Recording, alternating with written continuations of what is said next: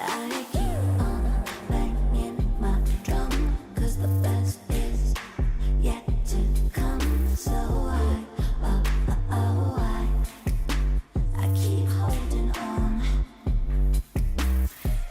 I'll do anything to prove you wrong.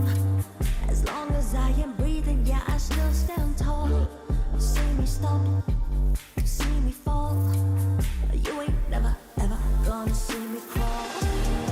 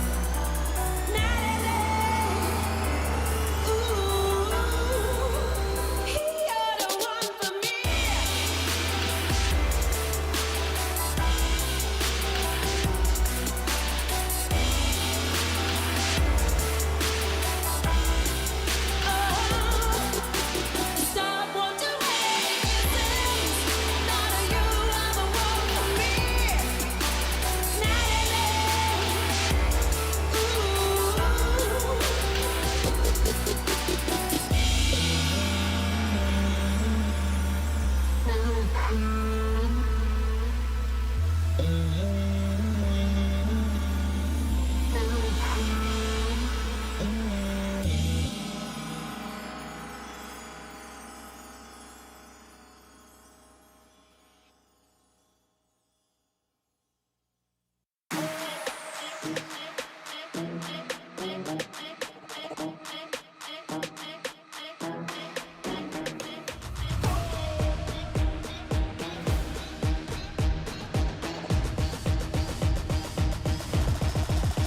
the money in the bank. Hit you with the. Hit you with the bank. Hit you with the. Hit you with the 808. Hit you with the. Hit you with the 808. Bang to the break. Bang to the break. Bang to the break. Bang, bang, bang, bang, bang. I'm a boss and you know that I'm finna shine. Got the money in the bank.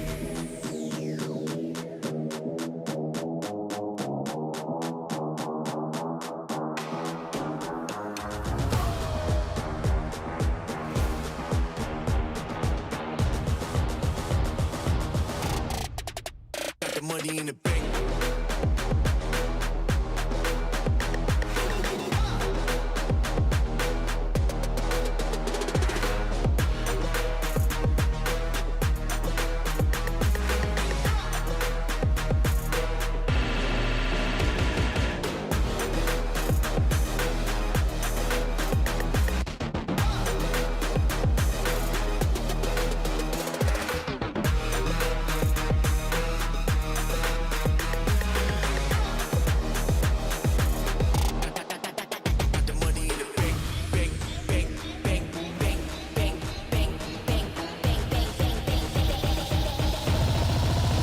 The money in the bank. Hit you with the 808.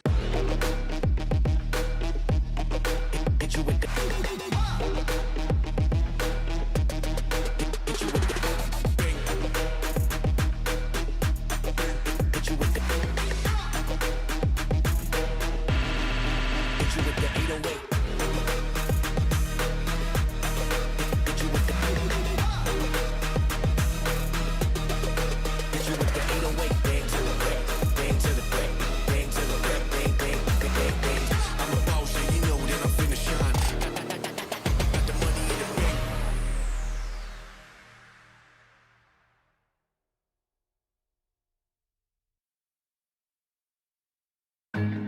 Shot to death last night. Now you're lying in my bed.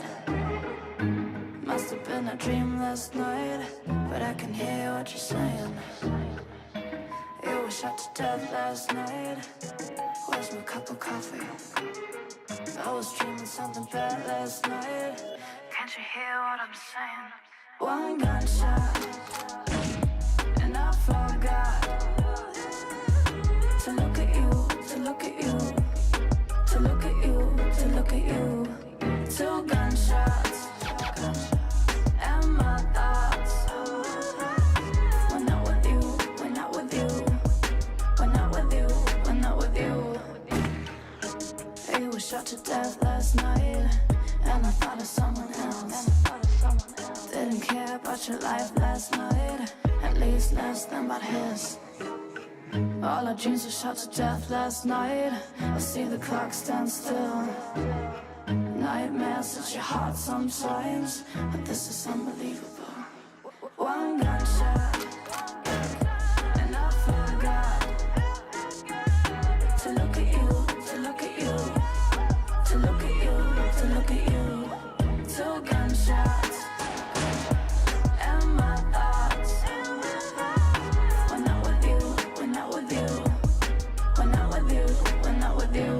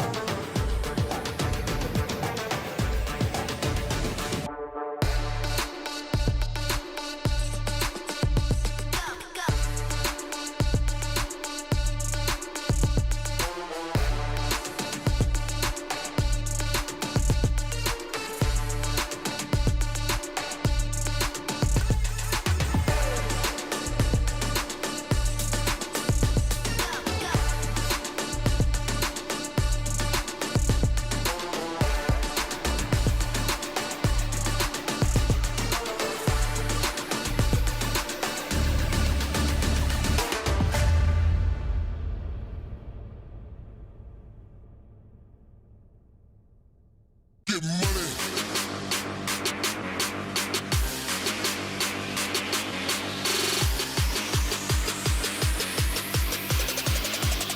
Let's get the Get money.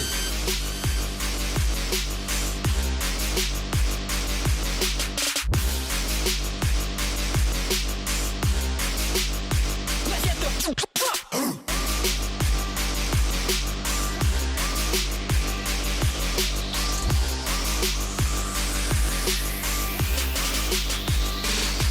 Get money.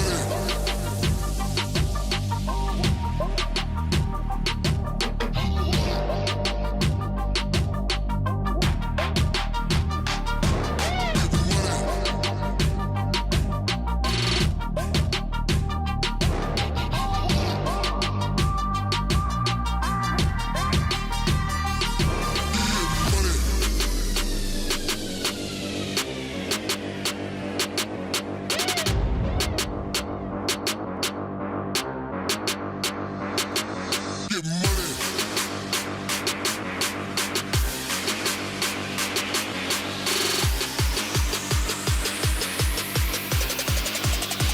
get the drop.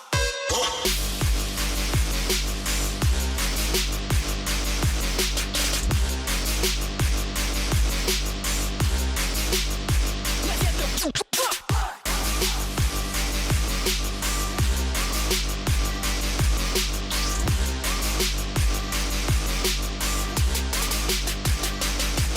Get money.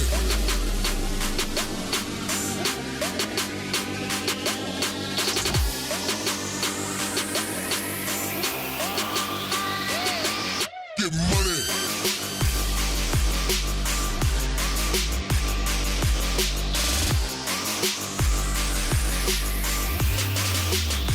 Let's get the Get money.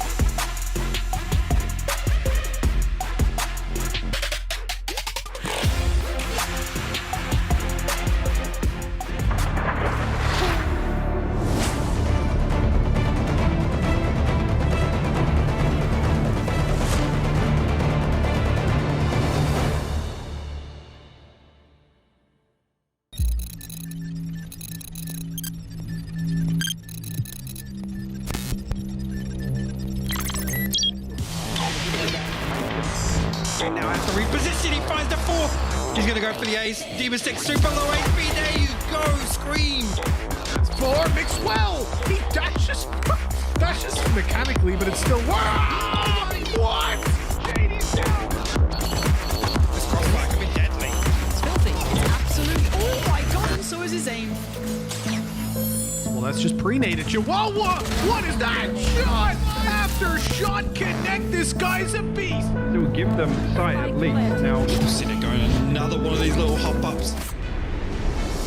Ryan wants to come through that smoke, and he's gonna straight go for it, dropping down on their heads. It's like watching Mario upgraded for the third as well, tearing them to shreds.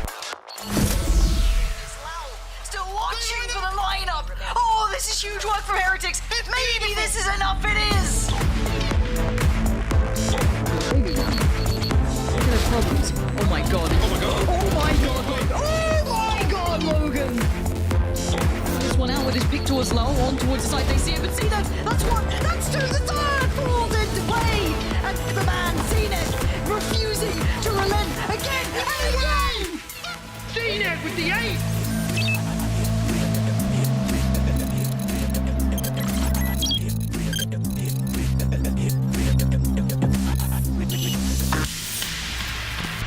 Hello everyone and welcome to the 2021 Valorant Champions Tour. It's day 2 of the main event, and we have 2 quarterfinals coming up. I'm your host, Yinsu, and I'm joined on the desk today by not just 1, but 2 stats men. First, we have Zescht. Welcome back, Zescht.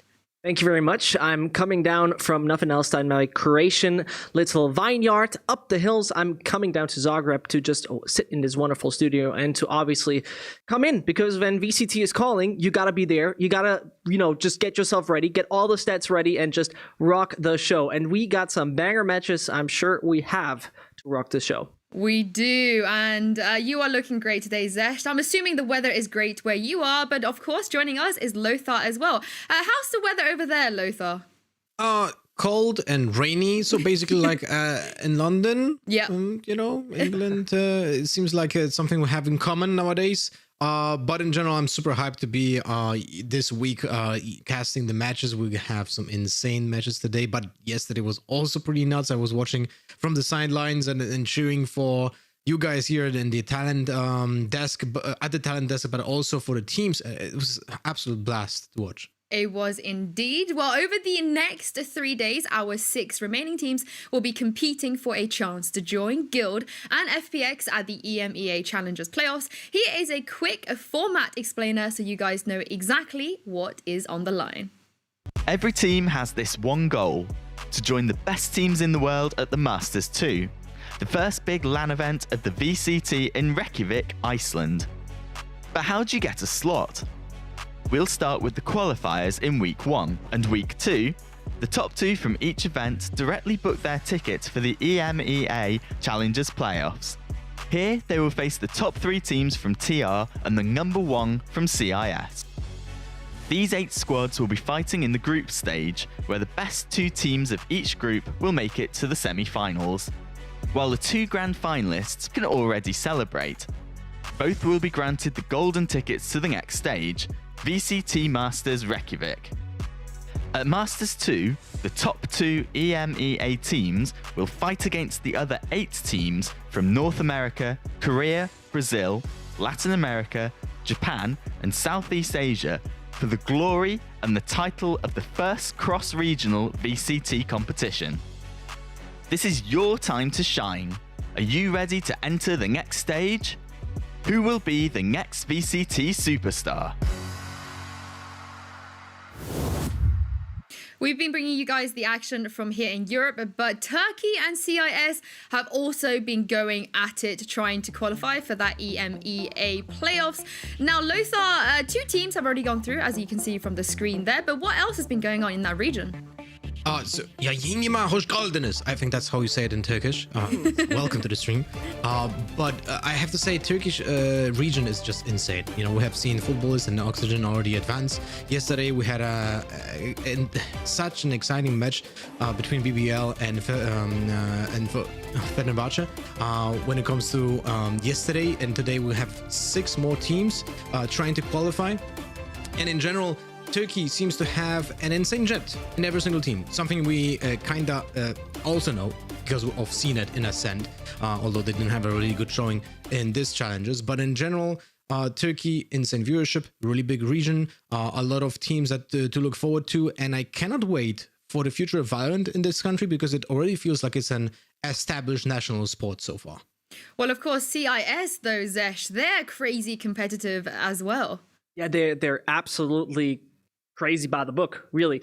I mean, when you compare it to obviously other first-person shooters, CIS is always seen as is either very slow or extremely puggy style. Valorant right here is a fresh canvas. Nobody has painted on that international kind of canvas yet, and so we gotta see once the paint dries, because this is the crucial part. CIS saw a few teams struggle in their first stage, in their first challengers. That's the right way around it. Specifically Gambit, which a lot of players would have said, those are the ones you got to be super scary about, and now they still need to fight for a slot. Force needs to fight for a slot. There is Singularity fighting for a slot. This is major competition, and only one is going through that has to represent this region in Reykjavik. Well, they have some excellent talent over there, but we also have some excellent players here in Europe with some insane mechanics. And here are the top 5 plays from Week 1 of Challengers. Look at me. I mean, they are losing. They probably lost the map by now if he isn't playing as he is. I love this counter wall strat. It's absolutely beautiful, but it doesn't work. Not versus Xiao. A triple kill as he sits up atop his own wall. Come on, let's go! Cosmic Divide. They're again going to look for these flashes to come through. An angle needs to be kept, but Akuma just goes out. They don't even need flashes. Akuma, another triple. I am both shield and sword. Swings on one side. JD is so good today. The tip of the spear, but Commentators wanted on the action. 3 for Commentators. But he needs 4. Now, does he know where Korea is? Surely going to hear the steps. Now knows the gunfire. Has to sit in this corner. He has nowhere else to run and nowhere to hide. Talk about collateral damage. Oh, towards lamps. Rhyme on the swing as well. Really good work from Rhyme there. I actually really love this. Rhyme taking the aggressive swing. This is beautiful work. Because Rhyme's going to just sacrifice himself if required, but he wants it all. He gets it all. Yes, I'm pumped. Struggling, tries to pick up another weapon. And you've seen this! You've seen it is! It could be more to come. Puts the nade in, and so Korea might just suffer big time damage as he starts to deal with it. Puts his ult out, halves it, and that could be crucial. He keeps on sticking. The man keeps on sticking! He got balls of steel, and he proves that he's so crucial!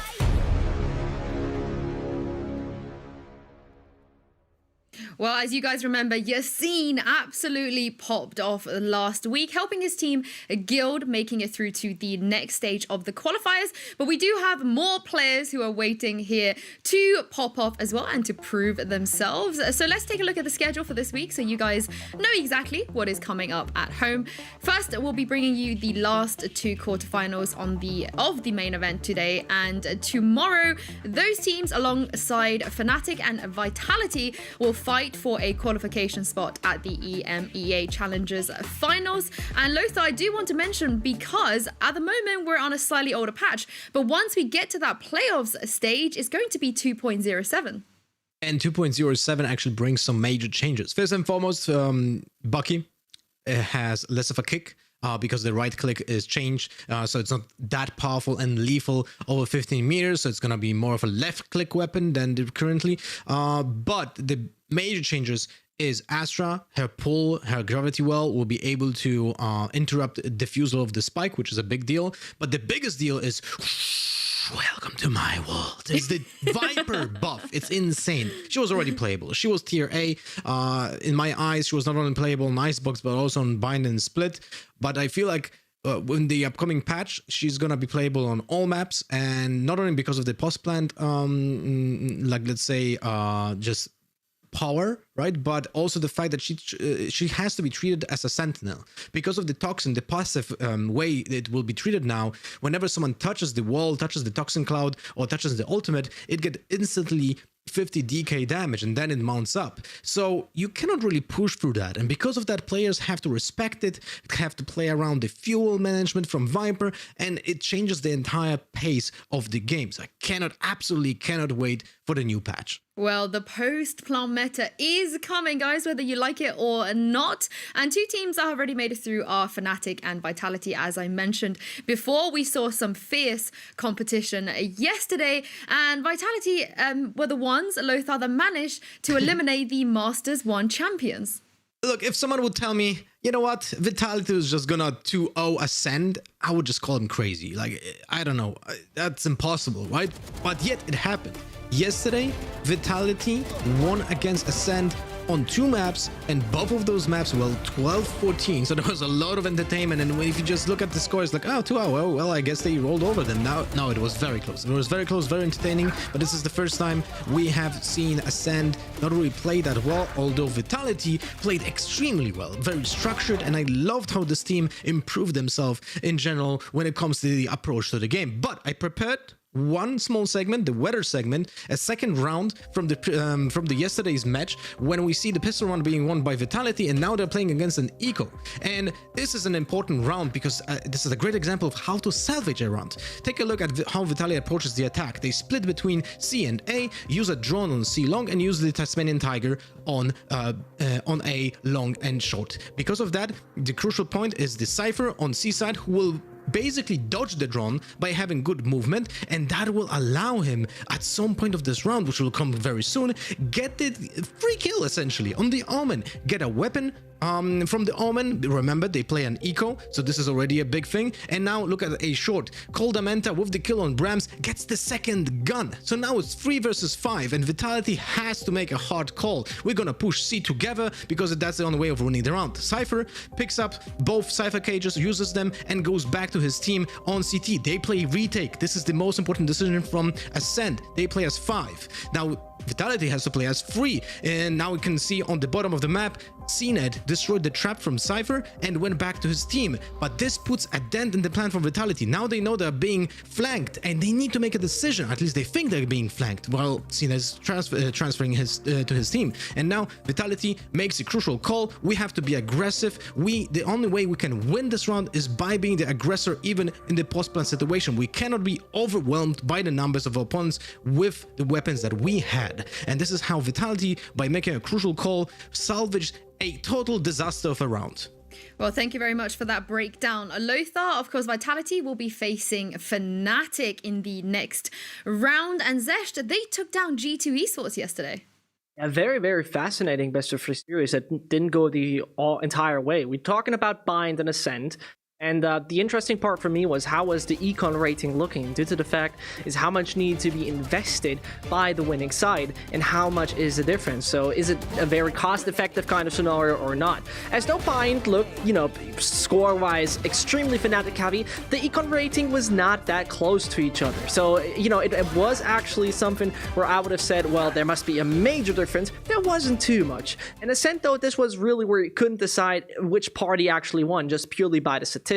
And this is the interesting part to me, because G2 being, pretty much on the pedestal at the end of 2020 when they were this rising team, nobody could beat G2 really.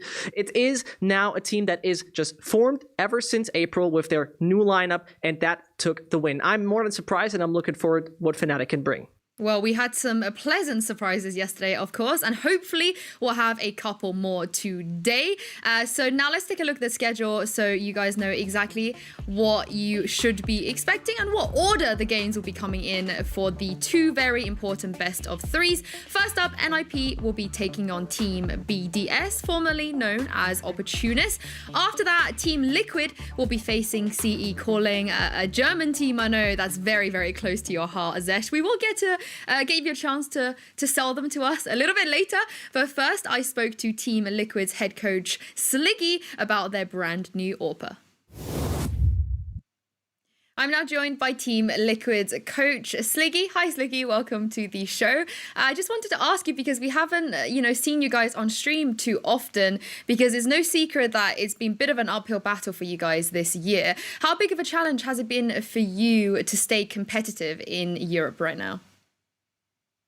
We had a few issues, right? Especially when we changed roster, got Echoes in. There was definitely a void that needed to be filled. But yeah, I think we've within the past month we've progressed really well. I feel like we're at a really good level. I feel like we've filled the void well. Everyone's playing well. Honestly, I think we're in a really good spot. It definitely helps being at the facility. But it's nice to see that we're kind of finally playing how we've been performing in practice, just in officials. Well, Yampi is obviously the player that you guys did decide to bring in, and he looked very good in the qualifiers. How has he been settling in, and how, I guess, different do you feel like your playstyle is now, having to play, of course, around the Jet AWPer? Yeah, I mean, we're a lot more versatile now with Yampi, for sure. Individually, I think he has potential to be the best player in the game, for sure. It just means that we just have this extra bit of aggression, the kind of AWP style that we were missing and that we didn't have, and kind of just a bit of more firepower that we were lacking, and someone that is willing to make space for some of the other players. So it just makes us a lot more versatile, for sure. It gives us more options. Honestly, it's everything. He's doing everything that I wanted him to do. Honestly, to the highest level that I've seen. I'm super impressed with him. Well, in terms of agent compositions, is Yampi sort of exclusively on the Jet? Obviously, it makes sense, the kind of role he is playing. Does that mean other people are going to have to sort of flex and fill because he's not going to be moved off of this specific agent? At least for this tournament, right? So again, he's just like a month and a half in playing the game, so we're going to keep him on yet. I think that Jet takes like 2-3 months to kind of get to the full peak of where he can be. I think the skill ceiling is really high on the agent.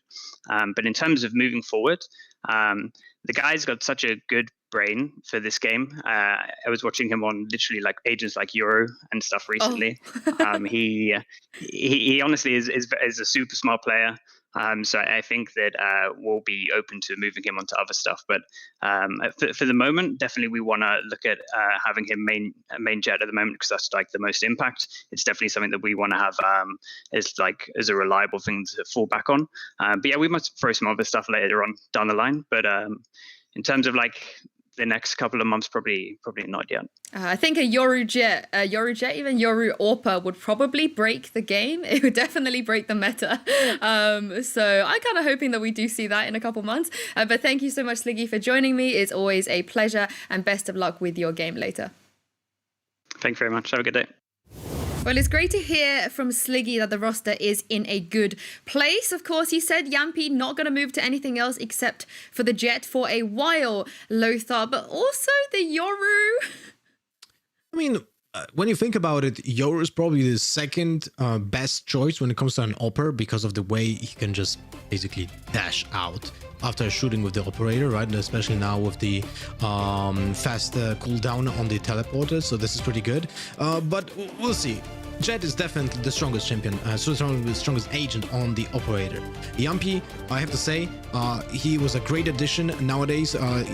Something that we couldn't say in the past. He was still learning the game basically, but now Team Liquid is looking absolutely ferocious. And Scream, that's something that we have to mention. On Phoenix, he looks, I don't know, he just looks better. He takes that control of the map, something that we didn't see before, because now he has his run it back ultimate. Every third round he basically gets 2 lives, which is insane. And we know that Yampi doesn't play like CNET. His job is not to create space on site. This is something that we see from Scream. So it's even though we have similar compositions maybe with some of those teams, they could play completely different. And this is amazing about Valorant. I love watching it and analyzing how the teams, every single one of those teams has its own flavor.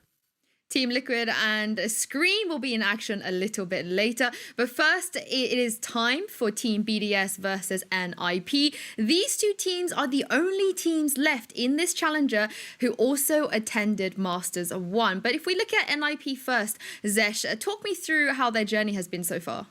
Well, it's a bit rocky, so to say.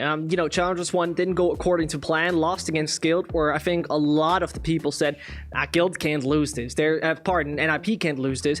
Guild is just somewhat too predictable. Guild is just, easy to read. Whilst on the other side, NIP is a highly structured team that really works off one solid game plan with a dedicated, highly experienced veteran called Kukaz. 10 plus years FPS experience under the belt with this man. And they lost. And this is where I think something like having a rest and actually, figuring out what your mistakes are is something they didn't have because they play challengers after challengers after challengers after masters after challengers. And this means obviously that they're lacking a bit of time, lacking a bit of preparation, which they have to compensate by swapping around in, pracs or officials. And this is a bit of a problem from time to time. Still, I do believe that this is a unit that can absolutely overcome every obstacle. And therefore, I have a slight tendency, but we'll see. We will see indeed, but I do feel like you hit the nail on the head there. They definitely have struggled a little bit when it comes to preparation time. And I spoke to their coach Emil earlier, and he said that NIP are feeling 100% going into this matchup. I'm now joined by NIP's coach, Emil. Hi, Emil. Welcome back to the stream. Right off the bat, I wanted to quickly ask you about your map pool, because if we take a look at Bind, you guys had a lot of success against teams like FPX and Ascend, but lately against, Guild and Liquid, you have struggled. So what is going on there? What do you think the issue has been? I don't think we have an issue with Bind. I think one of the issues we've been having is kind of a lack of preparation. We have been constantly playing these tournaments since Masters 1. So there is a struggle for time when it comes to actually practicing a map, coming up with some new strats, stuff like this. I think we're good on Bind. It's just every team is so different. So it's kind of like rock, paper, scissors when it comes to what team you're facing on Bind for us. Yeah, well, I also wanted to ask you about Kukos and just to see if there's an update, because the last time I spoke to him, he expressed that there was some discomfort and his health, he had a small injury, I believe. Is that better now? Is everything okay going into this match?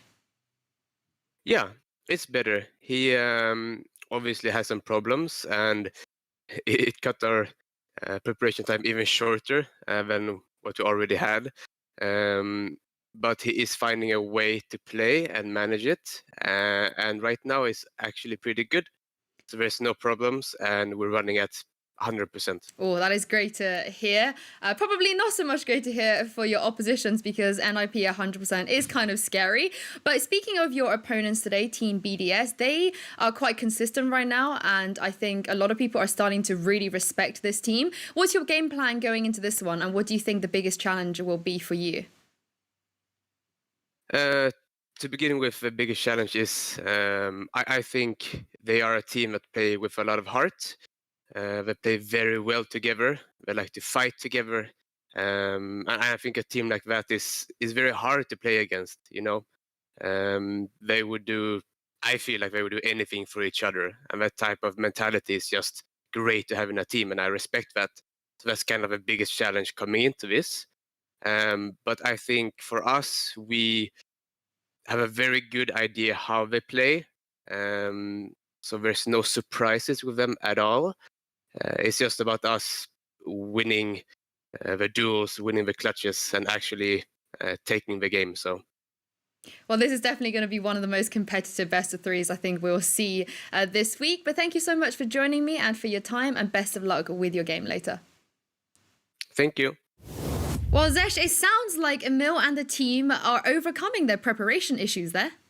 Absolutely. I mean, if there is a man that really fits to the English saying to work the graveyard shift, it is Emil. Once he got removed from Overwatch, once he was out of there, the man had to work literally the graveyard shift at a graveyard. And, you know, he was very close to stopping, he said. He was very close to just giving up his career, to give up, you know, pursuing esports. But the man came back, he bounced back, and, you know, now he's one of the best organizations doing proper work for this team. And if there's a man who's absolutely dedicated in his work, I do believe it's Emil.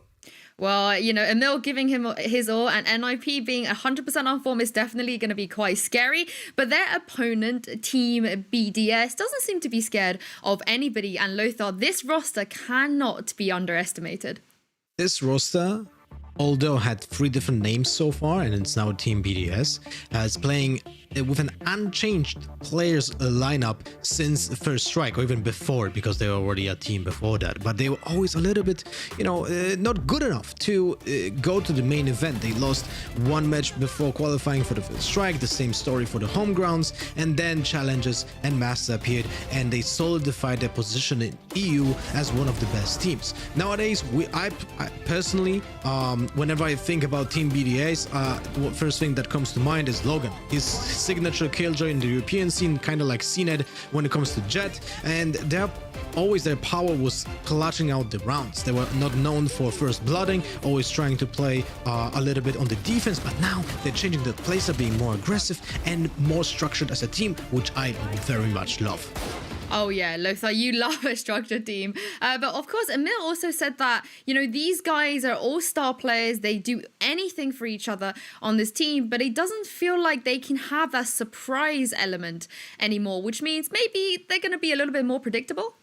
On the defense, I guess a little bit. Logan is one of those guys that is always left alone, basically, right? Or he's either the lurker or the guy that has one of the side on the map alone defending it, so the teams can be a little bit more, let's say, anti-stratting against Team BDS. We'll see how that goes. I feel like NIP is one of those teams that can take advantage of that. But in general, from the stats you can see, the first blood percentage on Team BDS is not that high. Yeah, it is not at all. But we we already spoke about Bind briefly there with Emil, but Zescht, which maps are you expecting to come up today, especially if it were to favor the side of NIP?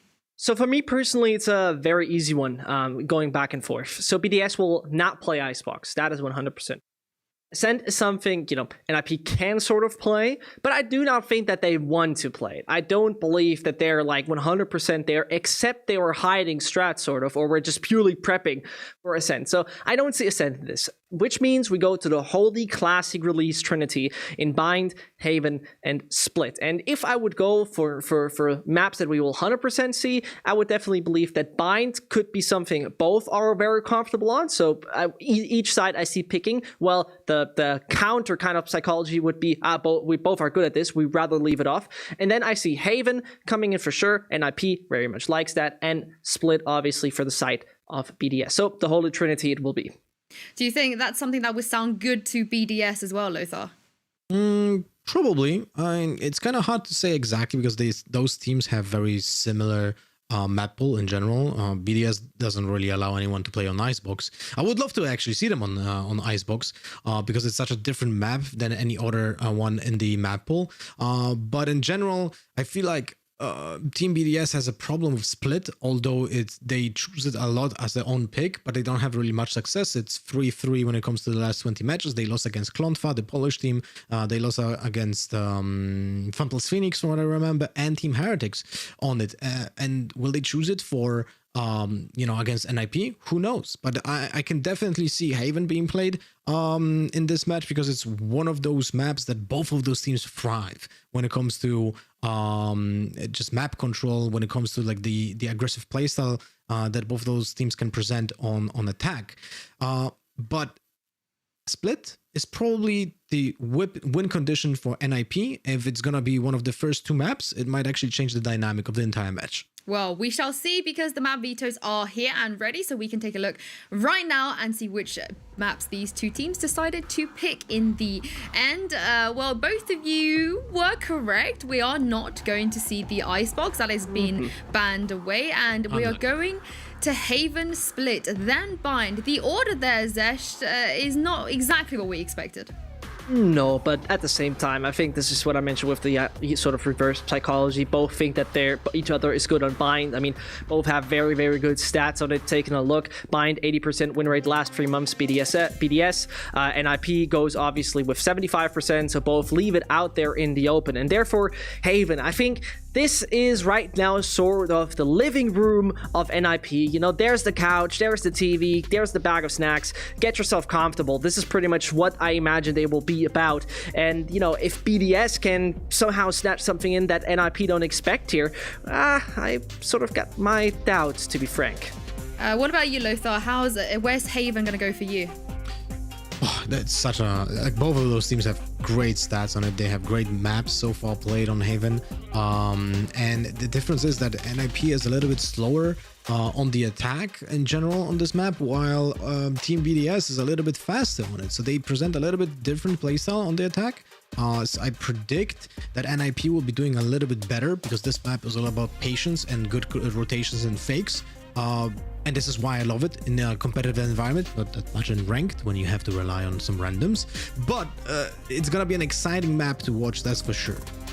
It will be indeed, but also I just want to sort of pick out that BDS will also be starting on defense as well, Lothar. Does that change anything for you? Maybe a little bit. I mean, BDS are just known for being those steel giant waiting for their opponents to just go to the sides, and then Akuma or Logan or Hoppy or Rodden or Takas, they're all just clutch machines. Like, it's kind of insane when you think about it, but all those iconic replays so far that we had in the past were like Logan clutching 1 versus 3 when you not expect that, right? Akuma suddenly stops an entire push just on his own. Like, those players have insane game sense, and the more complicated the map is, I feel like they shine even more than typically. So Haven and Split and probably Icebox, but I've never seen them on that map, would be the best maps to watch Team BDS play.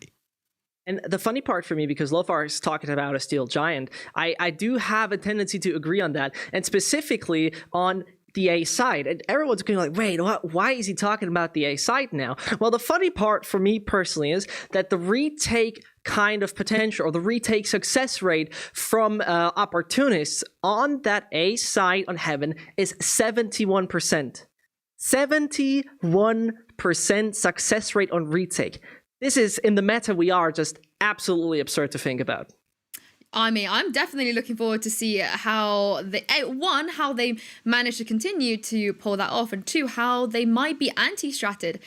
Because Zescht, you know, a lot of the other coaches also have access to stats like this, and this is where we usually see where the anti-stratting comes in. We're going to head into Agent Select very shortly. So Lothar, just very quickly, what are you expecting from this series in terms of predictions? I don't think we're gonna be surprised by anything. Team BDS should play Astra, Jet, Killjoy, Phoenix, Sova. That's what they played so far on Haven every single time. When it comes to Ninja and Pyjamas, 7 times they picked the exact same lineup: Astra, Cypher, Raze, Sky, and Sova. I really like the introduction of Sky and Sova in the same team, especially on such a complicated map like Haven, where you can basically double down of the utility usage that we see from Sova, right? You have like very similar stuff. The Hawk also gets you an information where someone stands when you can cut off a certain angle when you pop the flash. The Dismantling Tigers is basically a worse drone, but at the same time can deal some damage and give you a push because it stuns.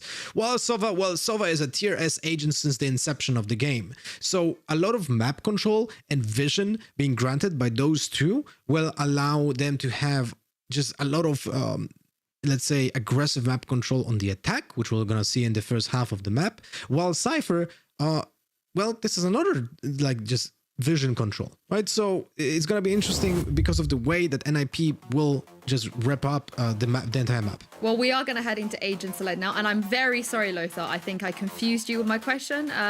We were talking about predictions, as in our predictions for the series, but I'm very glad that you ignored me because what you said was actually far more interesting and far more important. But Zescht, they've pretty much all locked in now. What do you make of this?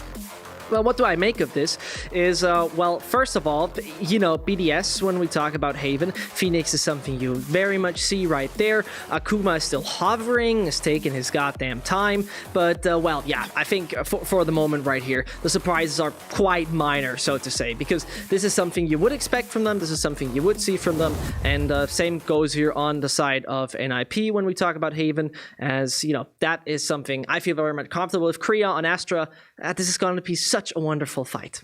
It will be indeed. Well, this is it. It's time for the heavily anticipated quarter-final matchup between NIP and Team BDS. We have Lothar and Zescht to take you guys through map 1. And that's going to be a blast, Lothar. I mean, right now, it's going to be the question. Will NIP be revitalized or fall to the Frenchmen as they once more try to revolutionize everything right here? Haven, obviously, in my eyes, could be a safe one for NIP. I would bet my money on NIP if I would have any. But I don't know about you, if this is something you would call safe right here for the Ninjas. I wouldn't say so. I really feel like this is going to be a very close match. Wouldn't be surprised if both of those halves will end up in a 6-6 state. Haven is a very balanced map when it comes to competitive pro play, and because of that, it's such an exciting map to watch. You have a lot of really long matches in the past. If someone was watching challenges in the, you know, in the previous months, Alliance going 17-15, like I think 2 or 3 times in a row was kind of hilarious. But let's jump in, because we have the first pistol round and we have BDS on the defense, Logan on B trying to get control of it very early with the turret, while NIP playing default? Not really, they're just trying to get mid control. Something we saw very, very often from them against Guild, but either way, it is JD and Cope trying to look for any mid-control. They don't receive any, and well, this is a very silent start here, Lothar. Nothing crazy so far. I'm not really surprised that NIP is not like rushing any sides because of the Astra that we see from both teams. They always try to set up a stun or a pull in the beginning of a round in a crucial spot, and this is why NIP didn't like push through A, an example. But now there's the first contact. Rhyme gets a spot on Roden. By the way, Roden, most kills with shock darts so far in EU when it comes to challenges and masters. So it's let's just you know, pay attention to that. We're most likely gonna see some of them happening in this match. But now again, a little bit of a pause in this pistol round. Yeah. Chihuahua slowed. Oh, another contact. Yeah. That was a little bit too early, but now they execute on the side. They do execute on the side, and they pretty much get the room for free. Akuma is not quite sure if he shall gravitate towards that spot. Not at all. And so Logan gazes down the gun barrel, makes it a man advantage right here for NIP. SBDS also have a 2 HP Roden on them. Surely he could still put the dart down, but this is forcing Rhyme out, doesn't it? I'm not quite sure if he does. Nope, not at all. Doesn't have a blast pack as well to get him out of there.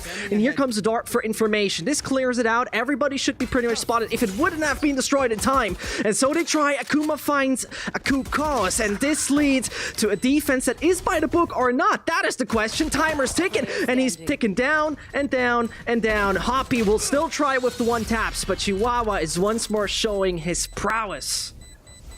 Something really complicated was happening in this first pistol round. It was more about like, let's just wait it out. Let's see if maybe BDS does something completely out of the blue that we didn't predict in the anti-strat book, and they slowly just crept up on C. But what is really instrumental here to the success of NIP was that they pushed out Roden, and I feel like because of the fact that they saw Sova playing on C, they know that they're not gonna be like stopped from coming on C, and Roden would just like to survive till they go to the retake scenario, because that's where his utility is needed. Yeah. And then they just set up a good crossfire setup, and that's about it. It is now when it comes against the Eco, a much split presence from NIP on the attack. It's interesting because they can lose some of those Spectres unexpectedly, especially when it comes to the position double dose. But here we go. Chihuahua with that cage just makes sure that no one will surprise him. And now there's a meetup in front of A. Split between A short and A long.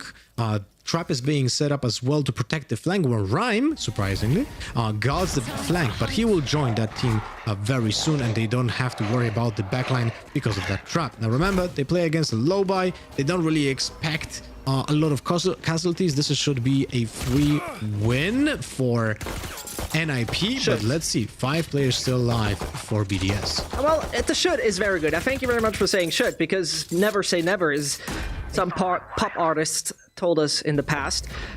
On the other hand, surely the chances are fairly low.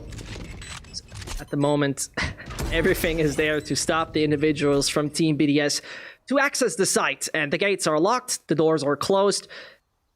Everybody from NIP should try to bring in, or more likely bring out as much as possible to make that bonus round flourish. And at the same time, here, Lothar, I have to ask you, and you have to be honest with me, where did you get that shock dart, that stat from? Where was it? Tell me the truth. You know, I have my sources. For a second, I thought, because the funny thing is that I recently tweeted exactly that. So funny. Oh, did you? Yes, exactly that. Unlucky. I mean, he was, if I remember correctly, when we were casting the open qualifiers, I think in one of those matches we have seen like 3 kills from Roden or something like that.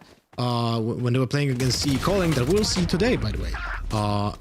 In that match, if I'm not mistaken, it was 3, maybe even more. It was absolutely nuts. So I'm not expecting the same story so far. To give you an exact number, 13 in that entire qualifier. And that's a lot. If you think about shock dart kills, 13? That's a crazy amount. And that means how effective this man can be in every sort of scenario with that. It's funny because this is how we can read how Roden is playing with the team, right? Whenever he is on a site, they basically play retake on that side. They don't really try to fight for it. And that will give a little bit of a tell for NIP. But now let's take a look, because this is blazing fast. NIP already on C side in the first 20 seconds of the round, planting for long. And now they have a really good setup. 2 people in double dose, although a little bit awkward because now they're gonna get pushed from 2 sides. But there's the smoke that rescued their backline, and that's so important. Chihuahua creeping up on backside. Look at that. Oh, no. Hoppy gets the kill, but he will get backside by Chihuahua. That's my guess, but what is happening here? No in double doors. Oh, and the Seekers are out. I mean, Akuko spotted and out, and well, Chihuahua has nothing to really stop that. He can just try to wide swing, tack the first, needs to find the diffuser. Does he do so? Well, it's Hoff, and he goes for every single duel. The young Russian strikes. First one down, second one as well, but the slaughter has not went the way he would have liked. Still, major damage dealt. A round, though, lost that I wouldn't have expected NIP to give away. Wow. I mean, they were on a bonus run, right? They tried to just damage BDS as much as possible. And by the way, they did that, exactly that, right? They killed 4 players of BDS. So all of those rifles and big shields are gone. And now BDS have to rebuy everything. This is why you see 1 Guardian, 1 Spectre, a lot of small shields on their side, while NIP still with a very good equipment. And Chihuahua, although a little bit struggling, but still, this is a very good round for NIP. And I was actually kind of surprised that it went even that way, because it looked like NIP had it in the grasp of their palm. I have the spike. And, you know, the control for me personally, which I like so much right now from the side from BDS, is where they try, you know, in the early part to take that sort of A lobby control. Not really contesting over short. We haven't seen that yet, really. But it's nice to see that they definitely try to do that. Once they see, okay, nothing in the early stage, swap over the players, and actively also taking Garage here, Lothar. That is correct. But now they, again, have the same setup for A that we have seen against the eco round. So this time it will be a little bit different because of the turret from Killjoy. That's Logan's equipment guarding the A side. Roden on Haven. He will try to stop the plan if it's not in a default spot with his shock darts. Even if it's default spot, he's just gonna bounce it from the back of the side. There's a recon arrow. Lockdown will gonna be put by Logan, and this is the moment where NIP do they go? Oh my god, what a setup by Roden! Yeah, deja vu. I have a little deja vu for sure. And right now you see that all of this is collapsing right here. Akuma comes in as they were trying to come from the sidelines. No chance. And Krayup a little late to the party, that's for sure. Tied up we go, and this could have been a round where NIP could have grabbed the momentum, take it, and bring it into the next few rounds. That ain't happening for now. A little bit awkward, not gonna lie. I like the decision making from both teams. The push for CT was instrumental to try to destroy that lockdown, and I feel like that's a good decision because you don't always assume that this is gonna happen.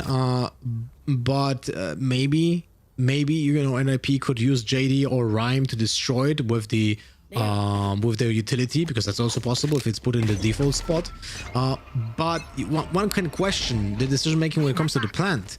The spike, planting the spike while being affected by the recon arrow, that's a little bit weird. And I'm not really focusing here too much on this round because this is like a throwaway round, right? They go with 5 sheriffs and go all along. That's just like a shooting range, like a practice round for BDS. Yeah, and if this is the induction ceremony of the BDS era, at least on this map, one tapped out of this world, Korea. And Astra versus Astra. Akuma takes that one. And so the lead goes in the way of the Frenchman. Well, when we quickly talk about, you know, Haven, and you know how much I love. You can't take me away with that. It's specifically interesting to see that NIP usually is never, like legitimately never, rushing any of the sites. Between 20 and 35, you usually see them end up on B from time to time. But when it comes to A, for example, 40 to 50 the second, 45 to 50 second mark, and 80 to 85 is also where they try to come in. So all over the timeline. Alright, there's a spot with the hog, I mean, or rather lack of it, that also gives info. It's always good info, you either flash or not, and you know if you can progress, and that's how we slowly see some map control being given away towards NIP. But that drone still being there for a long time was giving a lot of information for BDS, and you can see the map control is a little bit awkward right now. There's 2 players in A short. Oh, they're being spotted through the wall. What happened here? Was the barrel visible? But this is an awkward fight for Takas. Unfortunate for Hoppy, really. Awkward fight, you called it. Awkward fight it was. And quickly recovering the start, taking a lot of room towards A long. And as you see right there, it's Takas who could try to make a difference, has to move away. And problem is, he doesn't have the same movement speed. He can't dash around, and he will be pretty much taken out. That's the operator out of play. But the Cosmic Divide couldn't make a difference. Well, pretty much for now, you can't pass it that easily. Roden is taking a different stance. Chihuahua and Roden might just kiss any second soon. Look how close they are. Oh, that's so awkward. He saw the dart. He must have noticed the dart. No way. And it's Roden who closes it out. Oh, that is so awkward. I mean, the Astral Wall, it's such a complicated mechanism. And by the way, just to say this, like Hoppy here, his barrel was visible during one moment. The barrel was visible, but he got caught between the crossfire anyway. Like, this is such an awkward setup for them. They had a good idea in mind, but because they got caught in it while trying to execute it, basically everything was just falling apart. But still, BDS just so good on retakes, right? It's insane. Fully, but at the same time, you know, the dart, you saw where the dart came from. I was so convinced Chihuahua saw that it must have been from the area directly to his right, but it can be bounced, you sure, know? Sure, but you know, I still would have imagined he would have checked at least in this direction, but either way, didn't happen. So Takas. Oh, being crept upon though. Uh-oh.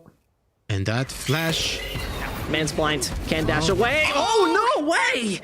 It's the Belgian. Through this smoke, and the dash was there to save him, but not really. Not this time. Oh my god. Really no words for that. Kukos with the 2 kills. Huge kills to open up the round. This should not have looked like this so far. And, you know, talked about in the pre-show, Man had an injury. Man is usually not the entry fragger for their side, but here they come, and they seem to capitalize on just a few sheriffs. Started off with a Kukos beheading nobody else than Jet, and as he still falls, Akuma is still there! Hold your phone! What in God's name is that from Akuma? As he still tries to come around. At one point you run out of ammo, but still, that was major damage and absolute surprise. Imagine him having a Phantom and still having 5 bullets in the chamber, man. But, oh my god, this is something we talk about when it comes to BDS. First and foremost, this is a miracle round for NIP. Like this, none of this should have happened. Akukos with that kill through the smoke, like that's something that just, you know, a good pro player knows where to shoot, like tries to imagine where the dash ended up, and he gets that prediction right, gets the operator, gets the kill on the CT. And I feel like that position on CT, that was the mistake from BDS to even try to peek that. Like that wasn't necessary. They could have just played a retake, not give them another gun even, right? The possibility was there. So it was a little bit awkward, but you can see how good are those BDS players when it comes to clutching. Akuma, the game sense on point. He knew all the angles. He knew there's 5 people that will be coming from every single side, and he still managed to kill both and had the cross replacement on the third, but just failed with the kill. That could have, like that nuts. Sorry, that round could have been nuts both ways. 100%. I was just stunned, really, by what we saw. Because someone will be stunned after those Seekers as well, because that will be used this round, 100%. Should be. In the meantime, Takas with a way more passive approach.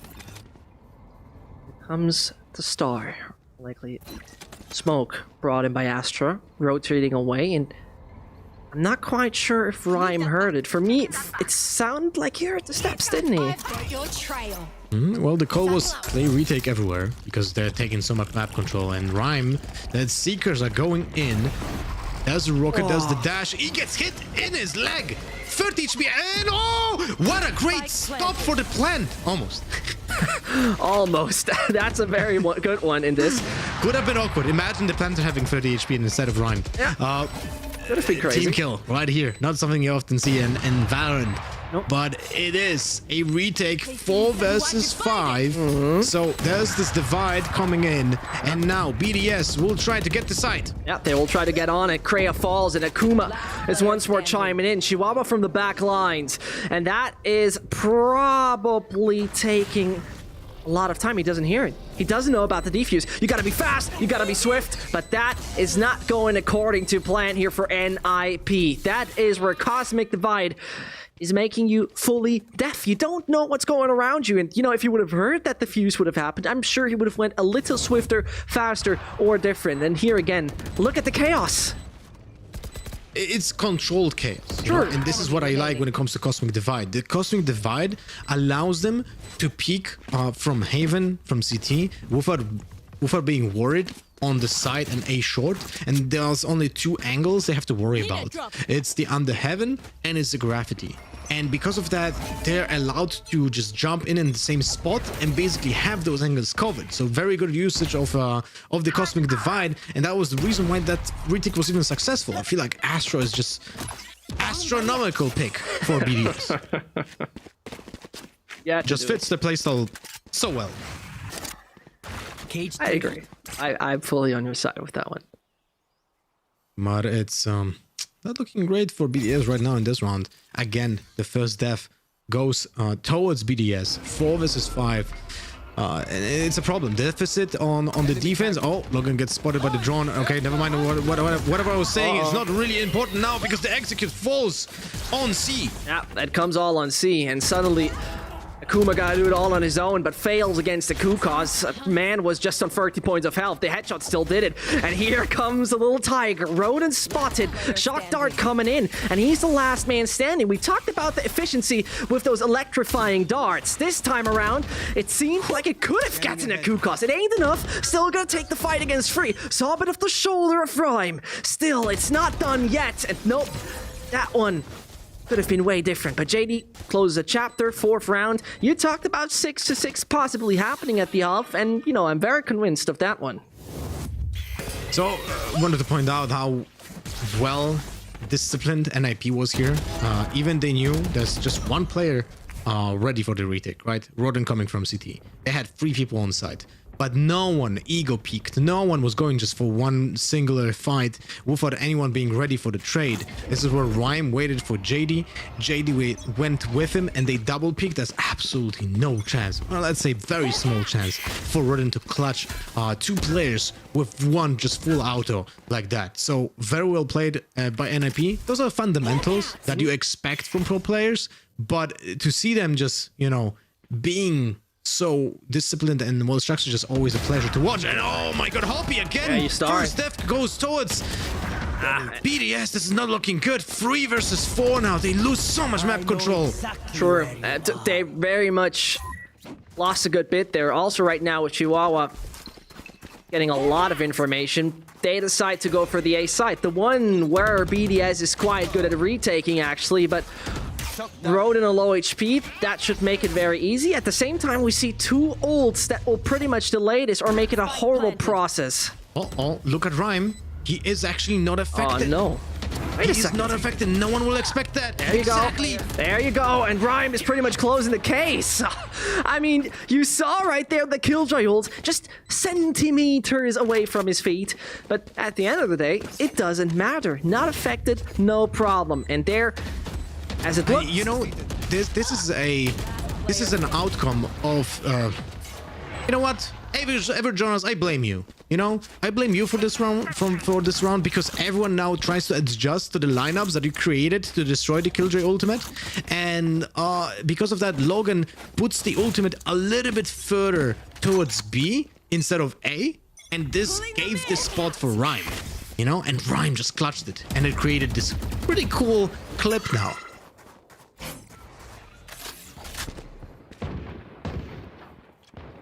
So, they want to take the room over middle, don't they? Kreia could be the first victim, but is having none of that. Logan's out.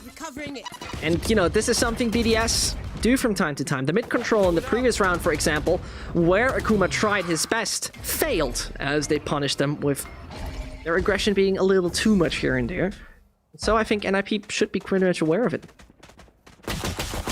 Scout destroyed. Not really a fan of how BDS is currently playing all of those rounds in a row. They're very predictable. They're pushing outside of mid and losing a player or even 2 players. They just kill one in exchange. It's not really worth it for the defenders, and this is why they completely stack A right now, because they try to gamble and the gamble is unsuccessful. Everyone went just C. and because of that, a free plant will happen for NIP. Like, I can't see this closing out as not a round for NIP. Even although the entire team of BDS has really inferior equipment, so there's absolutely no chance that they're gonna try to save this. They have to die even to the explosion of the spike to get the maximum cash bonus, but they just probably would like to push for at least for Takas to get his ultimate for the next round. Everyone else has. Oh my god, Rhyme gets spammed. You hate to see it, and I mean, goodness gracious, Rhyme is at least getting back onto somewhat decent points of health, but that was a dink by the book. In the meantime, they still try. Chihuahua gotta hold them up, and he will do so. It means Ronan falls in the grave. The last man standing, 6-5 it is, BDS. I think, you know, the part for me here is right now that NIP seem to, you know, move a little bit away from the A side. Because, like mentioned, retake potential and BDS on that A side, those are two things that just work perfectly together. And, you know, more of the C kind of attention they have pulled in the last 3 rounds, I was very happy with that. Well, so let's see if BDS changes up a little bit the behavior in the last round, because this is the crucial one. You want to end up on a 6-6 B side. No one is being cleared by the Hawk, and a lot of map control being given now away for NIP. This is the change in behavior that I exactly said from BDS. They don't push mid. They only have 2 nano swarms on B when someone will call out the plant happening right now, and still control of A long is being there for BDS. They don't know if someone crossed to A short because of the smokes and Astra stuff that was being used there, but now NIP with the execute on C. Yeah, they will very much execute on C, though. The amount of ults really could become a problem. In the meantime, Logan's out, and Rodin's gonna continue the party, still eliminated. Not playing by the ults could become a problem, could become very uncomfortable, and here are the shock darts for you. Electrifying performance, as in the meantime, Kreia got the flank, and the sidelines belong to Astra, which definitely makes this a hard retake, because on the way there, on their journey, it should be done and dusted. Now this is gonna be a 3 versus 3 retake, and Kreia has a massive position, absolutely massive position. Let's see how that will end up, because right now BDS, they have no idea where everyone is. They can be heaven, they can be B, they can be graffiti under heaven, they can be everywhere. They have to be aware of everything happening. They know about him. Superior movement speed just creeps up and gets the head off Chihuahua. Kreia dies on B, and now JD alone, no utility. 18-second recon. He sees the barrel, he gets the kill, but will he survive this? That's the question. He has not too much really to offer right now. Comes around, can take the frag. It is tied, and as Lothar predicted it perfectly, it is a 6-6. But one thing here, Lothar, I'm very much convinced they very accurately knew about Kreia, due to the fact that when they rotated from C over their spawn to A, I saw the blue little markers, the green blue-ish markers, over on A link. They tagged that twice, so I very much believe that they had 100% awareness that he would still lurk around there. Really? On A? Yeah, on A link, between A and B, the link, obviously, and they tagged that position twice whilst they were rotating over their spawn. So I do believe that either someone dead or one of the people alive were somewhat aware what's gonna happen. Okay, I didn't pay attention to that, but a good call out then. I mean, still, BDS should probably check all the angles, right? They had no clue where everyone is. There's just so much time passed between their rotation on C and the plant, so good awareness from BDS. But now let's see that execute. This is pretty fast. They're just pushing A side like madmen, but in the meantime, NIP tried to get mid control, but they are rotating to A, and now they're a little bit stopped by the shock darts happening. Yeah. Hoppy tries to get after the drone. They get to side. They heard probably going so on now up to Haven. 2 smokes guarding their positions. And now Boombot will try to start a retake. Yeah, and as they start to retake, JD and Rhyme all doing just a superb job, but still, they're not done yet. It is just basically BDS not done yet. Logan could clutch this out. 100 points of health. Don't help the man when he's just being Shot in the back of his head by Akukos. 7th round for NIP. When usually we talk about pistols, when we talk about NIP, Haven, and pistols, you know, on the Defender side, there's only a 38.9 win ratio about that. That's really on the lower end, and still, they make that one work quite well. Yeah, I mean, this was a little bit awkward, to be honest. Like, I didn't predict this this kind of execute happening. I thought it was gonna be a double fake, but BDS just doubled down and actually went to A side, which was a successful plan. But here, I have to question the push from Logan. He went through the smoke like madman, and even he just shift peeked, right, with a ghost. When the barrel's just so visible, so long visible for the opponents before he creeps out through the smoke, and he knew no one was defusing. That smoke was also dissipating. So that was a little bit awkward. Kriya gets this spot on the people on C-Long with the jiggle peek. Now the Raycon bolt goes to the backside. That's the counter towards. That was a boom, but with that gravity well. But 4 people on site already. That's not that comfortable. And Phoenix is still there to come with more. Hoppy blind as well. Still, they come around, and it is everybody backing up Rhyme. Man could have just been slaughtered on site, but he got his crew on his back, and nobody's letting him fall that easily. 8-6 it is. Rhyme and Co back on nothing else and that bonus. And well,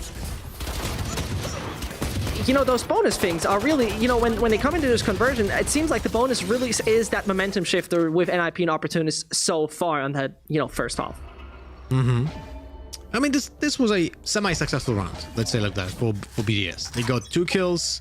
They didn't invest much. 2 sheriffs were bought. Now we see Rodden on small shields and Akuma on small shields. And how did they play this round out? Like 3 people creeping up to B. Something that both NIP and BDS so far in the games in Haven really prefer. But Rhyme with that satchel gets some information while being hard to hit. He used almost all of his utility. But he is stopping that push, and this is important. Now, BDS have to go back. They can't commit, but they don't really have that much map control. Yeah. They don't know what happened on A short. They don't know what happened on A long. They have the alarm bot on C long, so they know that no one pushed that. But other than that, not any information is given to them, and this is why NIP guards that side right now. Oh, there's the setup with the stars as well. There it comes. Oh, this is gonna be tough to execute for. And Akukos is really in a horrible spot right now. Spotted, but not eliminated. Deals good damage, and suddenly through the smoke they come. And that is another shock dart on Roden, but you cannot kill the king of the shock darts. Not that easily, at least. And as they right now try to still hold the control on site, they need to find frags. Otherwise, they will be overrun in the process. Talking about it, Roden is the last man standing, and the pretty much open spike has now finally found the ground. Still 38, 30, and 100. Could be possible, but it ain't working. Yeah, this was looking tough from the beginning. Like the moment I saw the stars being placed on A, that's like a sign. Okay, this site, this is not a retake site. This is a site where we're gonna fight. And BDS still took the risk of going onto the side, even though they knew that they will be having a fight here instantly. That was a good opening by Takas to get some side control to dash for the smoke, but then he didn't peek for a very long time, and it was a little bit awkward for BDS. I felt like not everyone was on the same page when it comes to how we attack this and how we plan out this execute and how it actually goes through. Yep. And it's really not looking good right now for BDS. 9-6 on the attack, something that on the Haven you actually prefer to be the attacker on this map than the defender. So NIP with great morale so far, for sure. Absolutely. And you know, BDS is a team that does not really rely on those super last second kind of pushes. It's a total opposite. It's really them between the 30 and 50 second mark chiming in. In the meantime, who's also chiming in, that is Kreia. Still, the matter of fact that just with those tiny little sidearms, they gravitate towards the potential of a win is massive. Still, Seeker's fooling in on him, and the man is pretty much right now on the radar. Everybody knows where he is.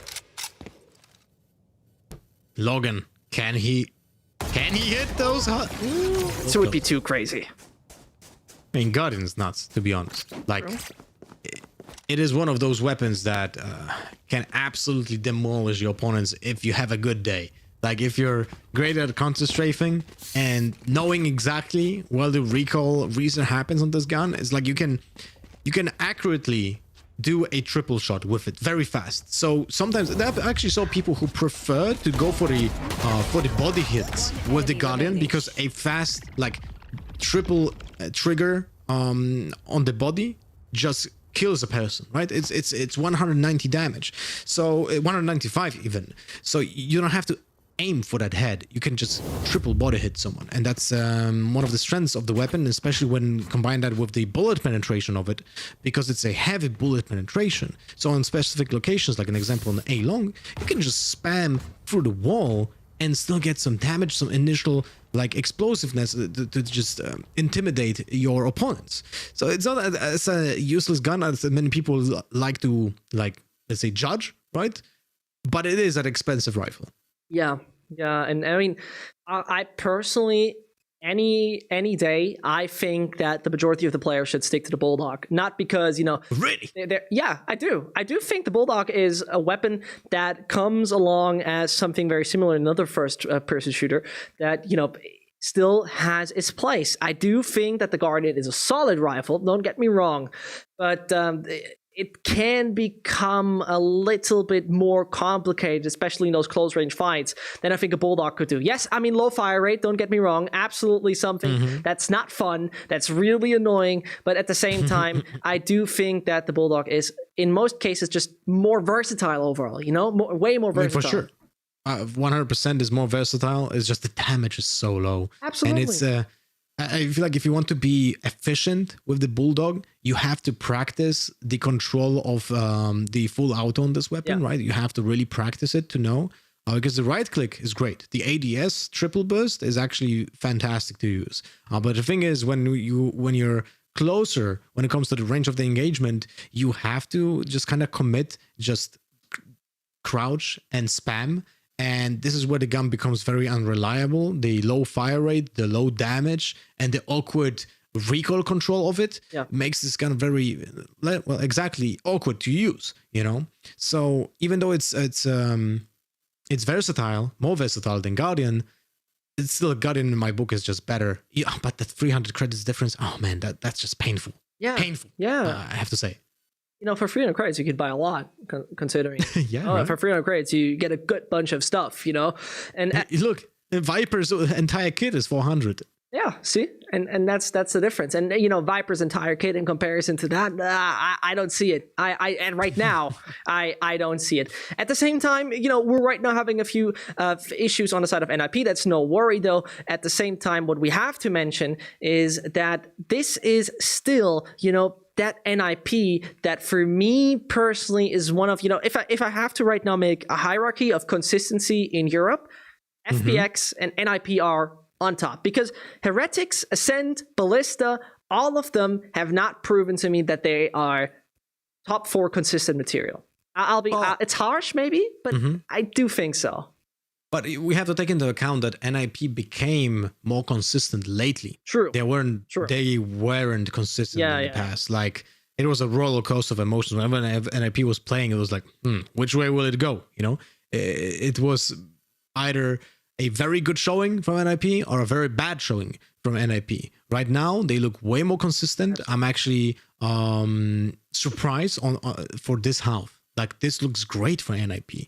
They have the great structure. They have great utility usage. Everything is on point. They have the discipline. Everything looks great here. While BDS, on the other hand, looks a little bit sloppy on the attack. I'm not sure what's happening here. It's like something that we did behold yesterday with Ascent when they were playing against Vitality. It's a very similar match. And by the way, also Haven, right? So, not sure what to make of it yet, because it's the first map in a best of 3. Hopefully we get all 3 maps, because 2 great teams are playing against each other. So hopefully this will not be a blowout 2-0.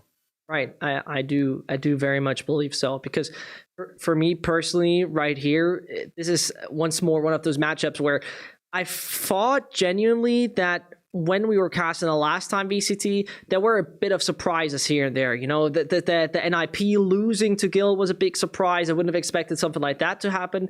And therefore, I would very much hope that, you know, that on a map like Haven right now, where they were successful, you know, they were very much successful against Guild, that they once more can bring the same to the table. And I'm very happy at the same time that we see what I call the Holy Trinity of the Valorant map pool once more come alive.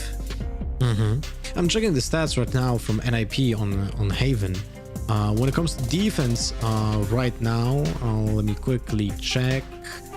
They have a 62% win rate on defense, which is nice. When it comes to possible and performance on retaking, they actually have very weak stats on the retakes, right? So it's kind of, I mean, maybe not weak. Like retaking A side is 48%, which is pretty nice, but on B they have 0%. Although low sample size, because they only went for a retake on B 4 times, but they lost every single one of them.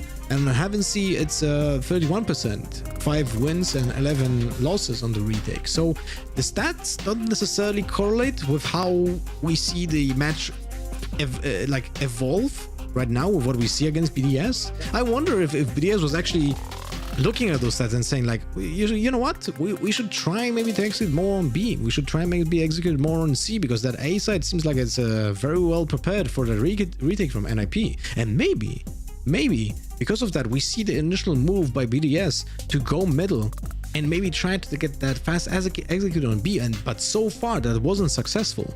Rhyme, with that utility usage so far in B, was just buying so much time for NIP. Every single time we have seen BDS just fall back. Yeah, and to be frank, what I find really crazy, and I mean really, really crazy, when you take a look at the broader picture, right? At the broader picture, also time-wise, the time frame extending that.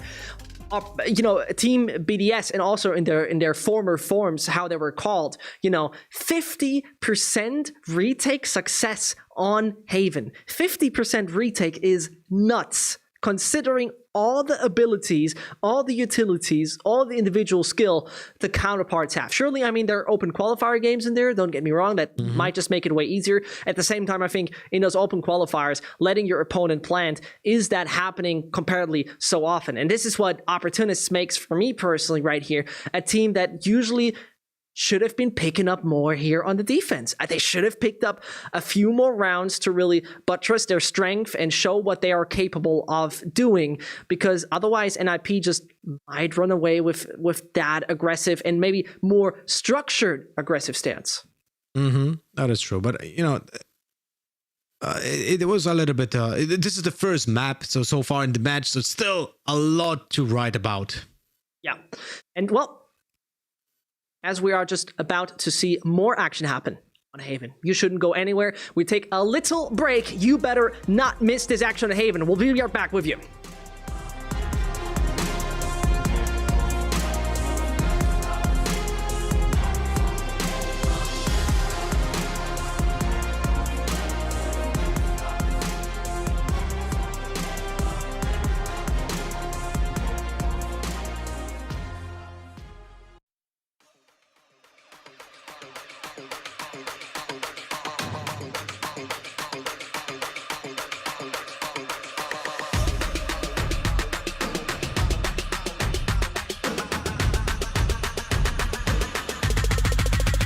We wanna get it crunk in the club, crunk in the club, with a crunk in the club, crunk in the club, crunk in the club, crunk in the club, with a get it crunk with a couple hundred thugs.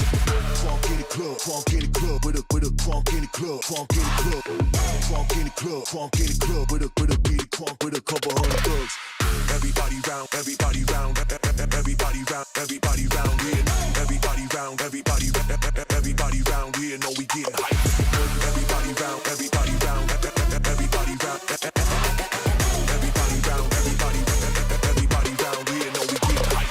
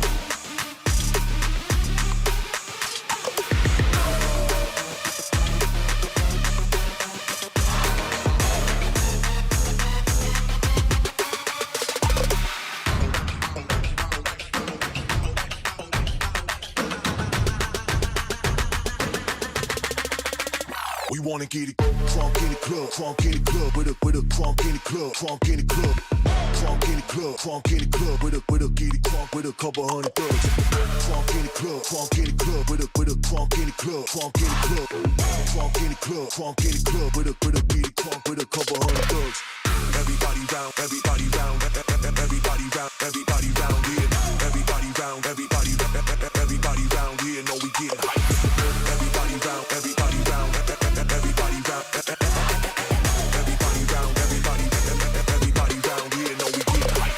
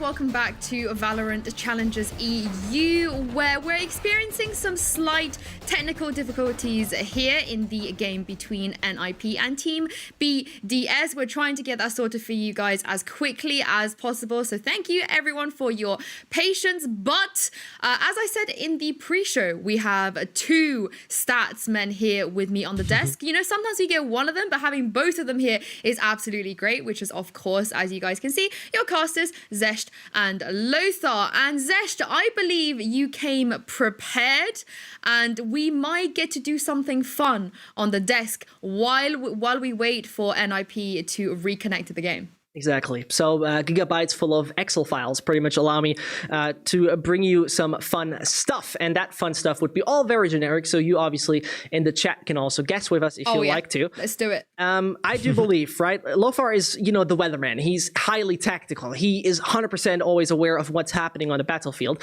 At the same time, Yinsu, you are every day in and out here. You see the entire action 24/7. So I'm not so sure who's actually gonna win this. We're making this an actual competition. All right, okay. I'll focus now. Me too. I'm gonna get my notepad out. Hold on. We have to count points. I've got this. I've got this. I'll try this. I'll get my pen. I'll get my pen, dear friends. As a left-hander, I already have the problem to write properly right here. I don't have a pen, but I have a brush. A brush. Okay. Well, you can do it like Bob Ross if you want to, and try to make there will be one. some small happy accidents. Yeah, some small happy right answers. We start easy, I would say. We start easy, and we will go back to Masters, because this was all stage 1. This is where we had the climax of stage 1.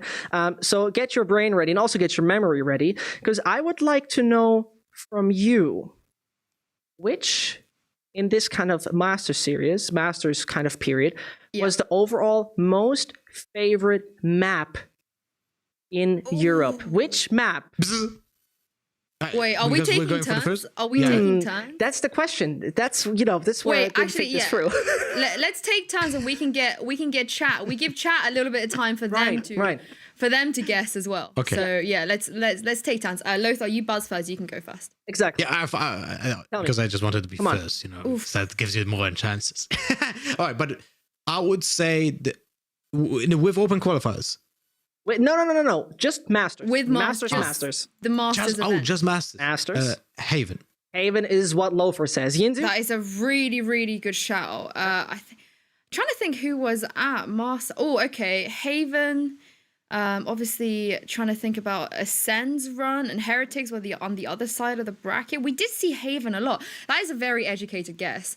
My heart wants to be like, take a risk. Say Icebox, but my head is like, nah, it's not a good idea. I probably am gonna Split. Go on, let's go Split. You say Split, and I have to say right here, Yinsu is closer, but both of you are wrong. It is Ascent. Ascent was the most played. Yes, indeed. I was also very surprised looking at that, and this also leads me to my next question, which is Go hold ahead. on. Can you give us the order now? So if Ascent was number 1, what was number 2, 3, and so on? So, obviously now you ruined my other 7 million questions, but no worries. In Europe, 29.4% of Masters maps have been Ascend, 20.5 Split, whilst NA really hates Split, 6.8%. Haven coming in at 3rd place together with Bind, both sharing spots, 17.7, and everybody seems to hate Icebox. Though I like Icebox. I really love Icebox. I just felt like we saw a lot of Icebox, but wait, is this not region specific? This is global map picks. Oh no, this is Europe. I'm sorry. Oh, Europe. I'm sorry. I should have said that, right? No. Yeah, no, that makes sense. For some reason in my head, I just feel like I've seen a lot of Icebox, but stats don't lie. So Hey, that's my quote. I'm very glad that it catches on, Yeah, stats don't lie, and obviously trademarked by Lothar, which brings me to my next question on Ascend, because this is not statistically bound, but this is still very interesting to me.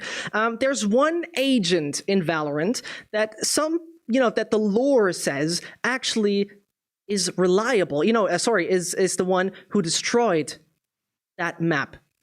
Destroyed Ascent. God. Who made Ascent. Lore, okay. I need to brush up on my lore. I'm really into my League of Legends lore. Take your time. So I do feel like maybe I need to brush up on my Valorant lore. I mean, I guess Lothar went first last time, so I can go first this time. So what is the story? So the person that destroyed a map, do we get to know the map specifically, or just like a map?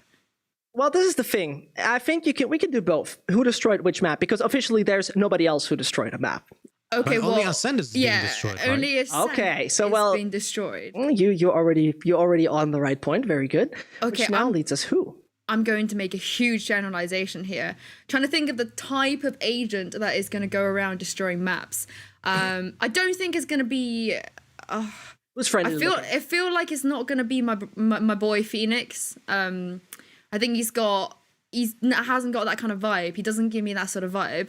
And I'm trying to think back to also the trailers we've seen, because, Phoenix features in a lot of them. So does Jet. They seem to be fighting all the time.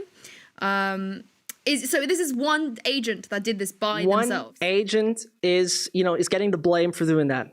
Okay. I am going to say... I'm going to say someone just to take it off the table so Lothar can't say it. I'll say Viper. Really?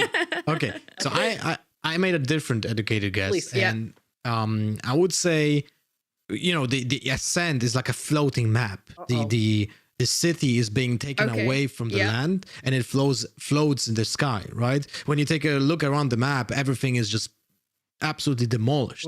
And I feel like there are two agents that are doing such an unnatural thing with their skills, and that would be either Omen or Astra. That one of those two would be responsible to that. And because of the thesis of Astra was being placed on Ascent, because there was this little stars before releasing the release of Astra. There were small stars being placed on the map.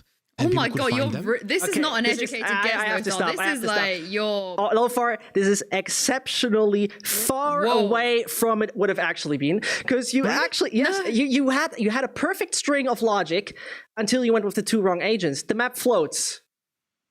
Okay, so it's which Jet? agent yes, it is Jet. Oh, you said it. Do you know? I thought you had it. I'm such an idiot because it's Jet versus Phoenix in the trailers. Exactly. And I'm always Team Phoenix. What? Okay, I should have gone my gut. I should have gone my gut. Jet is like this small girl. No. Jet is annoying, man. I bet she did it without realizing. She's just that annoying. Astra had her stars not being placed on the maps as a trailer for her. I was thinking that I can help the you. connection. I can help you. Lothar's too big-brained, yeah. True, but the thing is, that would be all speculation if there wouldn't have been an unreleased voice line of Jet saying, "I hate that people think that Venice is my fault." Oh, okay. Right. That would have helped. That would have definitely helped. Yeah, I mean, I can't tell you that. That would have made it too easy. That would have made it too easy. Oh, we should have forced you to do an impression. You have more of those because stats are interesting, but this is actually way more curious and interesting for everyone. I think. Like, those type of questions. I would like to know from you, which map is the hometown of which agent? So there is one agent that officially has one map called as his hometown. And as Yinsu is also confidently saying, yeah, I will go with Lothar, please. Also, I just want to throw out that the chat is quite big-brained. I'm seeing a lot of good answers in there. I mean, they have Google. They can just use that. All right, and welcome. I would say this music is so funky. Get me. Give me a second. Let me think. I'm feeling Cypher here. For Bind. Okay. And I'll go with it. Cypher for Bind. Cypher for Bind. Cypher. What are you production, please turn the music down a little bit in my ear because I cannot hear anything else right now. It's a little loud. I heard Lothar say Bind. What was your agent? Cypher. Oh, Cypher on Bind. Oh, that's a good shout. What did you say?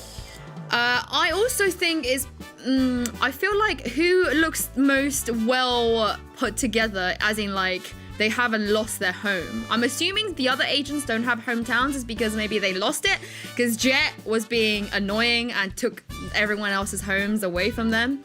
So I'm stupid. Oh, I know now. Oh, you know now? Yeah, I'll type it on Discord. So wait, don't tell me. Yeah. I'm thinking. For some reason, I'm feeling my boy Sova a little bit here. I'm feeling my boy Sova. Where is he belonging? Where? I mean, I'm trying to think where Jonas would most like to live. And I guess, Jonas needs a lot of space. That guy, he loves his space. I'm gonna go Jonas, not Jonas, Sova even. I'm gonna go Sova on Haven. Yeah. Sova on Haven, you say. Well, Lothar, can you give me your second guess quickly? That was Yoru split. I completely forgot that Yoru exists. Right. Oh, wait, what's the law there? No, well it's Tokyo. Well, the thing is, that is something that is not confirmed. It is actually Bind, and it is Cypher. That is 100% right. No way. That is 100% right. Oh my god. Actually, wait, did you actually know that? Did you know that? I mean, I just connected the dots, when it comes to Cypher, how he talks, the accent. Exactly. Very good one, because Cypher is officially from no other state than Morocco. And, the map, kind of dusty, kind of looking like that. It's obviously Morocco. And this is why both fit together perfectly. So very, very, very interesting to see. I have another one for you. You don't like the stat ones. I very much respect that. I very much can understand that. I mean, those are just great. Those one with the lore. Yeah, true. Well, the interesting thing that I would like to know right here, because everybody is pretty much easily taking a guess.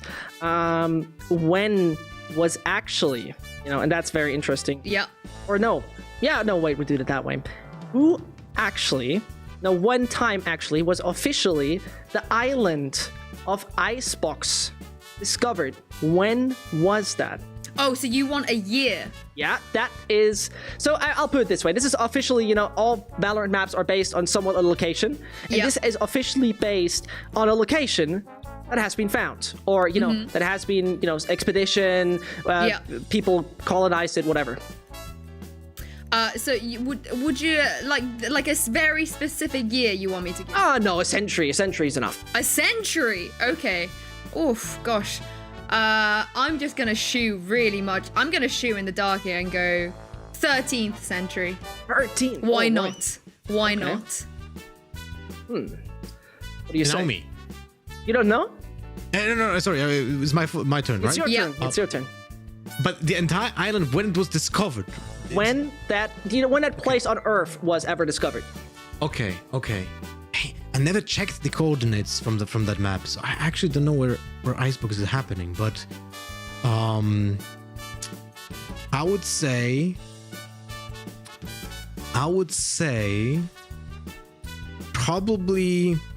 probably has to do something with the Vikings and their travels. Okay.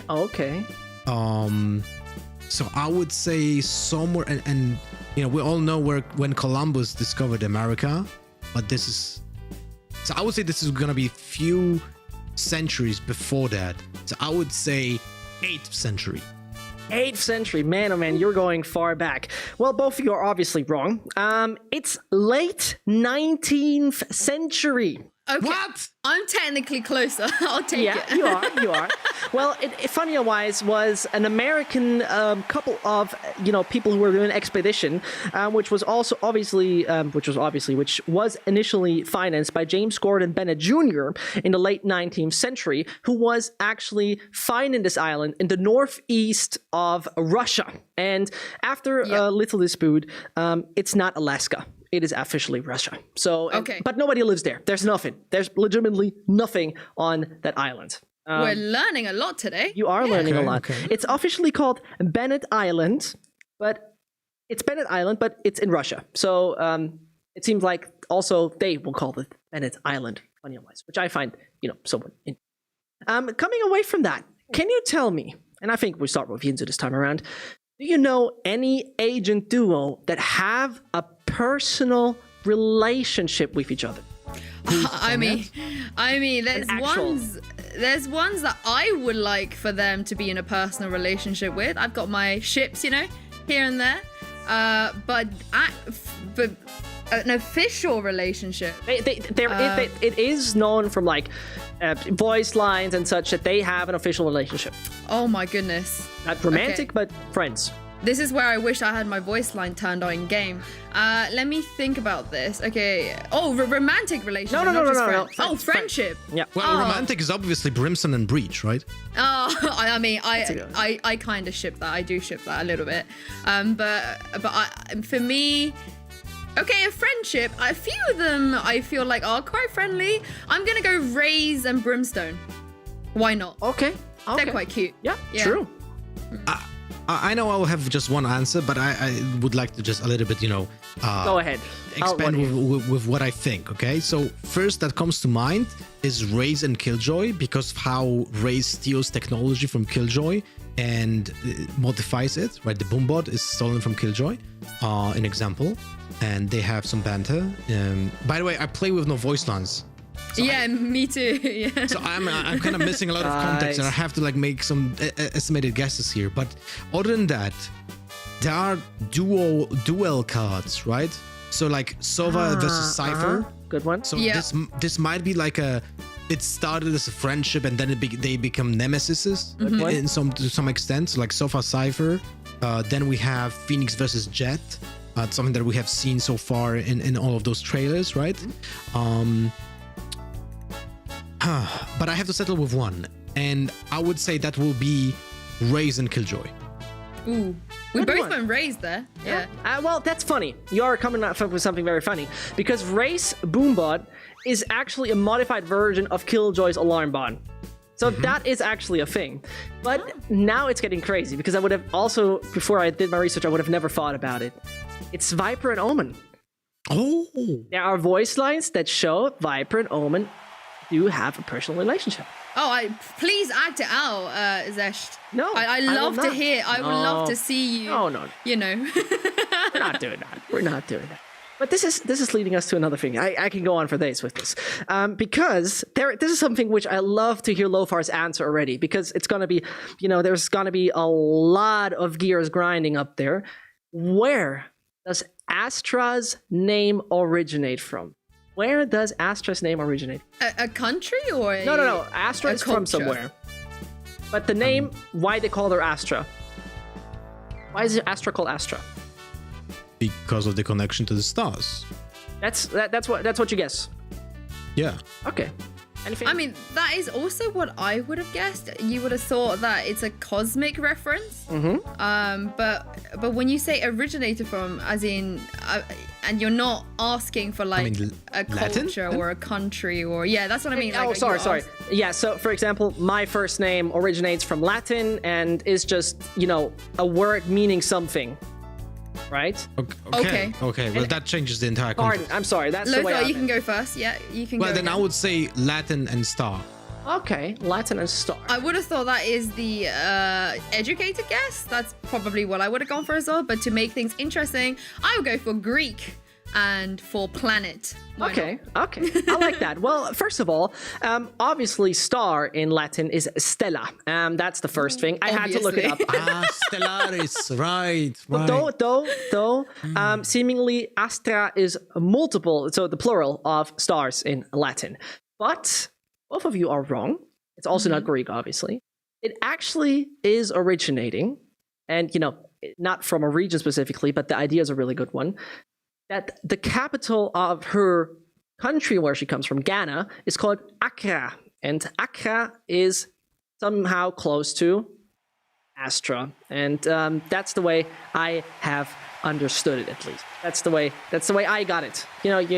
Someone's having a better explanation than I do, but that's actually true. Oh, wait, so is that the official reason, or is that... That's official. So what that I is found. canon. What I That found. is canon. Okay. Right. That's very, very interesting to know, because I can go on. Do you want to go back to stats? Do you want to stick to this? Go for it, man. Tell me. This You is your tell quiz me. show. And I'm feeling very comfortable with that. At the same time, what's funny to me is that we have a lot of great mix between male and female agents in Valorant, right? There's a lot of agents that, bring really a lot of fever to the game. Which agent was originally planned out to be a male agent? Oh, it was meant to be a male agent, and they swapped it. Exactly. Ooh, That's a good one. that is a very good one. I mean, I'm trying to think. Okay, this is opening a really big box of questions, because Omen, is he... Omen is just like a ball of gas. Sort of. Yeah. Right. So I'm not sure what kind of pronouns Omen goes for, but I guess in this instance he is a he. But out of the female agents, I will take a stab in the dark guess, and I would say Reyna. Why not? I feel like Reyna's quite I'll go for Reyna. Why Okay, not? I have to quickly jump in before Lothar says something. Quickly talking about Viper and Omen, there's a voice line between Viper and Omen where Viper refers to Omen as Fred and then is cut off. So we imagine that Omen is called Frederick and is actually male. I mean, you can name a ball of gas, Fred, as well. There's no restrictions there. You're right. You're somewhat right. But going back from that, what would you say? What would you say, Lothar? I've gone Reyna, yeah. I'm looking at the cards. Look at this one. This is Reyna, right? An example. By the way, this is made by Riot. Look at the quality of this. Right, the metal cards are just insanely nice. Don't cut yourself. But male, I feel like it could have been maybe Sky. Yeah. Oh, that's a good shout. That's a good one. The Australian guy, a little bit big on environment and build as a really chunky guy, right? True. I think that would have been Sky. Mm-hmm. No. No, it is actually Killjoy. Killjoy was originally played as a male. Yeah, was originally as a male during development phase. They swapped that up and decided, nah, that is not the case. I love it actually because they made the German agent a female agent. At the same time, the accent is debatable. I do think that there are better German accents to go for, but I mean, when it comes to Phoenix, the accent is incredible. Oh, I love that. I honestly, I speak like Phoenix sometimes in my day-to-day. I emulate his vibe all the time. It's not even a joke. I actually do that. And yeah, that accent there is insane. I don't know if you guys seen the videos of all the voice actors, but Phoenix's one is just this.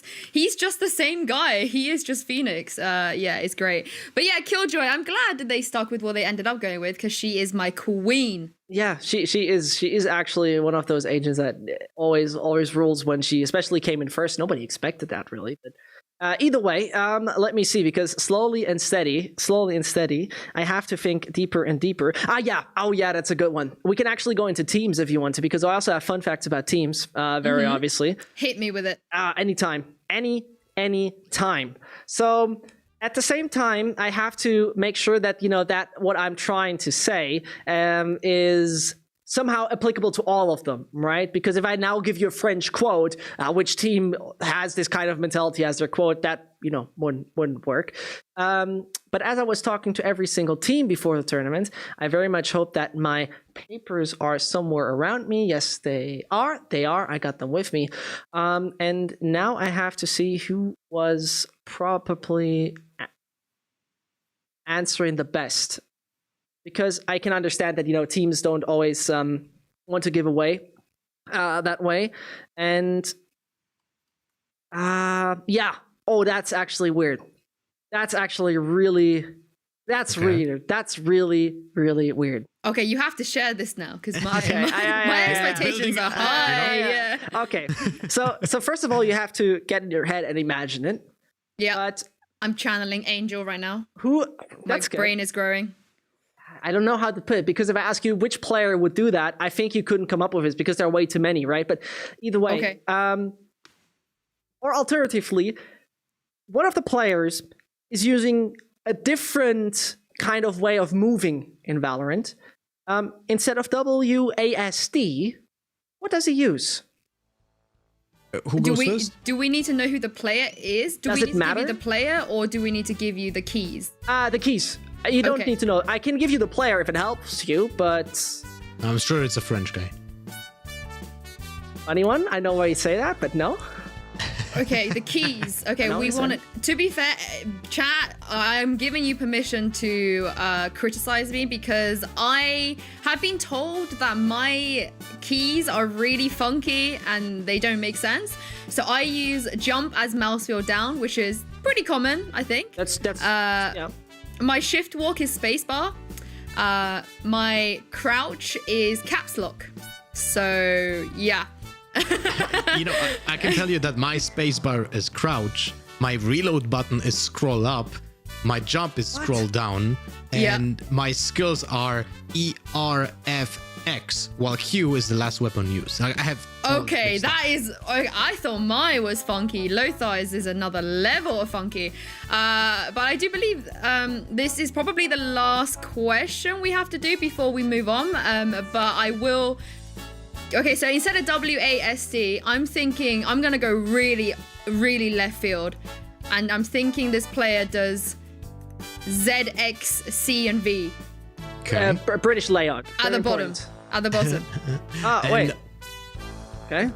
I will answer most like this is like the highest win rate probably answer, because many players, including myself, try to use EDSF to have more access to the keys around it, because WSAD doesn't really have that many just buttons on the left. When you move this one forward to the right, you get more options because of that. So I go with EDSF. Well, this time your big brain pays off. It is Robinho with ESDF. Actually, funny wise playing. Oh wow! Yeah, it is. So Lothar, I didn't count points. You both did very great, and you did very well. I'm very happy about it. But I think we got some news, Yinsu. We do have probably time for one more question whilst we get the official information on what is happening. But thank you again, guys, at home for your patience.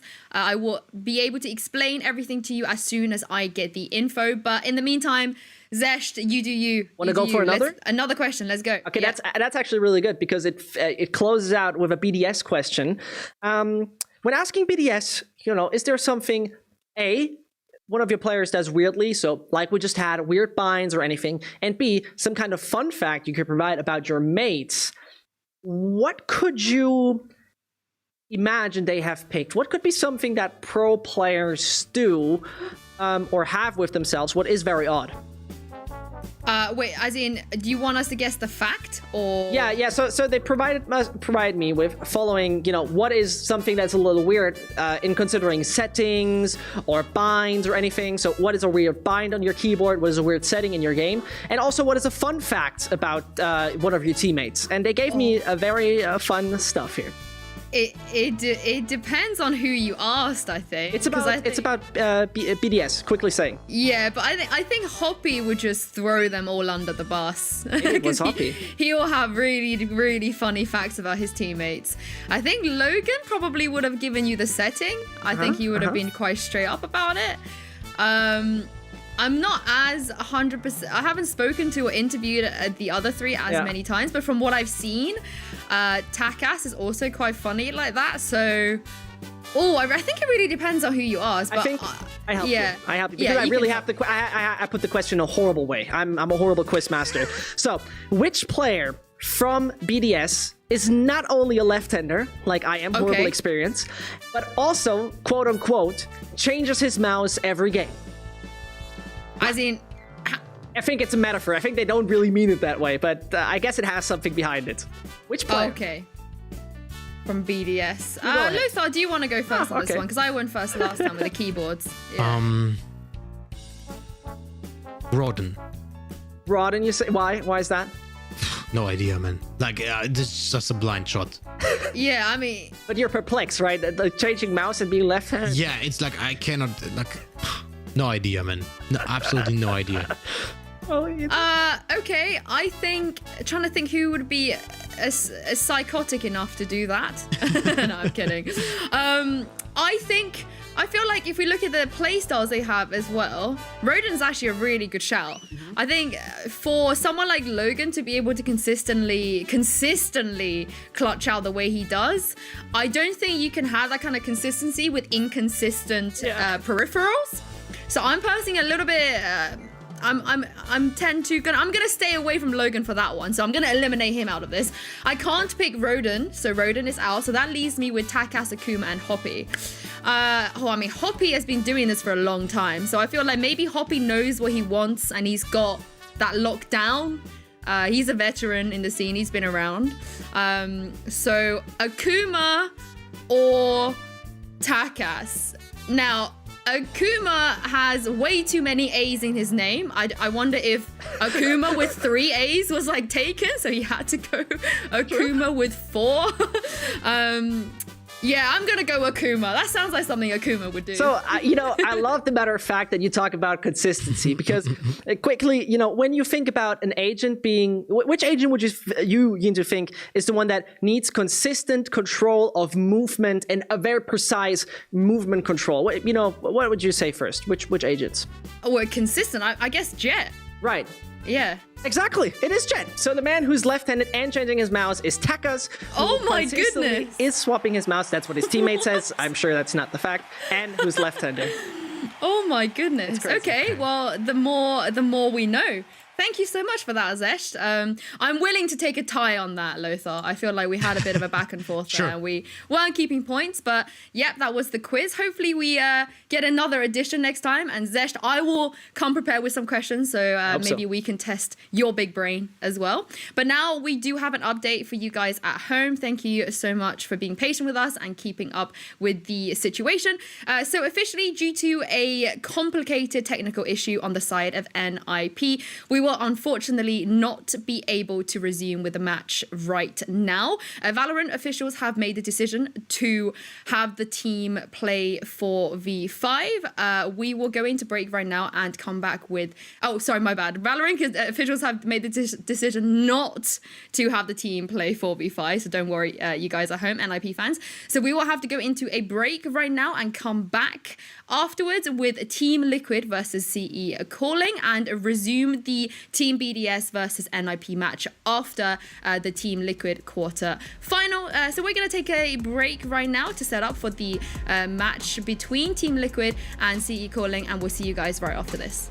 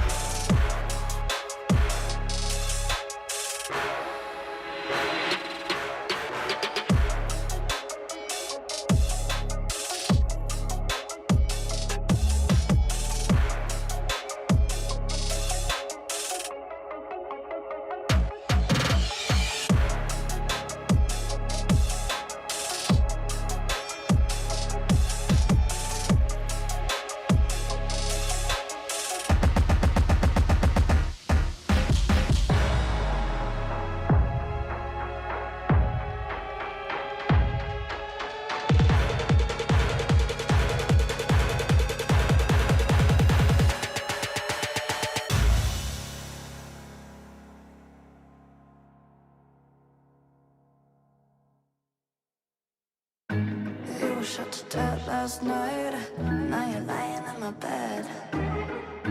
Must have been a dream last night, but I can hear what you're saying. You were shot to death last night.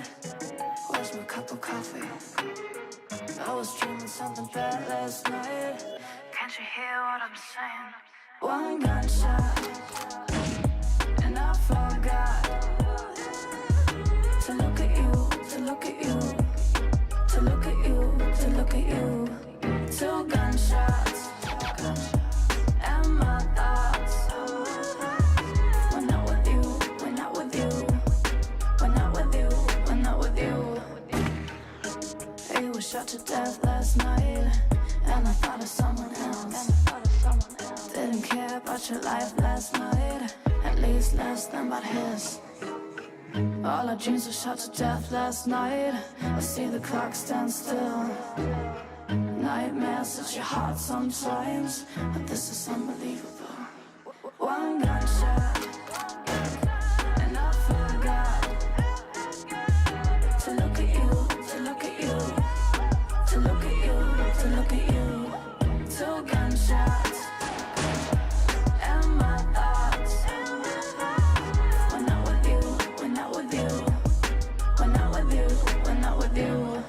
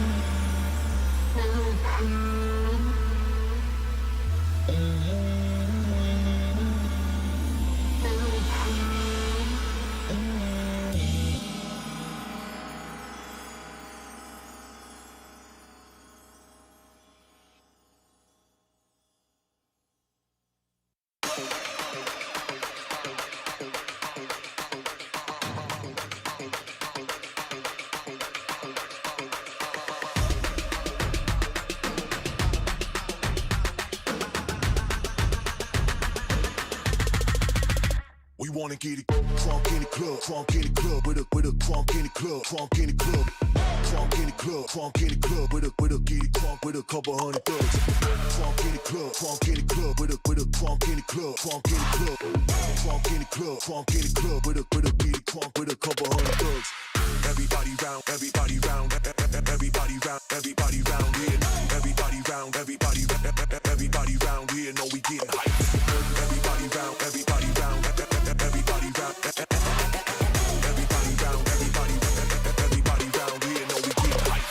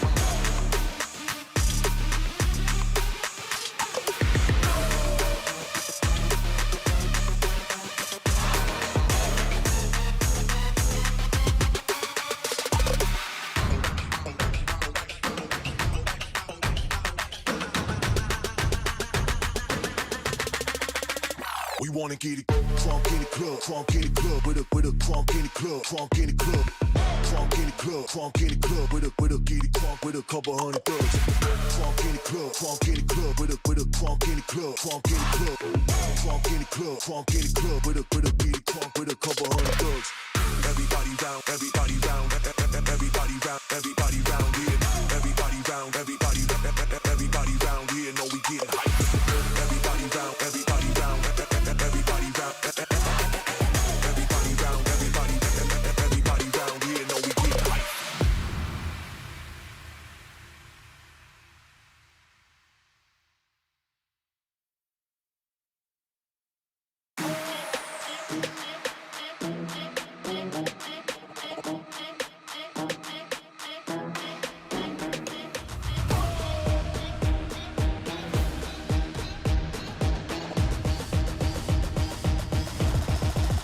Got the money in the bank. Hit you with the bank. Hit you with the bank. Hit you with the 808. Hit you with the hit you with the 808. Bang to the break, bang to the break. I'm a boss, and you know that I'm finna shine. Got the money in the bank.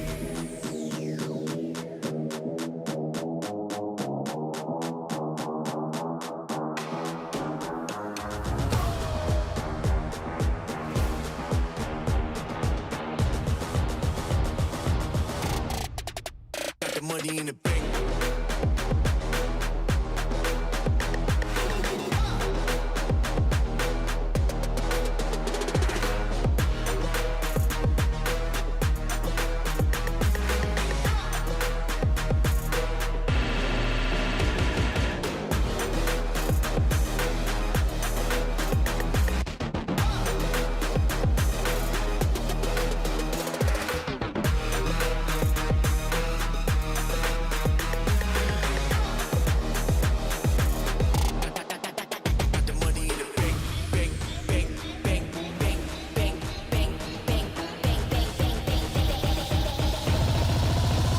Money in the bank. Hit you with the 808. Hit you with the hit you with the bank. Hit you with the hit you with the 808. Hit you with the hit you with the 808. Bang to the break, bang to the break, bang to the break, bang.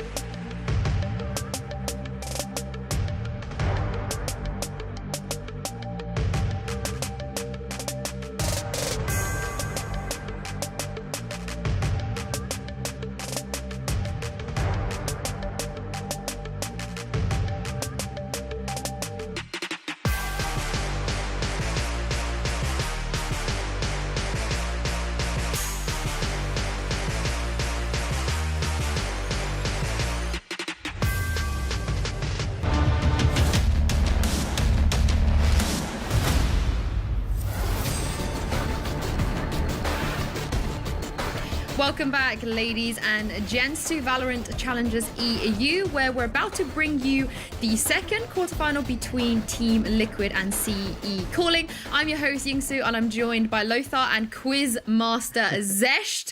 Welcome back, you guys. Now, this matchup is a little bit of a different one to some of the ones we've seen in the past. We've seen the usual suspects get into these qualifiers. Ascend was arguably the last time we saw someone that was a big surprise to us all. But today, Team Liquid versus CE Calling, I feel like there is a potential for us to create that scenario again. But let's start with Team Liquid here, because this is the team that we all know, albeit we haven't seen them at the top level for a while. But after what Sliggy was saying earlier, Lothar, they seem like they're in a comfortable place right now. Yeah, I mean, definitely Yampi on Yet. It looks way better than he was looking in the past, and because of that, I feel like that cemented the entire team and how they play. That Opera is really bringing something that we didn't see in the past when it comes to Team Liquid and the previous Fish 1-3 iteration in the very early beginning of Valorant Esports. In general, also the change on Scream for Phoenix gives them more map control when it comes to executing a site. So Scream is more confident, and something that we have seen him tweet about, right? He was so happy that Valorant brings roles to the team because of the way they pick their agents. Because of that, everyone knows their place. He doesn't have problems like in other games where everyone just wants to get that prime spot, the spotlight in the team. And because of that, I feel like Liquid is just now a very well-oiled machine, and I'm very excited to see them play against CE Calling. We'll see how that will go, because so far they were pretty dominant in most of the matches that we have seen in the past. Well, I love the placeholder for Yampi as Cypher. I feel like we need a Yampi Cypher cosplay. Team Liquid, make that happen, please. Well, on the other side of this, we have CE Calling. Not many people, really expected them to make it this far, Zescht. People don't really know who this team is, but I know that you've been following them for a while. Absolutely. And, talking about them, there are a few things to point out. CE Calling obviously is a bit of a mysterious name, and, that will lead to one direction once in a while. But what's crucial pretty much is that those individuals have been in the German Valorant scene for a while. Kuba, some might know, as he used to be a H1Z1 player and streamed, for example, for Big. Someone like Musashi definitely should be on the radar for some of the players who are interested in German Valorant. To quickly go through all of them, Shazon is, I think, one of the most interesting ones. Man is just 16 years old, pretty much born yesterday, 2004. Was too young for Rainbow Six Siege Pro League.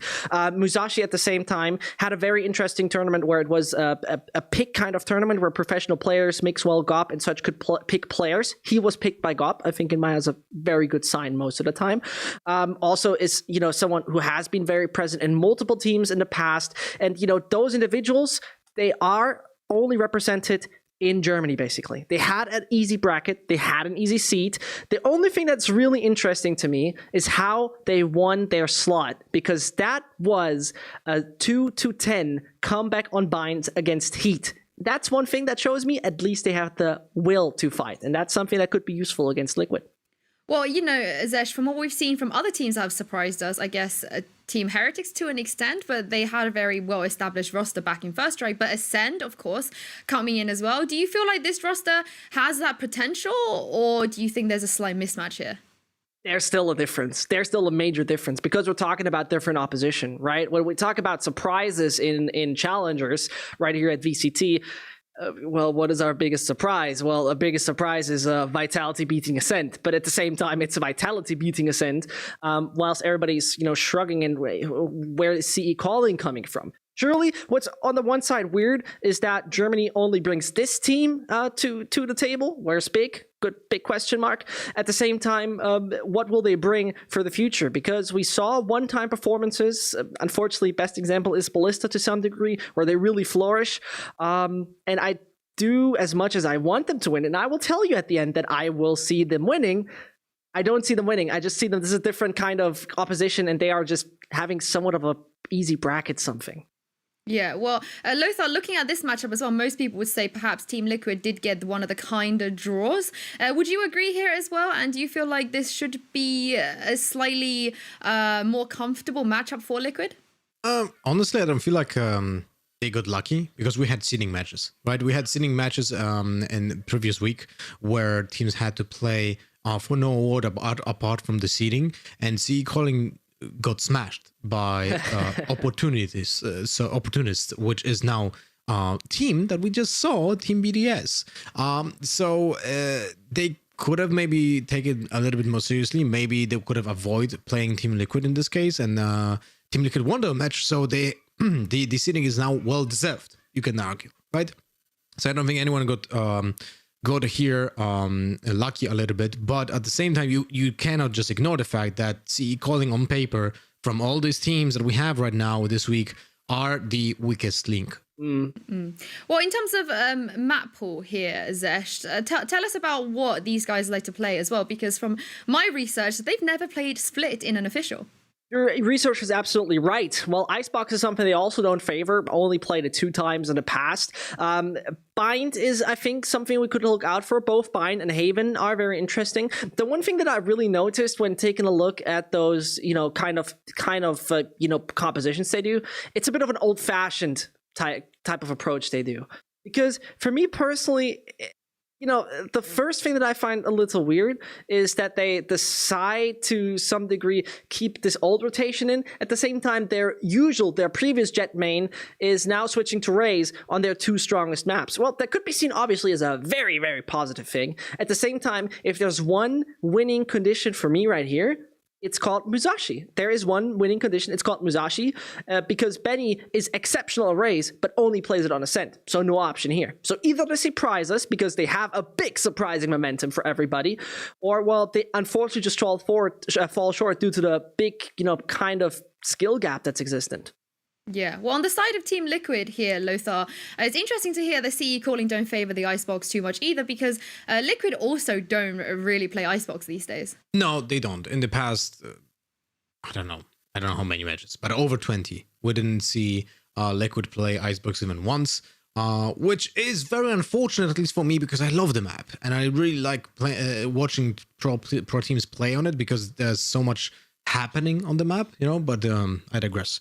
Anyway, Team Liquid has great showing so far in the past 20 matches on Ascent. It's 5-0. On Bind, they have a 4-1. On Split, it's 2-0. And Haven, most played map from them, is a 6 wins and 2 losses, but the losses are against Ninjas and Pyjamas, which was 13-9, if I remember correctly. And then we had one against Guild Esports when they lost the entire match. And that was actually 15 days ago. So it was still very far away from how fast we have seen Team Liquid progressed, right, in the last weeks, basically. Now, when they go against team like CE Calling, I feel like you can't really prepare well. You just have to rely more on your fundamentals and the raw skill that you present, right?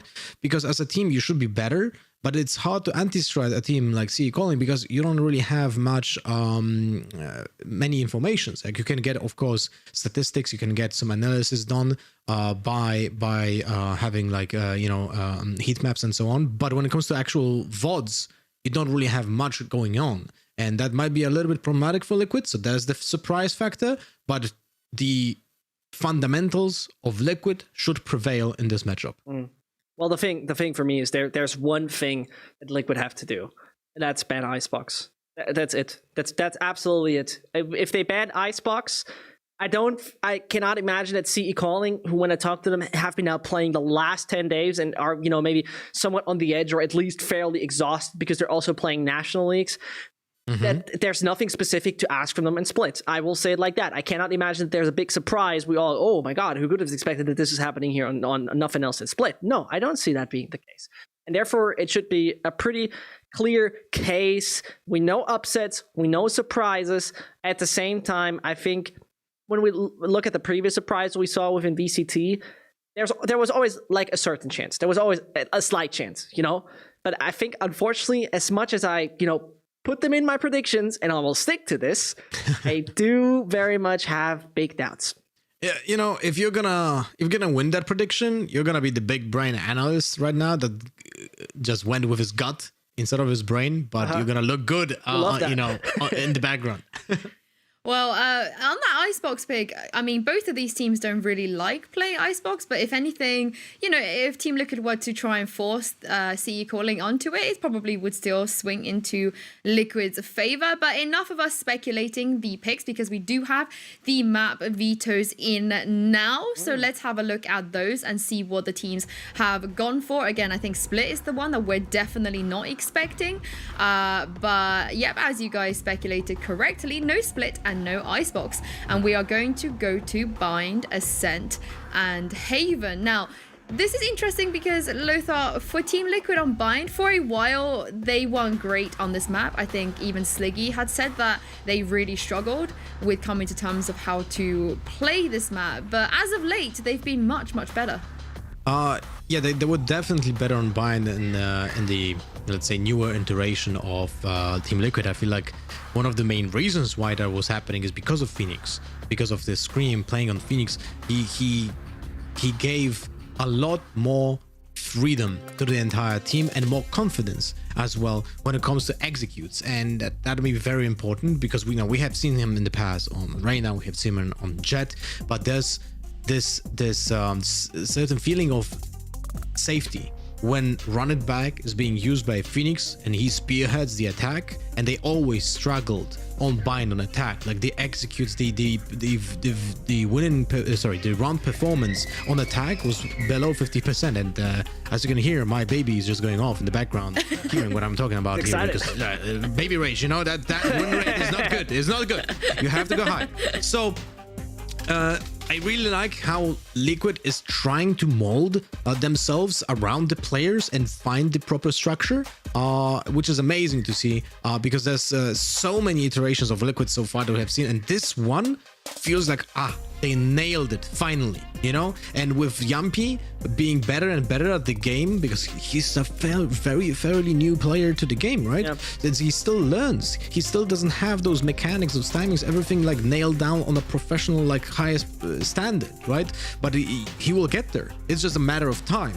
And because of that, I feel like Team Liquid's skill ceiling is still not there, but that's a good promise for the entire team.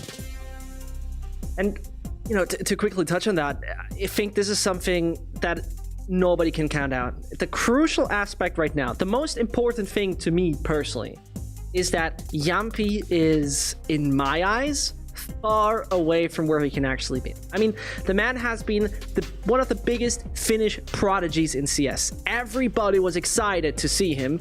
You know, his official debut in, you know, one of the better teams in CS absolutely didn't turn out according to plan. It was very complicated, though. It was a very complicated scenario for him there. And therefore, I believe that once this man is absolutely comfortable, considering he started mid of February, once he's absolutely comfortable, he will soar over the entire server, fly around, stab everybody in the back with his blades, use the operator according to plan. He is, once he's fully developed, he's a hitman. He's the Terminator, he's Rambo, call him whatever you want. He will, once he's fully developed, become an absolute killing machine for Finland. I do think he's probably he's getting a lot closer to that stage now, right? Because we've seen him play in the open qualifiers, and from everything Sliggy has been saying, he has a lot of trust in Yampi right now, and it feels like he was sort of the missing piece that they've been talking about. But I'm in agreement with you. I cannot wait to see what they do with Yampi with even more time under their belt. But on the other side of this, CE calling, of course, Zescht, this was their map pick. So if it was going to be any map that they have to come out strong and they have to come out swinging on, it has to be this one. Surely, but at the same time, you know, you're taking a look at their recent kind of approach on the map. Found the victory against Teeth, like I mentioned, that was a very fascinating comeback. Otherwise, you know, struggling in round of 32 in double OT, that's not really successful. Losing 10-13 against Big, what the hell happened there? Those are questions you have to ask, especially as they still swap roles within Brimstone and Omen, which also is, you know, not a warning sign, but at the same time, a crucial thing I found with German Valorant is they're not in the meta. Hardly any Astra, hardly anything you would call somewhat modern that you can adapt from those tier 1 teams. And that's maybe something that will actually become extremely problematic, because that might just be the thing that gets them eradicated. Well, we got to look at the other two maps as well, of course, Ascent and Haven. Lothar, again, for Ascent, for Team Liquid, they beat Alliance on this map. They looked a little bit more comfortable as of late as well with this new iteration of the roster. Do you see it as maybe a 2-0 here for Liquid if they're able to take bind? I mean, I don't want to be the doomsayer, right? But this, in my books, this looks like an 80-20 match, maybe even 90-10. You know, for Liquid, and should probably be a 2-0. Just by, you know, when you take like teams on paper, like Team Liquid should win this 9 out of 10. Yeah. Surprises can always happen, you know. Even maybe someone will disconnect and will have to play with a stand-in, who knows? Or someone will spill water or PC, and you know, stuff like this happens. But on paper, when if Team Liquid will show up the way they showed up in the past weeks, I feel like this will be an easy 2-0 for Liquid, but I would hate to see that because I would like to be entertained by a new and up and coming team, right? The underdog story is always very, let's say, you can easily cheer for an underdog, and I feel like that's great for sports and esport in general. So I would love to see Calling come out of the blue and destroying Team Liquid, something that we have seen in the open qualifiers almost with Ascend and Illuminar Gaming. They won the first map very decisively against Ascend, and then they got demolished. But I mean, maybe not demolished, but it was a very close match. Still very exciting to watch, and I hope this will be the same story with CE Calling here and Team Liquid. I mean, that's mostly what the narratives of Europe has been so far, right? You know, if we take away the kind of G2 Ignition Series domination stage, we look at First Strike, although Team Heretics weren't exactly the underdogs going into this, they weren't the one that many people expected to go through. And of course, Summon FC, no one thought they were going to beat FPX. Them getting into the final in itself was a huge underdog success. And of course, Masters, we had Ascend. So I feel like every single big competition we've had so far, we've had this nice thread of underdogs. So Lothar, you could be right. I mean, if it's going to happen at any stage with any team, this would be the ultimate underdog, because if by chance they beat Team Liquid, they would have to face either NIP or Team BDS, and that is a whole other beast as well. And if you are a team that can beat Liquid, one of those guys, and you make it to EMEA Challengers playoffs, then that is a dream. That is a dream for any team. But to see a team with sort of less following and less establishment in the scene do it, it could be honestly the esports story like of all time. This is the kind of thing we search for, right? But you know, speaking of that EMEA Challengers playoffs and the teams that could potentially be making it there, Lothar, how competitive do you think it will be, given that FPX and Guild are already there and our teams this week potentially have to play them as well? You know, it's hard to predict how will, like, let's say, inter-regional competition will look, right?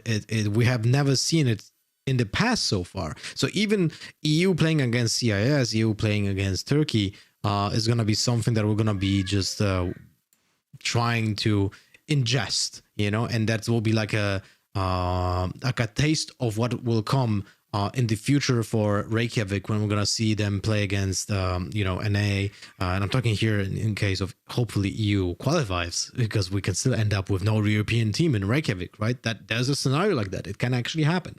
So but still, to see how those regions will clash against each other, I think it will be just a great thing to follow. But CIS and Turkey and Europe have very similar playstyle. I don't feel like they are so different from, let's say, Brazil, from Korea, from NA. And Gambit looks great on paper. BBL looks great on paper. We'll see who will qualify from those regions. But I really cannot wait for the next stage. Oh yeah, I cannot wait either. You guys have seen us do a quiz. You've seen us break down Team Liquid and CE Calling as well. But it's been a while since we've shown you some game play, so do not worry. Here is a video on the top 5 plays we've seen here in EU back at week 1 of Challengers. Look at me. I mean, they are losing. They probably lost the map by now if he isn't playing as he is. I love this counter wall strat. It's absolutely beautiful, but it doesn't work. Not versus Xiao. A triple kill as he sits up atop his own wall. Come on, let's go! Cosmic Divide. They're again going to look for these flashes to come through. An angle needs to be kept, but Akuma just goes out. They don't even need flashes. Akuma, another triple. I am both shield and sword. Swings on inside. JD is so good today. The tip of the spear, but Commentators wants it on the action. 3 for Commentators. But he needs 4. Now, does he know where Korea is? Surely gonna hear the steps, now knows the gunfire, has to sit in this corner, he has nowhere else to run and nowhere to hide. Talk about collateral damage! Oh, towards Lamps. Rhyme on the swing as well. Really good work from Rhyme there. I actually really love this. Rhyme taking the aggressive swing. This is beautiful work. Because Rhyme's gonna just sacrifice himself if required, but he wants it all, he gets it all.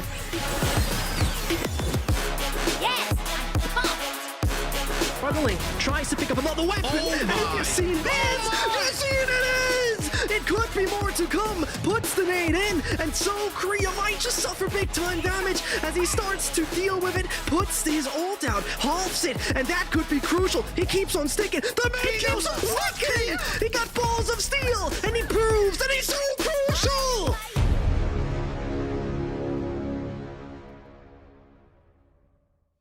Yassine with the clutch there, but we're going to show you guys more clutches now because we are going to head into Agent Select for this first map between Team Liquid and CE Calling. Of course, we've been talking about it. It is going to be Bind.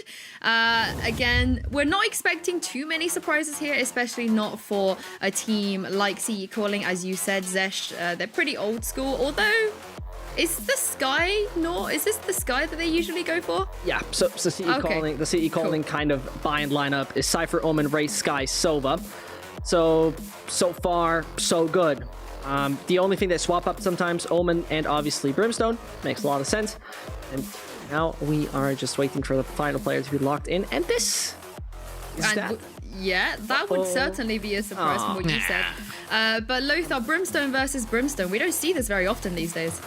Well, I do prefer Brimstone over Omen on Bind, that's for sure. But Astra is just so astronomically better when it comes to like possibilities and flexibility. But I'm not surprised. Not every single team is playing with Astra yet because she requires, first and foremost, a very efficient player to play her with confidence, right? She's just so complicated to play.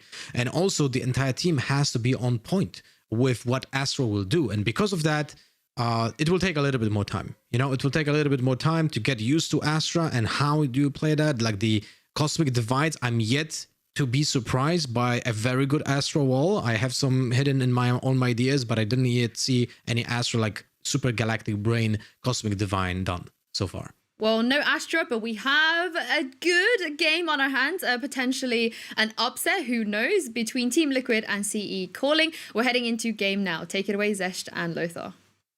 You know, Lothar, this is the game where I'm getting ready for it. You know, NIP versus Team BDS. Yeah, that's a nice game. That's cool. That's awesome. Sure. Right. You can watch that. But this time it is CE Calling versus Team Liquid. The German flags are being waved, and well, I imagine in the future one of the few times we'll see the German flags being waved over here at VCT. We're about to start any second soon, and well, that should be a snack. To be fair. Well, for whom? For Team Liquid? What a question for CEC, of course. All right, well, let's focus on what's happening in the pre-setup. A default attack for CE Calling. They destroy quickly the A Showers wall to get control of the orb, which was taken before. No, it's still there. Now Benny with the target gets some map control. He sees Link in the backside. No one else was spotted, but they don't take the control of Showers. They only wanted that orb, and it's important. Both teams are playing with really cheap ultimates. Phoenix and Sky are the ones that will want to farm the orbs, and we're gonna see that from both of those teams. That it's imperative for the success of the attack and for the defense as well to have those ults being used as much as possible. But now a split on B seems to be prepared, and Musashi with the first contact, he sees it. Oh, yep, there it comes. Musashi strikes, Yumpy out, and this will lead now to an attack further on the side of B. As I say that, Scream does Scream things, neck and frag found. Nope, there's no stopping with young Scream, and as he still knows where the players are, the streak goes on. The pissed round shall belong to him, but Soulcaz is snatching that 4K. Scream with some snappy flicks. Not that I'm surprised, but it's just always cool to watch, right? When we did cast some Team Liquid open qualifier matches, this guy was a beast to watch. But here I have to question, like, CE calling. The comms were lacking, right? Musashi saw the jet and didn't transfer the knowledge fast enough for Benny to actually not peek that, because he was hit in the back of his head while the info was there, right? So I feel like that some pressure might be mounting up for CE calling, and they lost the first best round, but they go fast through that shot control to get them all. But Scream again with the first blood, the king of kills. Let's see how it will go for more kills, because you know that guy, this is the guy that wants to get some orbs. Like on eco rounds, I'm not surprised that Scream goes first and takes some risks, because him getting kills guarantees you a higher win rate in the future rounds if he can just run it back for retakes or even just getting info. So it's pretty crucial, and I like that he's so aggressive here. But Yumpy, okay, peekaboo. Oh, but that was a little bit awkward, not gonna lie. Did someone shoot? Did you hear something? Like, wait, someone's shooting. I'm gonna go back with the Bucky then. Ah, it's just a BB. Oh, wait. Actually, he's being shot a few times, but now he's back, 46 HP. Can he heal? Soulcaz should like have the heal, but Scream gets tapped in the meantime, and now they have a Spectre. But Scream was like, yeah, you don't worry, Yumpy, I'm gonna do that, and I'll take care. But nope, 27 seconds, and the defense is not waffling at all. Yumpy low HP, and one click could do it, but Soulcaz from behind is leading that charge, bringing it home, bringing the 2-0 in favor of Team Liquid. And this is something you mentioned, which is so crucial. Scream mentioning, Scream swapping to nothing else than Phoenix is an absolute game changer in my eyes that will absolutely gravitate them to victories more future, because his ult is a second life for the strongest fragger, and it's cheap. And it's 5 out of 6, so we're most likely gonna see, and exactly this is happening on long B. You see 3 players going for the AWP control. They're gonna push that long with the flash. There it goes. Simultaneous. It's the same thing happens in showers. Teams like exchange the game plan. We take this orb, you guys take this orb, and we build up the economy. But now Scream has that running back. He's the first player in this game to have an ult available, and in the bonus round or in the next round, this is gonna be a game changer most likely. So let's see. Scream goes in, gets the kill.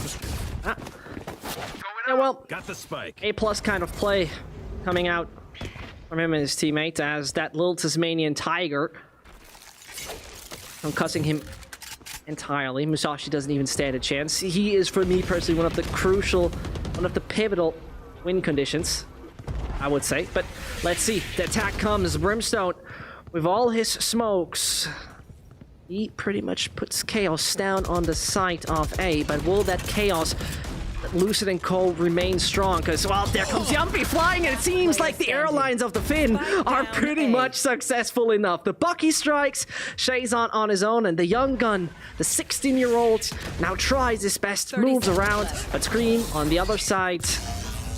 Easy finish. Peak by Shayskin to go for the one way. Oof. I don't know about that one, but Finn Air, his airtime was really impressive. Like Yumpy just went in with the Bucky, hung up in the air, gets a double kill with the Bucky, then Benny pays back with the double kill. But the upgrades are there. This is not the round that Team Liquid should be winning. And look at this. Look at the cash. Look at the bankroll. It's looking tough right now. You don't want to ever lose the third round if you lost the first 2. So Team Liquid is just building up economy. They got the upgrades for free, and they still have Scream with his ultimate. And now a slow build up on B in the hookah. That's the first contact. They know about the Buckies, and now Cryptics with the molly to stop them from pushing. Yeah, they will try so, they will do their best, but Scream, it's just a shooting gallery for him. They pretty much open up, and it's the practice range. He just tried to use a bit further. This is live practice range. Soulcast! Man. You're stealing an ace! I mean, it's a conscious decision.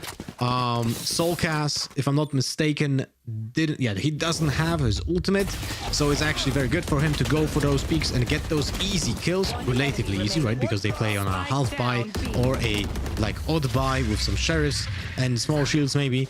So those are the relatively easy kills for him. So he builds up that economy while Scream was still already full on his ults. Now we're gonna see the full buy from CE Calling. 5 rifles, 2 ultimates, Seekers available, and the Hunter's Fury. Good initiators. There's a running back. Oh, aggressive push on long B. Of course, there you go. And that's the old perfectly used. Information gained, and nobody else in Soulcast capitalizing on it. Here is though the ult coming still. They strike with full force. Scream though has to move away swiftly, and suddenly the problems come in. Musashi has pretty much taken the site together with his teammate. It is still Scream, and here comes nothing else than the ult. Good night. See you next round. And this brings us to a 2 versus 1. The first time that Liquid could waffle slightly. Link is known. Link is not out though. Look at that spike. It's pretty much on a pedestal, and nobody's gonna take that one away right now. This is looking good for Liquid unless... No hits. Musashi at 34 HP. Was he hit right now? I think so. It looked a little bit like it. That was 26 damage. Yeah. My man is just pretty much a body shot away from dying, and this makes it all so dangerous for them, as they once more could be eradicated off the site. But good flank by Musashi. Look at this. Oh, you have to peek. They don't have the awareness? No way! Oh, finally! No! Oh, Yumpy! He's going to be one falling down, and the Link has started defusing. Does he half it? Yep, he halves it, and Shirley is not 100% sure. Still has to make a move, finds the frag, and brings it home. This is nothing else than number 5 for the prancing blue horse from the Netherlands. What a round. I mean, it was a valiant effort by CE Calling. But you can see a little bit of hesitance coming from them. They have to be calling mid-round very tough decisions, like what to do in this situation, right? They know about Link, but Brimstone can only peek alone. There's no trade. There's nothing to back off, so he went for that risky peek and paid the price for that. So Lucid is definitely not happy with the outcome of that one, especially since he had the spike. He could have just planned and go back, right? That wasn't necessary. But he went for a risky peek to just get that kill that was relatively easy. But now, here we go. Scream with that one kill. You had to commit because of the orbital strike. But Kuba and Musashi, they get a double kill. And now it's a 4 versus 3. A good opening for CE Calling. This looks actually really doable now. A lot of space opened. A lot of space opened, and that means Link and Co need to strike with full force. Is he gonna bait Yumpy or not is a question. Well, it doesn't matter. Link's absolutely beheading Shazon. No chance for him, and that means Musashi and Kuba do their best to make it work. But look what's coming from the backlines. Knock knock, there's a little Seeker, and this gives them valuable information. The jellyfish found the prey, I guess you can say that. But how quick the tables turned. It was 4 versus 3, now it's 2 versus 4. And Yumpy gets the kill. Kuba alone, he sees his shoulder, but now, oh man, this is awkward. In 1 versus 4, he heard the teleport, and now he's like, oh no, I'm getting pinced. I'm getting pinced from all sides. How do I survive this? Cryptix probably doesn't even peek, but yet he goes. He is confident, and he dies. Over peeking. Confidence is a slow and insidious killer. It is, it very much is, but at the same time, you talk about slow, 20 seconds left on that clock, and this pretty much should fling the victory on the side of Liquid, which already would pretty much bring them the kind of half. There comes a little Tasmanian Tiger riding and swiftly making the move, but yeah, I mean, in which universe is that gonna work? Not at all. Kuba wants to die before time, I would say, because otherwise it will become problematic economy-wise, and here it goes. It was such a tough situation for Kuba. Like, everyone knew exactly where he is. He was being flanked. There's a push from Soulcast when he cleared out with the Tiger. So he was either lamps or in a very, very small timing window of timing could have been possible to go showers, but that's like the least likely outcome. So everyone just banged on that lamps control. There was no chance for Kuba to clutch this out. And it's 6-0 for Team Liquid right now. everything is building up. The economy from Team Liquid looking fantastic. When we see CRC calling, they will be struggling this round. They're gonna go for 4 sheriffs, 1 stinger. And by the way, the stinger, oh my. The nerf didn't really make that gun great anymore. It was too strong, but right now it's so hard to control the recoil on this gun. It mounts up so high. So Benny has to be very close quarters to make this gun really useful. So we'll see what's the plan. It seems like they're just gonna go 5 into hookah with the classic boombot opener for the wall. And I guess that's it. That's the Hail Mary play on the hookah control. But Team Liquid goes for the orb control. Nothing new. Get a flash. And slowly, 5 people go towards hookah, towards window. But Cryptics and Solkas are ready, and Scream is already rotating from spawn to get a little bit of a control. The drone gets a spot, but that's about it. The smoke stops the push. There's the flash. One player goes out and just immediately dies. There we go. Yeah, not really much to do right here. It seems pretty much like Liquid got a dry track and those soft slicks on, because this is full grip as they take every apex to the max. Talking about it, yep. Undercut attempt by Musashi, immediately punished for it. And again, if this is not a flawless victory, then I don't know what it could be. Yes, we're early in it, but Soulcast is already showing us what he can do with Sky. Phoenix is joining, that is Scream, and suddenly everyone is lining up. Come on, give him the ace. Pardon, give him the ult. That's the right way. Oh, nice shot on Cryptics, but Scream gets the final kill. And Cryptics has his orbital strike. Scream is a 5 out of 6. Again, by the way, right? He's building up that old economy. 12 frags, 3 deaths for Scream. Like, this is nutty. And let's take a look at CE Calling. How does that look? They have 5 rifles. All big shields available. The showstopper is 1 off. But I see Musashi being in front of B window, so he doesn't want to go for an orb. He just, I guess, banks on getting a kill. Kuba has the Hunter's Fury, so he can open up with that. Musashi, though, 67 HP, gets the heal from Benny. And slowly but surely they advance towards B, while Shazian is taking control of a short, but Yampi, very confident, just goes forward with the sheriff in hand. Will he get the flank? Yeah, I mean, the room he's taken. There's a dart in front of him. He could try to hover just over it, but definitely would make a sound. And I would very much imagine it could be Lucid hearing that. He just went through that he made the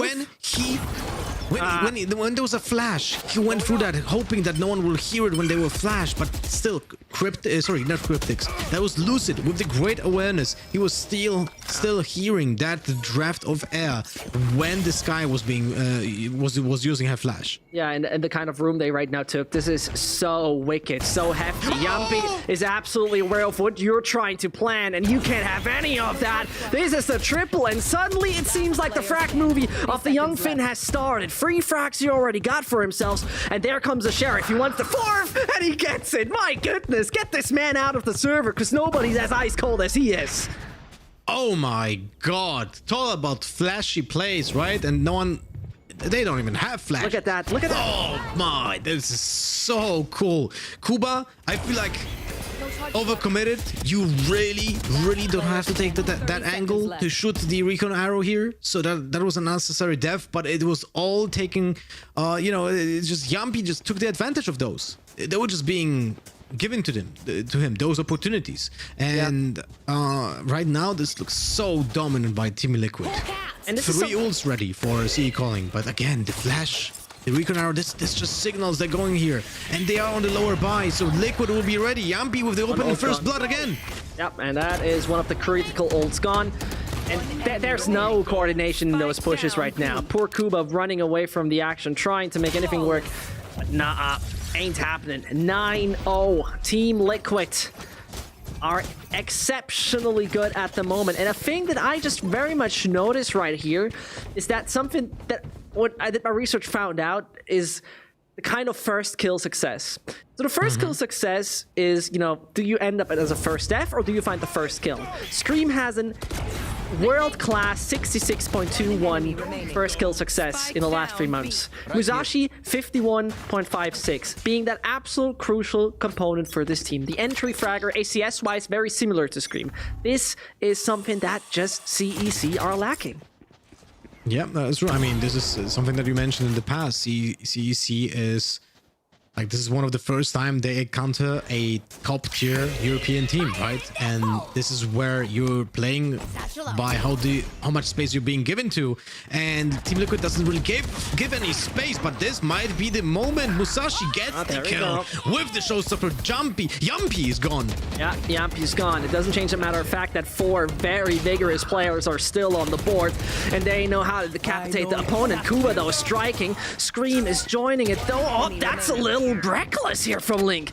Leaves it to the Belgian, and if there was a man you absolutely want to come in the clutch, it's Adil. Nobody else than Adil. And as he moves over from spawn to the A sites, he's not there in time. Spike will, though, get down. Have they heard Scream is the question. As he sneaks up, beheads the first. Does he or doesn't he? Here comes the flash. Still takes a different route. Overlaps he goes, wall built up. And as he moves around it, cautious he has to be. Only one he finds. Sign of life is there for the boys of CEC. You know what's funny? He killed Musashi and hit a headshot on Shazian. He was 10 HP, man. Look at it. It's nuts. Look at this. Look at this. Oh, man. Shazian with the 10 HP after that combat. This could have been ugly. This could have been ugly. And Scream, like, he's efficient. This round was reckless from Team Liquid. Like, a little bit of a confidence now in Team Liquid when it comes to those peaks. Link with that teleport push was very unprepared to encounter Musashi. Oh, Benny went in for the orb control. Cryptix is ready. Oh, this is a cool setup. This is a slow Molotov setup to push them back now. Oh, this is so cool. Oh, this is so cool. This is very brutal. Take a look at that. Unfortunately, we can't see it, but I think Kuba's just... Yeah, Kuba's just burning away. This is so wonderful. You just saw the tactical prowess combined in that slow upgrade of Radiant together with nothing else. And that what a cool play by Cryptix and my god, and Link. They found the link together between those skills, you know? It's such a cool setup. Kuba didn't even see that coming. Down A. It's incredible what we just saw, really. And as they try to right now pretty much once more obliterate them, Yumpy Airlines failing. I'm sorry, seems like they ran out of fuel at the same time.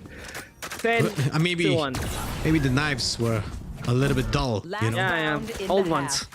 Yep. It's an old. You know what I would love to see in Jet's arsenal? Tell me. That you have an option to turn your kunais in the Stoneblade to be your default knives. I mean, your equipped knives. Imagine Prime Axis being used instead. Or the Karambits. Ah, now I get you. Now like, you get 5 of those that you have currently equipped. That's right? good. Like a Reaver knife or something like that. That's an option. You can turn on. Yeah, that's a good one. That's actually a really good idea. I like it a lot. Well, in the meantime, as it seems like CEC are sent in a disastrous realm of grief, Liquid are just riding, and so far they're riding into the sunset with some country music, as it couldn't be more comfortable. Feels like a very easy and cheesy movie. Yumpy, now with the sniper action, pretty much can prove us once more what he's capable of. He was being pushed off. Good utility usage by Team Liquid, but no Benny chance. unprepared goes in. Yumpy with the close range operator just get an easy kill. And I mean, there you see, the individual prowess is not the only thing Team Liquid bring to the table, as though Shazion is there with one. Surely, that's somewhat of a nice defense, but not much more to do. Really, Kuba can try, Kuba can fight, and Kuba could do his best, but I do not see him take that one, as he most likely won't put them in a world of trouble. As the Vipers are in the grass and they're moving towards you, the man is spotted, known, and on the radar. Liquid really can't rule out the position, but... Well, they split. They get 2 angles to make sure that they're not being rounded up, but there's the one win. Kuba with 31 HP has the recon arrow, but he's being backstabbed by Link. Link is currently in lamps. I mean, now at this point in time, I think he should have had the awareness. Link still needs the pistol. Surely he doesn't. He should know actually the HP about it, but still, Kuba! There's the triple. Unlucky timing for Kuba. And 11-1. Why was he pointing on the wall? Why was he not looking at the entrance? Questions over questions. Right? This was a little bit odd. And I mean, there are two things really odd in this. Why Link? Yeah, like he should have gotten the info, right? How much damage was being given to Sova. Like Sky was dead, I think, first one, if I remember correctly. Link actually killed Sky as the first blood. And then there's no heal. So whatever damage Team Liquid done to Kuba, that should have been that information should have been relayed to Link, and Link should have been 31 HP. All right, let me pick up something else than an operator up close. But he was still standing with the operator. He got the kill, but I feel like that was just been gifted by Kuba and his lack of let's say. Never mind. That doesn't matter. Let's just go with the quick execute here. Let's take a look at it. As right now, Shazon is absolutely in the worst spot. They have the counter ready. The wall's coming up onto teleporter. Screams like 1, 2. No, not happening this time around. But this allows them a lot of movement because they were aware. Okay, the A side players rotated. Seems like then we have a fairly open A, especially as Yampi is taking their attention. Take out Kuba, and welcome to the free real estate called A site. Oh, 4 versus 3, Musashi with 48 HP, no heal available. Lucid has his ghost available. Spike planted. The retake is being done, but how do you approach this? There. How it's so odd. Like you don't have your Sova. Musashi's now is being given the info to the opponents, but Soulcast fails with the kill. Doesn't even land one shot. Yeah, very odd for somebody like Soulcast. This caliber should usually hit quite well, as in the meantime, it does seem that that could become problematic. Lucid strikes some Cryptics as well. It's a 2v2, and Yampi is there together with Link.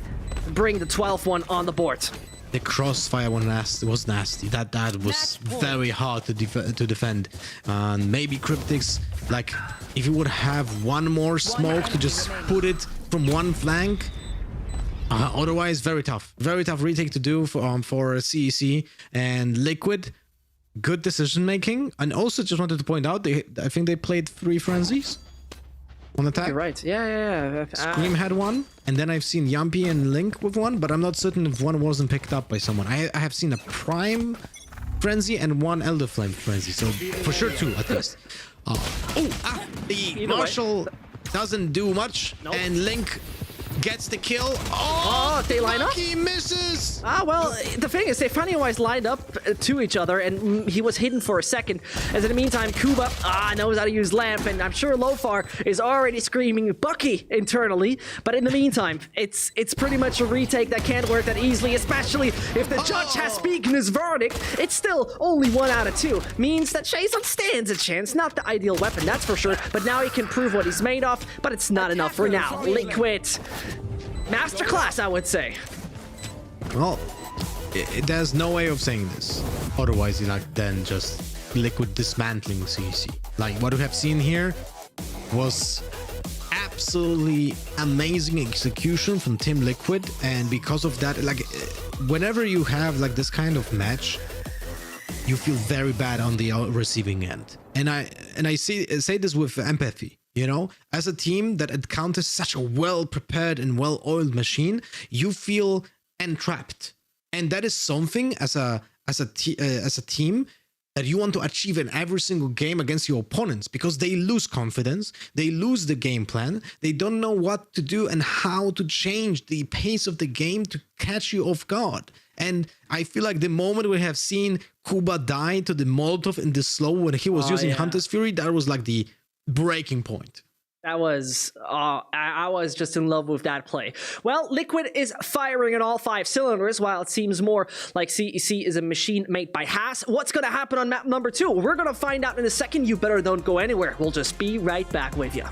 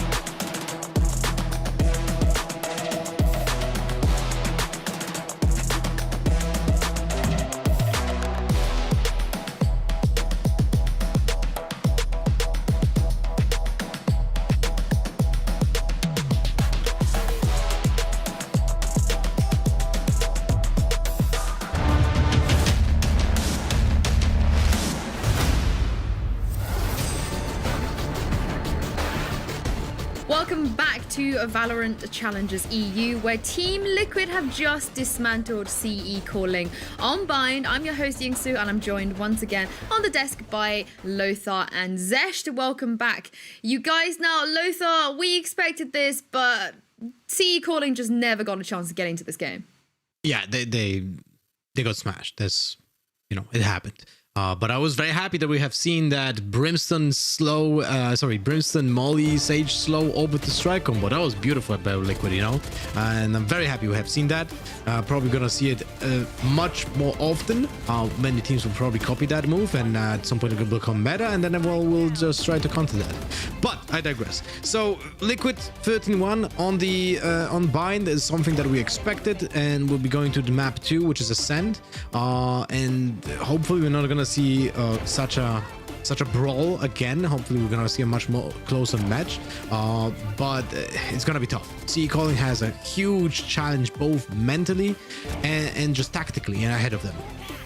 Well, first of all, I don't necessarily believe that they mentally have a challenge, because if they, or at least I hope, because I think if they're realistic, they know that there is hardly any universe where they're going to come out, as a winner, but they still play with that. I mean, you still have to play with that mentality. So I think there's nothing to lose for them here. At the same time, what I, found that crucial aspect, which left me, I don't think shivering is the right word, absolutely worried, is the entries.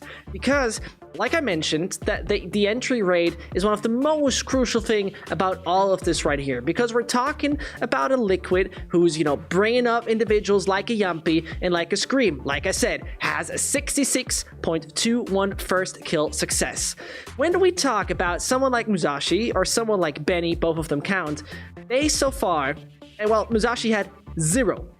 Absolutely hardly, and as well, 1 opening kill, against Yumpy, but that didn't work at all, so that didn't convert. The other ones had tried. Benny has overall tried nothing else than 5 times, failed every single time. Chazion failed every single time. So this opening side of scenario was something that probably obliterated, because they could never play off of that. Yeah, but that's what happens when your opponents just don't give you space, right? You can't get first bloods when your opponents are just running it down basically in a positive way for them. So it's very tough to counter that. And I worry about Ascend, because on Ascend, CE Calling, when they're gonna play defense first, and Team Liquid will be playing on attack. And how CEC approaches Ascend is on defense, they try to get aggressive mid control. And when you see how Team Liquid plays, they actually have a counter for that, because they play default on mid while they take control of B and A lobby. So they're just gonna be waiting for CEC to push that mid. And I feel like that's already by default. By default, Team Liquid is really favored in attack here because of that, unless CEC Calling will realize, we cannot really do that because we're not going to catch anyone off guard. So this might be a challenge. We'll see how much preparation went in for CEC Calling before this match. Well, Zescht, your point of those entries and those stats, I do feel like whether it's luck or maybe they just didn't adapt fast enough, but on Bind, CE Calling every single default in the first 6-7 rounds, they went into hooker and Scream was just waiting for them. And I feel like on your default, if there's one place you probably don't want to go, is where Scream is going to be waiting for you. And when they did change it up and they decided to push up short on A, Yampy by then had enough credits with an operator. So I feel like even if they did have kind of a firepower to be able to try and get those entries, they need to adapt. They need to realize where Team Liquid are playing and go, look, we cannot just keep pushing hooker, because even if you are the best player in the world, your odds are not great in a situation against Scream. So going on to this one, Zescht, what would you like to see them do differently? Well, first of all, what's funny to me is that we're talking about Ascend, and statistically speaking, for both players, both teams have the same kind of composition with one single difference. So on Ascend, Jet, Killjoy, Omen, Phoenix, Soba is the classic we would usually see, but this time around we have a little swap, because there is Raze in that equation for C. I think that's somewhat interesting. I think that's somewhat fascinating to see that they are so close to each other with that. At the same time, you know, when we talk about CE calling, what would I like to see? Well, I would definitely like to see right now the combo of nobody else, then obviously the guys Musashi, as well as Benny striking massively. Because both of their ACS are pretty strong when it comes down that they have this combo ready. At the same time, do I believe that this is going to work? No. Did I believe that they have the capability to adapt on the fly enough? No, I don't think they have that experience.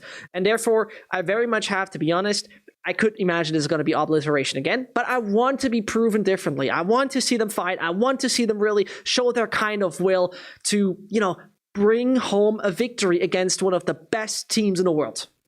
You know what? It's funny when you mentioned the small difference in the lineup, but I think it has great implications. Oh yeah. And because of the difference, Phoenix and Race, right? CEC calling has unfortunately a pretty awkward situation when it comes to the ultimates. And Ascent is a map where ultimate orbs are very easy to obtain, especially for the attackers. So not a single impactful ultimate for CE calling is a 6 charger. There's a Showstopper, there's a Hunter's Fury, and there's a lockdown ready, and that's about it. You have 3 impactful ults. The other one is Jet and Omen, which are not that impactful, so you never want to feed them the orbs, and all of those are 7 chargers. When you look on Team Liquid, they have Phoenix, and he will try probably to even get multiple orbs during one round. This is why we also see a typically from Team Liquid on attack, we see a slower pace of attack because they take the time to get control of the map, get those orbs in, right, and build that up. Because basically with Sova and Phoenix on attack, they have so much, they create so much space. The drone goes in, gets the info, then the Phoenix goes in. He already knows where someone is, so he can just run there, get that one kill, create the space, and everyone else just follows. It's absolutely terrifying to play against. I mean, being able to, well, trying to adapt to that as well is going to be hard, especially if you are a team that maybe is finding it a little bit more difficult to be able to adapt mid-game. But of course, team competitions here is interesting as well. I wonder, you know, Zescht, you said they didn't like to be too in meta, but it feels like on Bind, you know, that team comp might have worked if they actually played with no Cypher and maybe do the Fnatic way and bring in the Viper. So on this one, I've seen them play Astra once with this map, and it feels like maybe they just gave up after that. But do you think that this is where they might bring out the Astra for CE calling?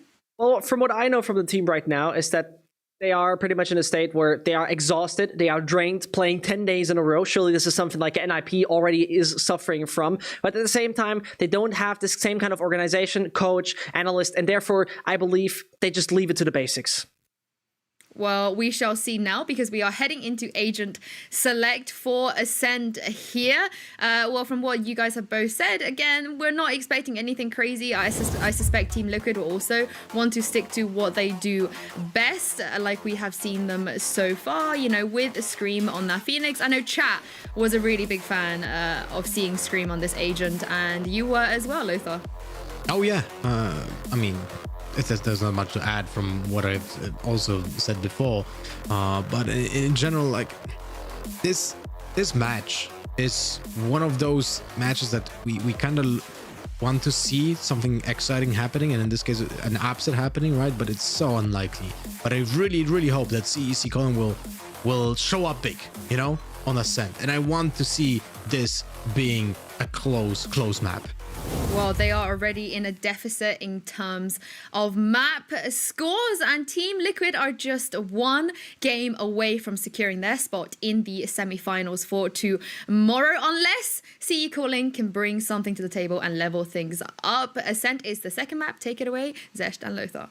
Thank you very much for that one. And well, if the Germans can bring it back and, well, head to map number 3 or not, it's all decided right here on Flying Venice, you could say. It's coming down to 2 individuals for me personally. It's going to be definitely Benny as well as Musashi right now, seeing where they can land with their team, opening up the duels, opening up the spaces. If they're capable of that, Lothar, against Liquid, I certainly got my doubts. We'll see. And by the way, I don't know if you know, but someone told me that Jet is apparently responsible for this entire strategy on this map on Who was it? You know, I don't know. Someone I met him recently. You know, he's a quiz master. Oh, really? Sounds like a horrible guy to meet. Either way, we're gonna start any second soon with Team Liquid and CEC. All right. Well, first round in this game right now. Liquid is on the attack, and we're gonna build up a split on A short and A lobby. Right. And as they start with the fashion, as they start with the action, Cryptics and Co. charge mainly down to mid. Over short, they'll come any second soon, and their room they will gratefully take. Benny is ready for a little bot, but he's blind, putting it out. First one fails. Musashi's out. Boombot does his job, and that nade might just end Scream's career. Nope, ain't happening. Can move away, but what a fatal mistake by movement. More is coming here, Lothar. Spike's about to go down, and Benny collapses. Kuba on 22 HP. Oh, he's in an awkward spot. Yampi finds the leg inside of the smoke. Link now just goes after the drone. Maybe he takes the control of heaven, but Shazen has a turret ready, but has to hide. He gets spotted by the drone. Oh, that's an awful situation. He still gets a headshot, but then dies to Yampi, and that's about it. The first round goes to Team Liquid. I don't think that's a big surprise so far. So far we have seen in this match, but man, heartbreaking so far for CEC. They really needed that pistol round. I mean, the momentum would have really helped them. That's something I would have fully agreed on, but.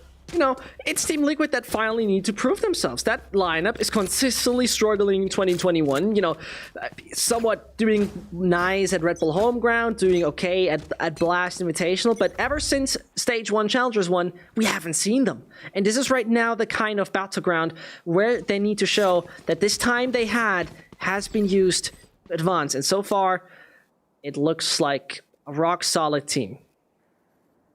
You could say they're solid, but yet liquid. Well, if you want to say that, sure you can, but... Yeah, I did it. Okay. It's okay. Man, I wish we had a Stinger, a Wasteland Stinger. It would have been such a great skin for that gun. Anyway, I digress. 5 people from Liquid slowly going towards B. Remember, this is a eco round for CEC. So they're trying to stack one side. This is why we see those 3 people in the mid, 2 guys on A trying to play retake, so they can overcome with numbers. This is why we're not gonna see anyone defend the side, because it's fruitless with just a class. There's the paint shell destroying the turret, dealing some damage to Scream, and now he closes the door. Right-click Musashi. All right, we're getting there. Running out of ammo at one point. Pure Musashi tries Kuba on his own, and it seems like the default pistol needs to close it out. Ain't happening here. And so, Liquid again on solid and strong. And we see Scream only 3 out of 6 on his ultimate. One would expect that he's already having it, right? But it's not this time. And he will not have run back for this round against CEC with all rifles. And this is, as was on Bind, this is the crucial round. This is the one that is so important for CEC to close out with as minimal casualties as possible, because you don't want to rebuy those rifles, super expensive ones. And for Liquid, this is where, even if we don't win the round, that's fine. Let's just kill some people and let's get that economy dragged down to mud. Well, I love to see Yampi on this here. You know, it's a Bucky. It's Lothar's favorite, I would say.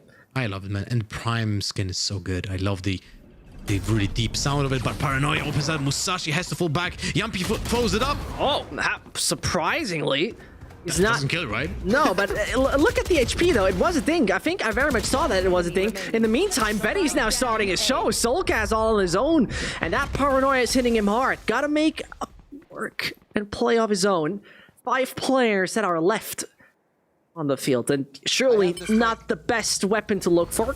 Grabs that orb, which is, well, the only helpful thing he can do right now in the scenario, and that wonderful dart taken out. He has a lot of freedom towards mid, though. picking up the orb is actually very important because now it's guaranteed that he'll have Hunter's Fury for the next round without even killing anyone. Because if he will just die, he gets another orb. One thing I want to point out, Benny this time on Raze instead of the Sky, and he's looking sharp right now. This is rounding up as a maybe even a flawless round for CEC, something they so badly needed to build that economy. There's Liquid Soulcast with the shot with the Marshal, but he dies to the one way, and that is an awkward position to be in when you try to snipe someone and there's big blue-black smoke in front of you. It's a good point you have with Benny, because usually playing Sky only except on Ascent. That is where he switches to nothing else than Raze, and he outclasses, just, you know, statistically an average, Musashi. 278 ACS he's rocking on that agent. Absolutely superb, but at the end of the day, is it going to be a big game changer in the long run? And this is the moment where Team Liquid invests fully into their rifles, and it's a fair game. Full buy against a full buy. 4 people going through mid, but Yampi dies first to Musashi. Oh, this shot for the smoke. No circumstance where he should have come out of that alive. Scream, by the way, now a single point away from his ult. So they very much might be eager to grab that in B main as they all move as a unit. Scream, go get Orb. Would be the next target. Nope, they don't show themselves too much. Moves around. Come on, give it to him.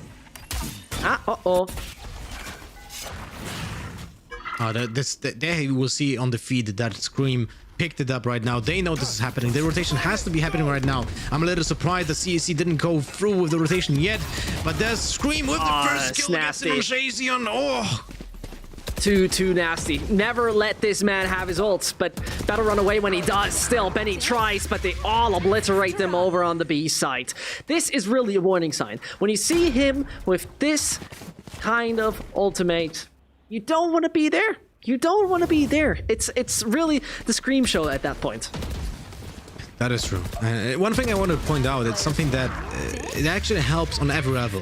If you're a casual player, if you're a ranked player, if you're playing on competitive level or even pro level, paying attention to the ultimate count at every single time that you know that someone that has like a very impactful ult is 5 out of 6, you're most likely gonna go for that orb. And you see like someone like a Phoenix pick it up, right? You don't even have to know, but when it lights up that someone picked up an orb and gets an ultimate, that's the moment when you know where exactly he is, and the rotation can be triggered even when seeing your opponent. This is where I feel like CEC could have triggered that rotation from A already, and Lucid should be running full sprint towards B, so he would have been ready to help his teammates to deal with Scream going in there with the run it back. Extremely valid points, but at the same time, you know, I have to be honest, if that would have brought them any difference, you know, it's a Scream at the end of the day. Jumpy, in the meantime, starting his ballet, immediately beheaded. And those tiny little daggers getting through the head of the Finn, bring him down to only 4. Time's ticking low. Liquid is patient about this. On an Ascend, usually, their attack times are somewhat fast, mostly between 20 and 35 seconds. You see most of their plans, most.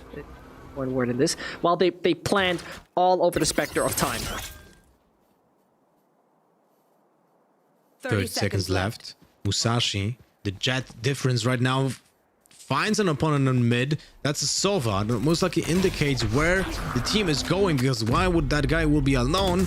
And that means they'll have to defend on B. Yeah, they Kuba do. is ready, gets the kill. Look at the timing though. 10 seconds and they'll make it on the A side. Doors pried open. And this means it's the spy coming down, but oh, Benny might just having a problem with that. Nope. Man is not finding anything with it. And it's Scream, who's still not dead. It's Ling falling. Scream show has started. It's the question. Yep, for now, for sure. One after another might come. Benny, he's out, but 6 HP. Bring it home. I have to give it to CEC. They look way better than Unbind. Benny, confident, so confident. Look at this round. There's no fear.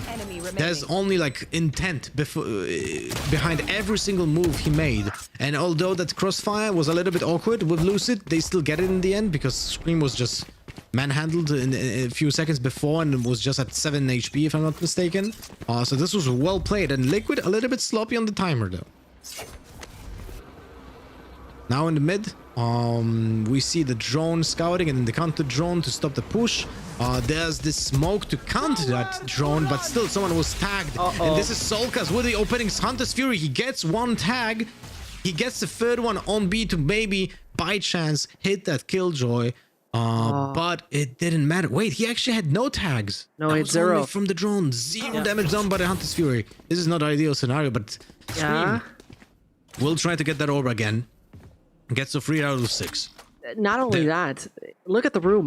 I think that Hunter's Fury opened up a lot of room right here for Yampi.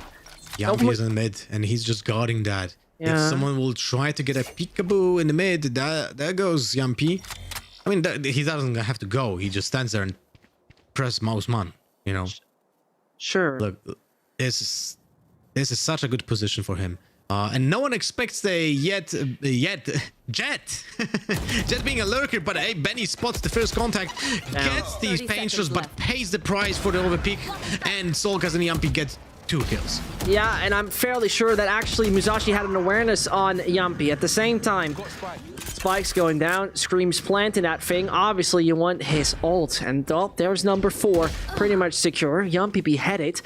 And that is the Vandal coming at you. High caliber, pretty much shredding your brain into pieces. Still, that is possible. As though a Killjoy would be pretty much that perfect little tool you would need right now. It's time to revitalize CEC as they seem to fling towards the side of A. Fine frags. And here they go. Here's the bot for you. Oh, Scream is gonna be spotted. Needs to make a move. Suddenly, he's eliminated. And this means Link is all on his own. Not really a long-range weapon. Still, gotta make the move around. Still gotta find Kuba. And he does find Kuba. At the end of the day, it's half though. And this means the third one is coming. Liquid is struggling at the moment. Yeah, and you know how this happened? Yampi opened up with that beautiful kill mid together with Solkas, but then overpeaked on Heaven A. And when he died, he opened up a lot of possibilities for CEC. Then another play by Liquid was actually pretty smart. I'm not gonna lie. Cryptix was standing on the boxes next to Heaven and was waiting for the flash from Scream. When Scream flashed Heaven, he peeked on the to see those opponents being flashed, but unfortunately whiffed some shots and then gets killed. And that leaves just Link and Scream on site, and they didn't have a crossfire setup once that plan failed on Heaven. But now this is where the round. This is something that we didn't see on Bind a single time. This is where Liquid struggles with economy. They have 4 Deagles, sheriffs, my bad, and a Bulldog. They wanted to go for the orb for Scream because he's 5 out of the 6, but they got pushed out by Sova's drone, so now they have to kind of compensate with mid control, which is successful. Jet, Yampi in this case, has a little bit of control, but has no idea if still someone might be on Pizza. Slowly but surely you have an advancement towards A short. Solkas will spearhead that with the drone, and everyone else will follow. No, not really. They know about the operator now, and the painters are both players here pointing towards the A short. Now they go through market, but the doors are closed. They might be close, but that big problem I see is Kuba. Well, taking it back. Defender Killjoy is now maybe the bigger problem. If they find Shazion, they might just also be able to destroy that ult. You just gotta find it. You gotta find that ult. Otherwise, you all might be trapped. Nope, taking that back. You just gotta find Lucid, and there you aren't. And so, one player is detained. I think that could be Link, who's actually having his hands in front of his face, but he now gotta do it all on his own. Surely, HP-wise, he's looking more than fine, whilst the others are in a bit of a problematic scenario. Cryptix has the ult in his hand, but Scream is obviously clearing the case. New else than the salient Belgian, pretty much sailing to victory. The numbers being the thing that tipped the scale towards Team Liquid when they went through that market, and Kuba was prepared for that with the Odin, but he wasn't prepared to flick between so many targets. So he gets overwhelmed with the amount of people just peeking through that through the doorway. And then on CT, when we have seen that was Link waiting for Scream to go into the smoke with him, flash, so he peeks CT and gets a kill, and that was so important to get a little bit more of that confidence there on that round. Well played by Liquid. Very well played by Liquid, and I think last weekend for the qualifiers, we saw a very interesting pattern of teams struggling in the beginning and actually at one point just getting the momentum for themselves. Maybe this is the same thing right here. As for now, it seems like the flank could become a problem, but Scream is entering the site. Yumpy's making a lot of noise. Confusion should make CEC collapse, as this is the alarm bot giving them all the signs they've needed. Oof. Massacre right now in this round. Massacre. But, you know, under-equipped. Silence. CEC calling, but with a headshot from Kuba. He has the same name as me, by the way. Isn't your name Jakub? Is Kuba Jakub? Well, in theory, it's not the same name, but people in Poland use it like simultaneously, you know, as a synonym, basically. But it's not exactly the same. Right, but right. People use it as a synonym.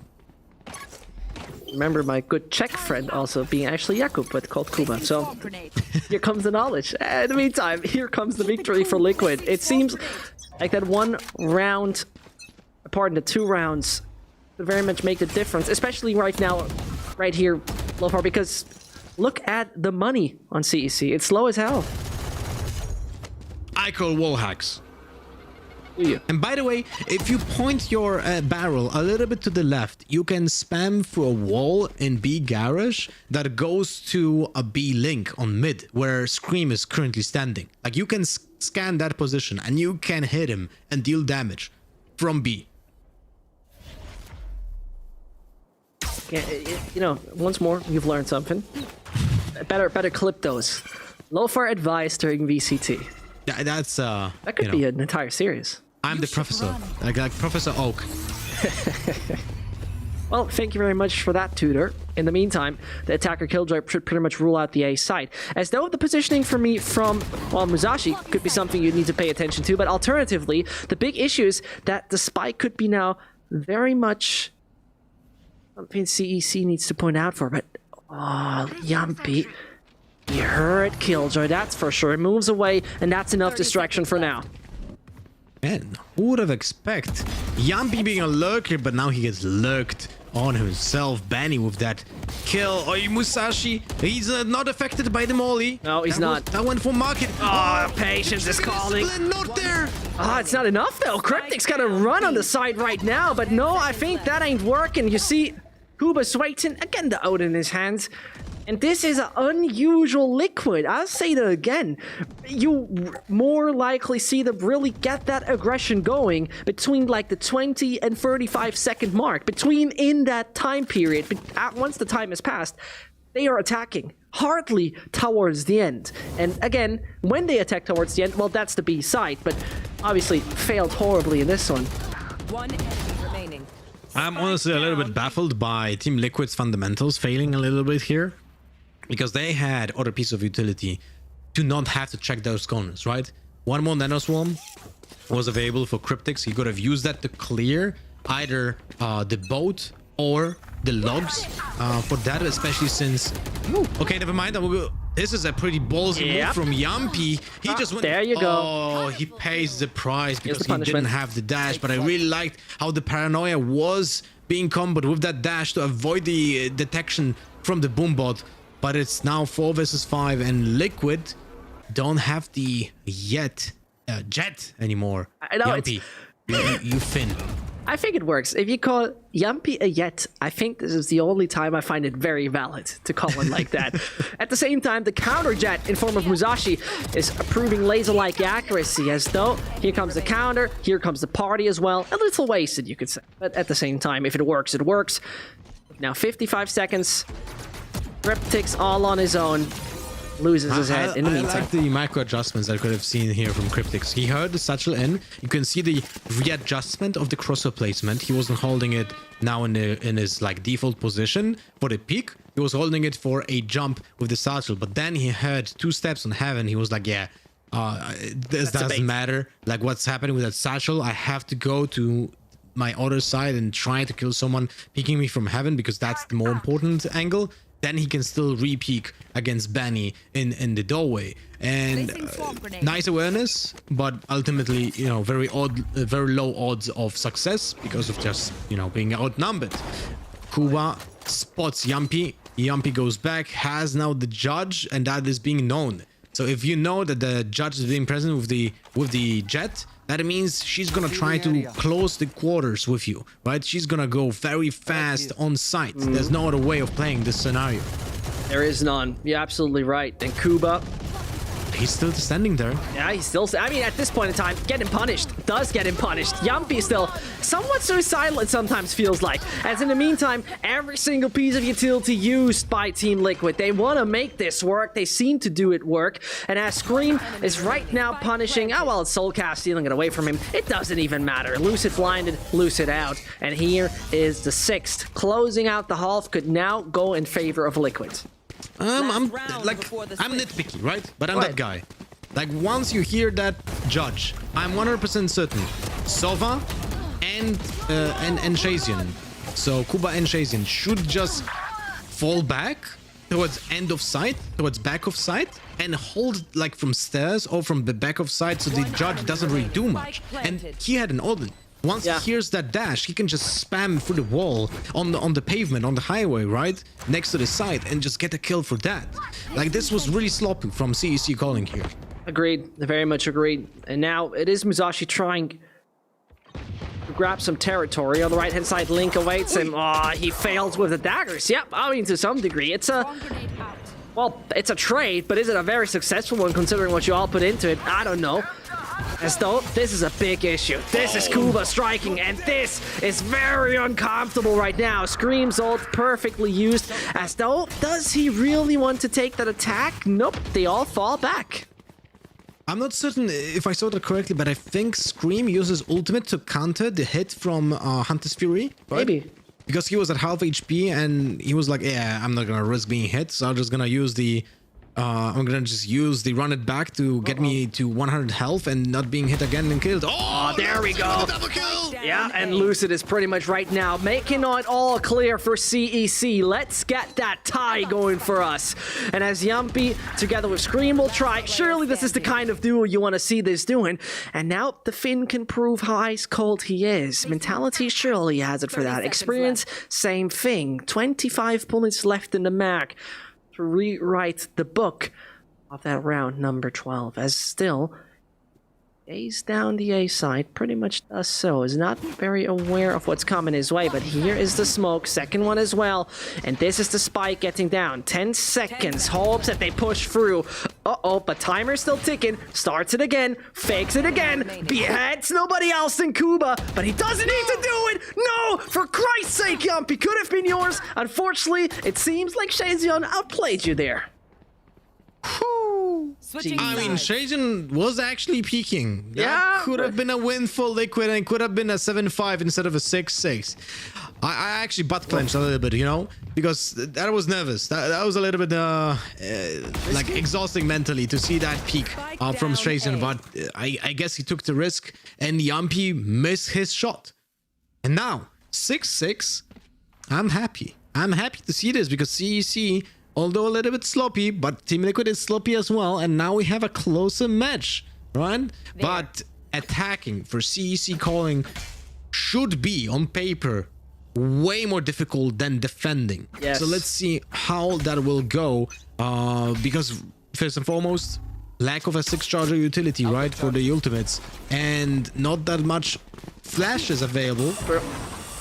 Like just the blind from Paranoia, but they go fast on the A side, and they're just being given away some real estate here. It's a free real estate. It is a free real estate, a lot of room, and a lot of possibility for the Musashi to strike. Starting off with star player Scream, as he has been taken off the server and is allowed to eat some dirt for this round. Soulcast and Co gotta really put one coordinated aggression in, as Musashi is making a name for himself. Surely there's a double coming in. The triple? Well, he's trying. He's getting it. 3 frags found. More to come, as Benny, Lucid, and Kuba are the low HP. Yumpy is taking them as a snack, and as he started with that, surely he's gonna order the meal. Is he gonna get the feast, though, is the question. Moves on, misses the first, ain't happening. Lucid is falling, and that is Link finishing the case. What a play it is, and that is Chaos, brought to you by Yumpy. What a play by Yumpy. That's I don't know if it's signature move by CNED, but I have seen so much done by CNED, like this jump on generator, It's such a chaotic move to follow because you first dash, then you updraft, then you updraft over the generator, and you have two options. You either land on the generator directly or you just fall down on side like jumpy. I mean, he was jumpy in this case. But it's really such a tough move to counter. Yeah. Like you have to, especially when you're low sense. Like imagine adjusting to that. Like it's so tough, right? Whew. Right. And well, I think I have to say, and you pointed it out, a big problem is CE calling has a 53.6 attack win rate. Liquid has a, and now it's getting crazy really, 67% win rate on defense. So it is a major difference. Though you have to say, Ascent 80% win rate on attack for Liquid. That didn't look like that. Oh, good flash from Scream. He gets the first peak, but he doesn't risk because now he's backed up by Yumpy, and now they hold the mid. They know there are 4 players there. Scream. Now he goes close. He gets at a close angle. He spams. He gets the kill. Goes to the classic. Will he right click? No, one bullet. What is happening here? I had no idea. They try to stir towards mid. Scream though. Classic action from Classic Scream. Lucid falling. There we go. 8-6 it is. And we talked about, you know, CEC. No, wait, what? No way. No way that Scream just picked up a Marshall instead of his Spectre. Did I just see that?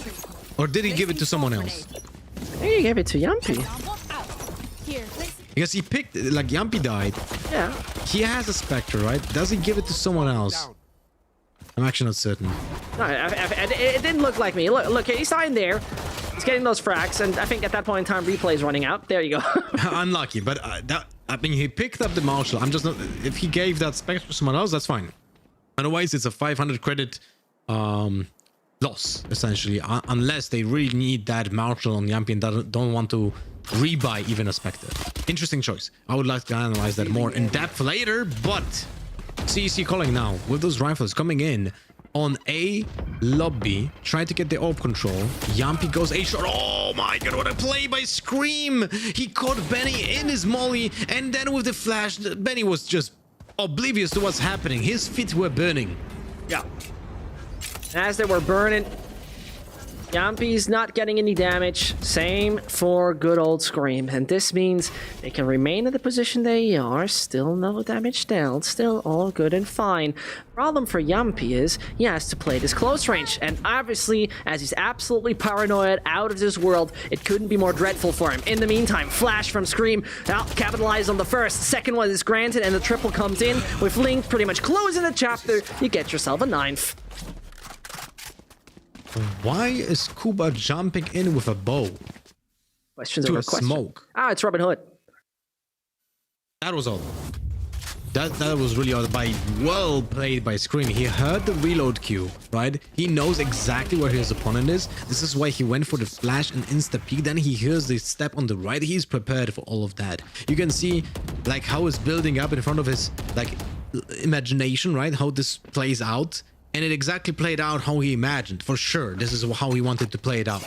So this is like the game sense coming in. Now, run it back available for Scream for the retake, but Musashi went in, but didn't check all his angles and pays the price. But Cryptics, oh, he's still alive, but that Scream actually dies on market. Yeah, and well, as you see right there, Soulcast is striking, Kuba's falling, everybody from Liquid. They're just right now on cruise control, really. No scenario where CEC was overcoming this strong walls. You can't try to besiege them with anything. No opportunity. 10-6, double digit secured. Weaponry is fine. Pretty much Warren Buffett right now, wallet-wise, on the side of Liquid. Yeah, this is looking really rough for CEC calling right now, and they're low on bank, right? Liquid is again flowing in cash like they did on Bind. They're basically Scrooge McDuck right now, and still, even with those two Spectres, they are favored in this one. Yeah. Look at Scream. He just goes in with the run back. He clears all the angles with the molly. He knows that someone might be on the left side. He's jumping. Oh. He wanted to get that jump and right click at the end. This is a very smart move because you actually extend a little bit of your vision by jumping in the last second. Spike down. In the meantime, CEC want to extend their lifetime in this game. Find the frag. Yumpy's taking the room. And he's taking his life. Means also the ult is right here and might just stop the show of Liquid. That room is massive that right now has been gained by CEC. Scream. Missed the headshot. Uncharacteristic. Oh, very uncharacteristic. Jason with the 6 HP. He has to change his position because of the shock dart. He was pushed out of the position and then gets fed to the Lions. But Link knows about the plan happening. Banny only 30 HP. They know about it. There was no heal available. Kuba what? Gets flanked. You can't Doesn't check that. his corner. Lazy a little bit on the check, but Banny, even though it gets the first kill, it's so hard to play the off angle like that. Like, you need to be out in the open from one position if you want to get that kill on Scream on Heaven. So very tough to defend. And 11 points for Liquid right now. Very close. And if I'm not mistaken, now we're gonna see, yeah, the cash is not good for CEC calling. The cash is not good. They're gonna play with what? What do we have here? We have three. Actually, it's not that bad. Scratch what I just said. Only 2 small shields. I thought the utility is actually in a worse state than it was. I guess they died before using the utility. So it's actually not terrible. Yeah, well, blessing in disguise. Finance consulting Lothar here. How can we help you, CEC? Nice shock dart to stop from a push on a lobby, but that didn't happen. But hey, Yumpy gets overconfident, gets killed by Musashi on mid. That's worrying right now. This is an aspect that I would have not expected that Liquid fall to again and again. I mean, this is what I meant, the entry thing, right? We never saw it unbind, not once. Here, it happens more often, more frequent, and it's more worrying as Musashi is capitalizing on a jumping soulcast getting away. Hunter's Fury finds another victim. I got the spike.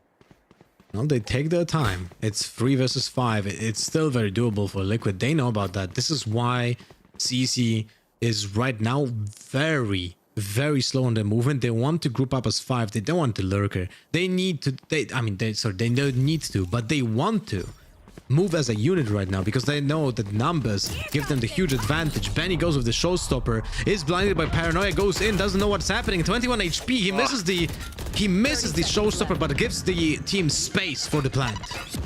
It gives them a lot of space. Further on, Scream and his crew, if they really recover themselves in this round, I genuinely think it's not possible. As, you know, sure, they have the money, right? So they're gonna dare. I would be surprised if they don't try to at least decrease the money. And this is what I talk about. Yeah, and now they really want to decrease it. And look at it. They're still on it. They're still trying. And they still want to make this possible. Here's the little bot calling. They're not in the range of the Killjoy. Link surely has to do something. Time's ticking. See you later. But they can't capitalize it on that easily. Cryptus tries, finds 2. That is his bot actually making the move. Still, it is working to some degree as he wants to find more and more. On the right-hand side, Kuba awaits him. This is still good economic damage. Yeah, it is. Maybe more? Kuba has both Shazin and Kuba have to rebuy armor as well, and the full utility because they use everything basically. While Lucid, Banny, and Musashi are on the lower side when it comes to the cash that they have available. You see Lucid with 2.6 after he bought the full shield, so most likely contemplating now other choices. And there we go. There's a small shield instead of the big shield. And we see 3 small shields, but 5 rifles. When it comes to utility, everything is available, so that's not that bad. Lucid has his ultimate available. Ooh, Kuba gets counted. That's a good lineup to counter the drone. 100 credits to counter a drone worth 300 credits and deal half of a HP. Profit. What a deal. What a deal. Yeah, best trade deal I have ever seen. By now, and you get yourself another owl drone for Soulcast. And as he's moving that one down middle, poor Kuba struggling and slow on HP. Gets his start out, but doesn't find any information. Musashi, though, nobody even had a clue. Great timing from Musashi, very aware lurk, and that allowed him to just go for that. Yumpy! Beautiful by Yumpy! He just ignored it. He baited his opponents into peeking, and Scream gets the kill. Link gets the kill on the side, and now Lucid and Jason alone. But no ammo for Link. So seems like right now Secret, pardon, Scream is gonna be the one who's taking another bullet into his head. At the same time, I mean, surely he has got so much information. He himself got his team in a good spot to take down Shazion, the 16-year-old who was rejected from Rainbow Six Siege Pro League. Is now trying to make his mark in Valorant. And as he's trying to make his mark, Yumpy Airlines is coming. Does he get a free flight out of the server? Yes, he does. See you later. 12th round for Liquid. Secure it. And that is a deal, Lothar. I really liked what Shazen tried to achieve. He saw that the turret is not encountering him when he was next to Generator and close to Heaven. So he wanted to change his position without giving out, without giving away exactly where he was. But the moment Yumpy goes through the doorway and checks the left side of the Generator, that's where everyone knows where he is. That's the moment when he cannot be a Generator because the other side is being checked by Cryptics, and now he's under Heaven. He's known. A little bit sloppy peek from Liquid, but still Yumpy prevails with that glide in the air and the knives like just being so precise. Whatever he's doing, like this is the power of Jet when it comes to the Stormblaze and the glide. Like your opponent cannot really have a good crossover placement against you, and yet you have the perfect accuracy and no recoil.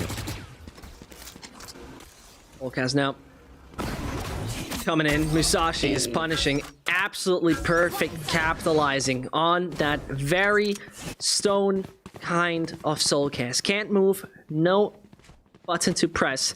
At the same time, the ults on the side of Team Liquid are good. As I say that, problem just might occur. So, yep, that is Link in a very uncomfortable spot. Scream on his own, got his ult ready if he wants to use it. Doubt that he's gonna do so. 78 points of health left. Dare to peek Scream, risky kind of thing to do. As Musashi is now isolated from it. He could hover above it. Does he see him? Wait a second! Big mistake, Musashi! But someone is running out of ammo. Oh my, imagine Scream having a little bit more ammo, like just maybe 1-2 bullets. Oh no, never mind, he was a full HP Benny, so you needed like 2 bullets, essentially. But that was so close. The whip from Musashi was a little bit tragic, sorry. But the opening on Sova was beautiful. This is why I stopped playing Sova in solo queue, by the way. Because I was always caught off guard by a Jet. And I was like, yeah, I'm done. I'm not going to do that anyway, you know, anymore. But it's beautiful. People started taking advantage of Sova's droning. Like we see Aftershocks being used by Breach. We see the paint shells, the lineups from Shock Darts. They're being harassed. Absolutely. Right now, the Sova players. Need a bodyguard for that. Yep.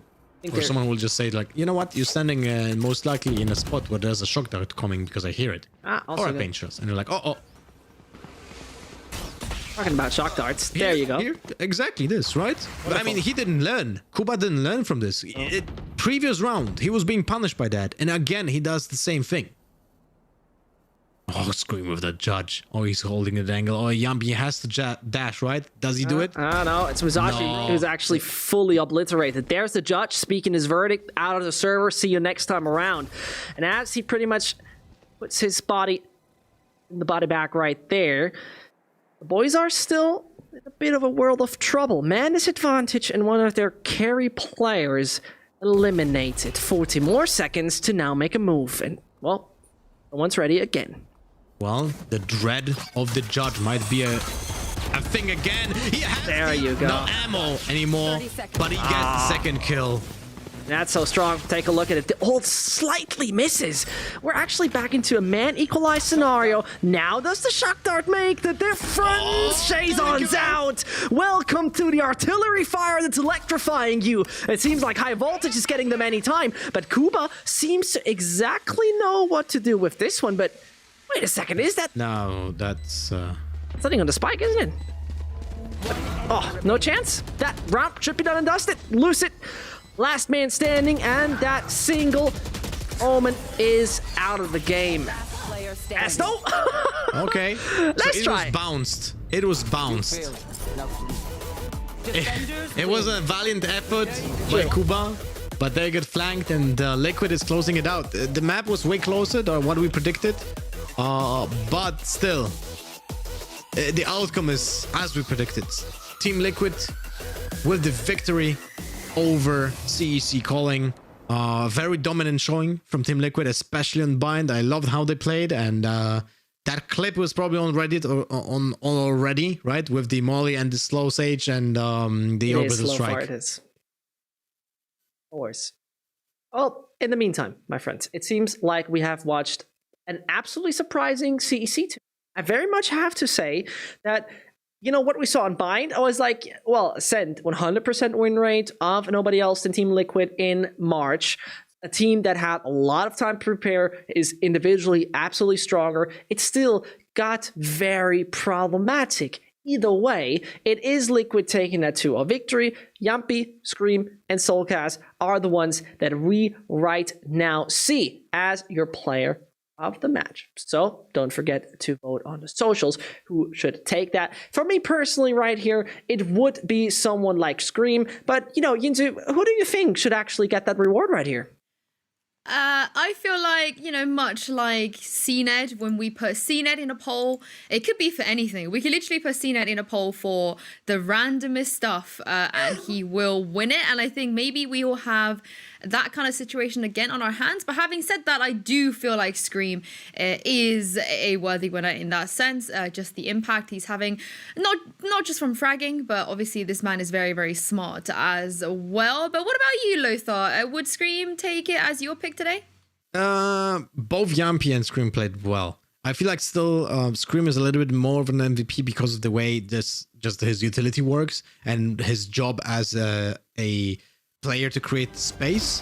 But Yumpy is getting better and better at Valorant, and that Bind double kill on A short with the Raze flying in front of him and just hits that, like, that was nuts. That's the thing, right? There are a few moments where I sit here and I watch Yumpy, like, wait a second, how did he fail that? Did he just miss that operator shot that seemed so easy? Did he just misuse his ult this and that way? And at the same time, I think three months from here, Lothar, this is going to be a different story. This is going to be both of those star players fighting big time who's getting that MVP every game. Well, I do feel like Lothar here, Liquid have put on a great performance. You know, we expected them to win here, and so they did with a 2-0 victory. But on Ascent, there were a little bit of teething even issues. What do you think went wrong in those early rounds? I feel like there was nothing going wrong really from Liquid. Is more like a CEC Calling just waking up, you know, and Benny being an impact fragger and the beginning of the game was actually very important for the success, let's say, of not being smashed by Team Liquid here, right? They won so many rounds because Benny actually opened up a lot. Then we have seen Musashi waking up on attack when he had those opening first bloods on many rounds, or the crucial lurks. And I feel like that was more of the problem for Liquid than something that they felt themselves. Although we have seen a little bit sloppy like peaks and just lazy checks from Liquid, and I feel like that was just because they had such a dominant showing on Bind. Right, and I do believe that if they would have just found that same success on map number 1 in the form of somebody like, I have to say, Benny, I think they could have worked quite well. I do believe that put him, I'm not quite sure if it's just him and Ascent, but it feels for me very much like Benny in this role as Skye is maybe a great util player, extremely useful in many scenarios, but does he at the end, when he has consistently, and this is the thing, consistently this sort of impact on Ascend individually, does he belong in that role on all the other maps? Surely as an outsider, I can't judge. At the same time, when I take a look at it, it feels like this should not be a thing. This should be him playing more of this aggressive duo together with Musashi.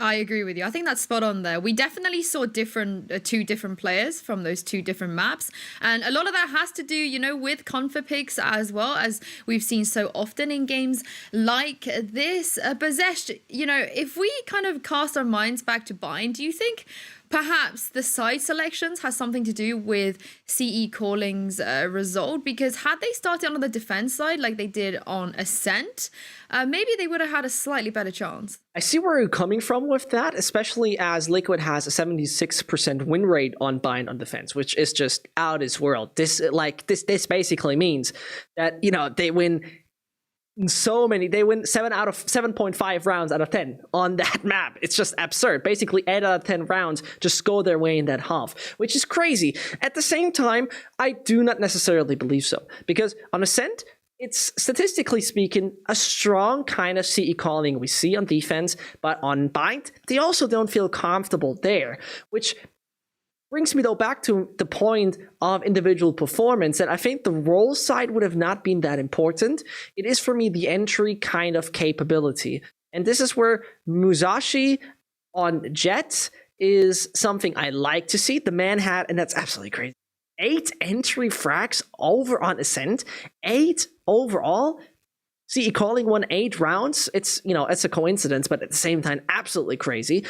Only one of them on Bind, where he played Raze instead of Jett. Is that maybe also something to put in consideration for an outside perspective? Yeah, possibly. In the inside perspective, well, we have to see by time.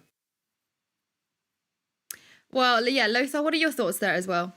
I definitely agree. I feel like when it comes to the confidence level of CEC calling, there were some issues on Bind, but Benny seems to be fitting well on the Raze, at least in this match. I know that he plays mostly on Sky, but there's still a lot of, from what I heard at least, they want to play together. So there's still a lot of stuff to fix as a team. There's a lot of fundamentals that might have been lacking. We have seen Kuba like just use his utility straight out in the open and dying a lot of times.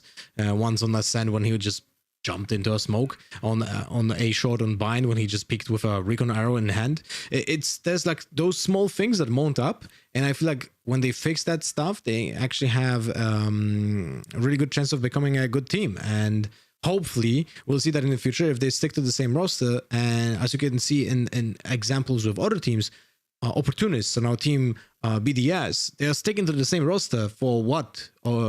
A year now, almost a year, and they have found success at some point, which was the case in the time before. So there's I hope they'll stick together, you know. Well, let's talk about Team Liquid here too, because obviously they snatched that victory, which means they're going to be in the semi-finals tomorrow. Lothar, it's been a while since we've seen them on a win streak like this, and especially at the top of Europe, but they weren't challenged that much today. No, and this, you couldn't say that this was like a walk in the park for them, like a warm-up basically, and the big tests will be coming ahead of them when they will play the next match. Which will most likely be Opportunist or NIP that we'll probably see in a few minutes. And this will be the big test for them. Like Team Liquid so far in the past weeks played against Ninjas in Pyjamas, right?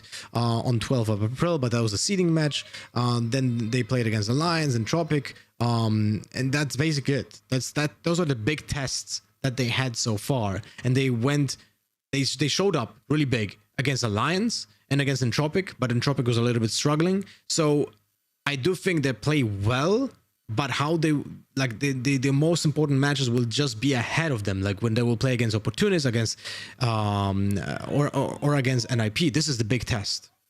That will be indeed, and thank you very much there, Lothar.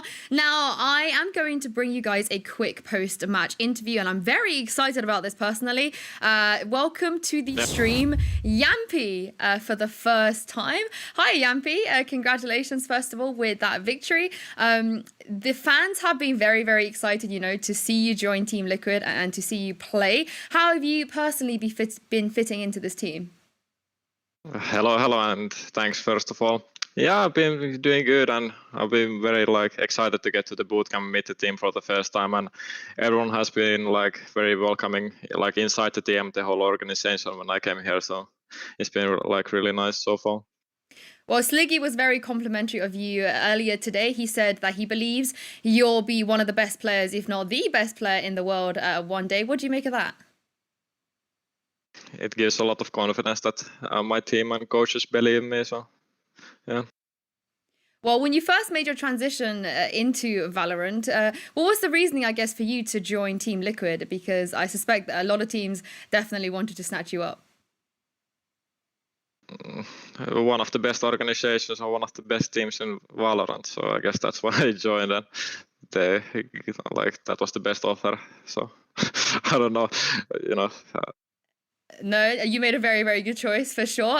You know, we have known that you're going to be the Jet AWPer for a while. They've been sort of working on trying to integrate you into this team as the Jet AWPer. And Sliggy said that you're going to be kind of sticking to this specific agent for a while. What do you make of her right now? And also, what are some of the other agents that you like to play? Yeah, I think the Jet has been real nice. I like to play with it, and you can do a lot of I would say stupid stuff and get away with it. And yeah, as for the future, I want to play Yuri. He's one of my favorite agents to play ranked, so I'm excited to get practice that agent. And yeah. Will you be AWPing on this agent too? You never know. Maybe I do AWP picks and TP back, but you never know. Oh my goodness. Well, actually, do you feel like this agent can be viable? Because throughout competition, ever since he's been released, no team has ever chosen him, at least on stream, I think with the exception of Rick's GG. Yeah, I think there's at least the new patch what they buffed him. So I think that if you build around some tactics around it, I think it's gonna be very useful. I think those abilities the agent has can be very useful in some situations. Well, with the exception of yourself and CNET, and now I guess Durka as well, in Europe, we don't see that many people sort of sticking with the Jet AWPer every single round in the game, at least. Do you feel like that this is a meta that kind of needs to come in and it's still strong, especially after those nerfs to the operator? Absolutely. Yes, I didn't play with the the old AWP. I just heard that it was much better, but yeah, I think the AWP is still probably the best gun in this game, and if you just know how to use it, I think it's gonna be so useful in every game. Well, you definitely know how to use it. Well, thank you so much for joining me for an interview, and we'll see you here back on stream tomorrow. Yeah, see you guys, and thanks to fans for supporting, and terkkuja. Well, Lothar and Zescht, let me bring you guys back in. Lothar, the Yoru pick, it doesn't seem like a bait to me this time. I think he's being serious. I mean, why not, right? He's a great player, has a big brain. Maybe he can make the Yoru work. He is one of those agents that is very flexible, right? Because you can either lurk or with the teleport or just go basically have a get out of jail for free card, with the teleports. I wouldn't be surprised if he finds usage for that, but definitely it's harder to make your work than just Jet. That's for sure. And also you have to have in mind that Yoru's ultimate has completely different role than Jet's ultimate. So that would create like a second runner back, but with the ability to shoot, essentially. Yeah, Zescht, what do you make of that? Is Yoru an agent that you'd like to see more in competitive play? Yes, I do. Actually, on Monday, I saw him in a German league actually being used, not as a troll, not as a joke, and being seen as a very effective agent. And I do very much believe. One thing I really have to point out, I hope very much we're going to see more interviews of Yampi, because it gives me this wonderful vibe Kimi Räikkönen vibe. And this is so amazing. I love this interview, straight to the point, exactly knows what he's talking, nothing fancies around. Straight to it. And he means business. Absolutely. I think he's not trolling when he says he's going to play Yoru. Yeah. He's going to play Yoru. And this is something I love about the Finns. Perfect mentality for such a game. I think you've summed it up well there, because a lot of the times we do hear people that like to, tease us a little bit. But from what he said there, I believe in the Yoru pick that could potentially come in here for Team Liquid. And again, we've seen this with other agents in the past where people never believed in Viper. But of course, when Fnatic implemented this Viper, everybody then started using the Viper, and we saw some buffs as well. So anything can happen. And before we go to a break, I just wanted to announce that Scream was your player of the match from everybody that voted celebrated at home on Twitter. And, you know, Zescht, we expected this, you know. Yeah. Who else? Scream is just the headshot machine. He's there for a reason. I mean, individually speaking, his stats just 350 ACS over 200 ADR, 7 entry frags, never died once in an entry duel. There you have it. Scream stats by the book. Yeah, I mean, Scream is the perfect person for stats. He's just so clean when it comes to every single one. Well, he will be back in action tomorrow, but we're going to head into a break right now. And when we come back, NIP will be resuming their match against Team BDS.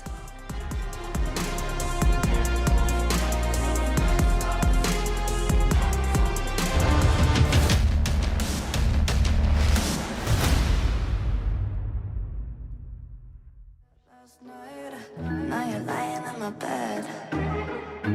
Must have been a dream last night, but I can hear what you're saying.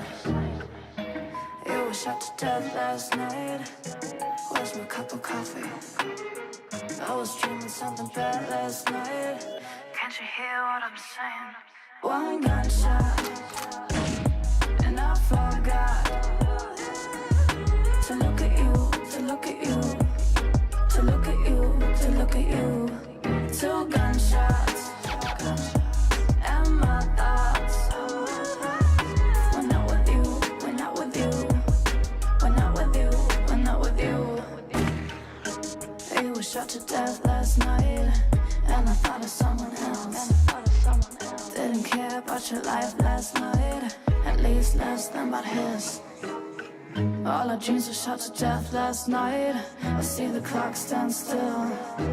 Nightmares at your heart sometimes, but this is unbelievable. One gunshot, and I forgot to look at you, to look at you, to look at you, to look at you. 2 gunshots, and my thoughts. We're not with you, we're not with you. We're not with you, we're not with you.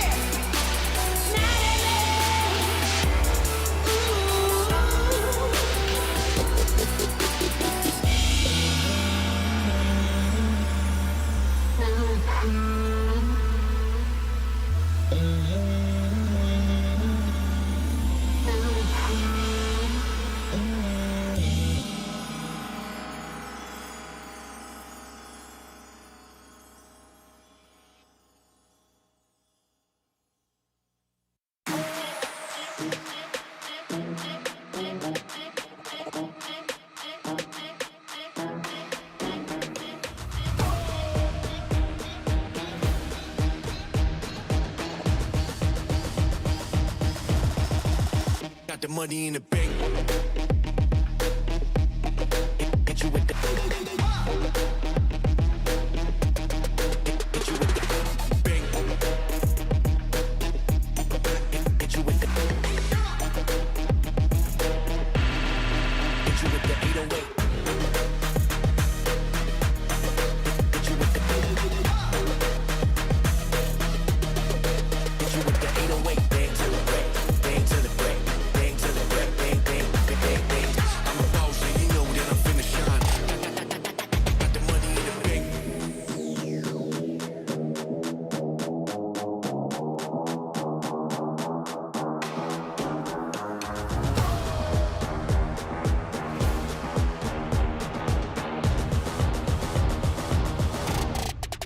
Got the money in the bank.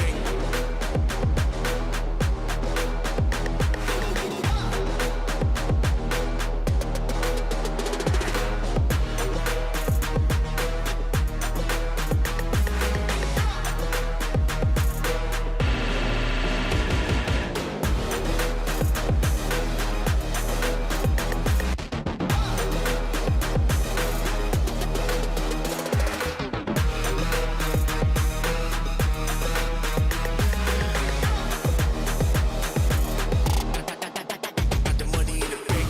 Bank, bank, bank, bank, bank, bank, bank, bank, bank, bank, bank. Got the money in the bank. Hit you with the 808. Hit you with the. Hit you with the bank. Hit you with the. Hit you with the 808. Hit you with the. Hit you with the 808. Bang to the break. Bang to the break. Bang to the break. Bang, bang, bang, bang, bang. I'm a boss, and you know that I'm finna shine. Got the money in the bank.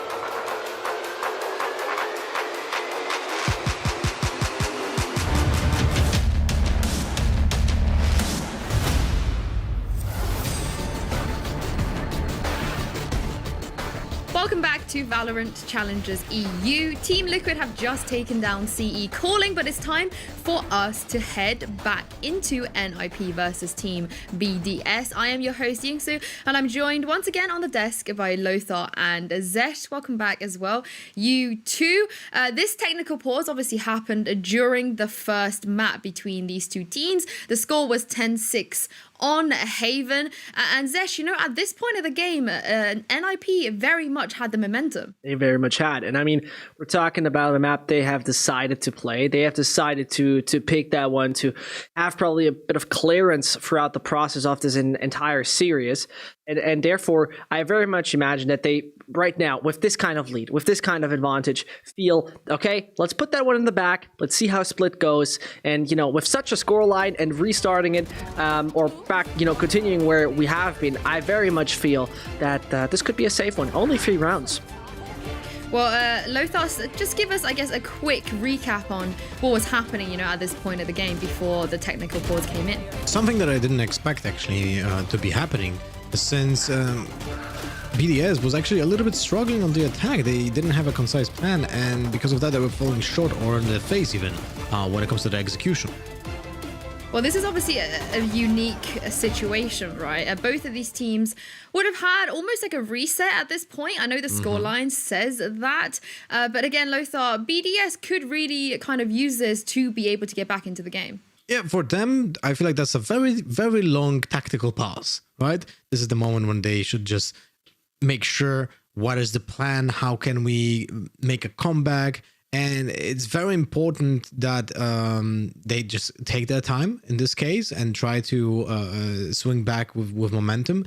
But kudos, by the way, to Valorant Esports organizers here to not force NIP to play in a 4 versus 5 situation. So very happy to see that we just get this match going.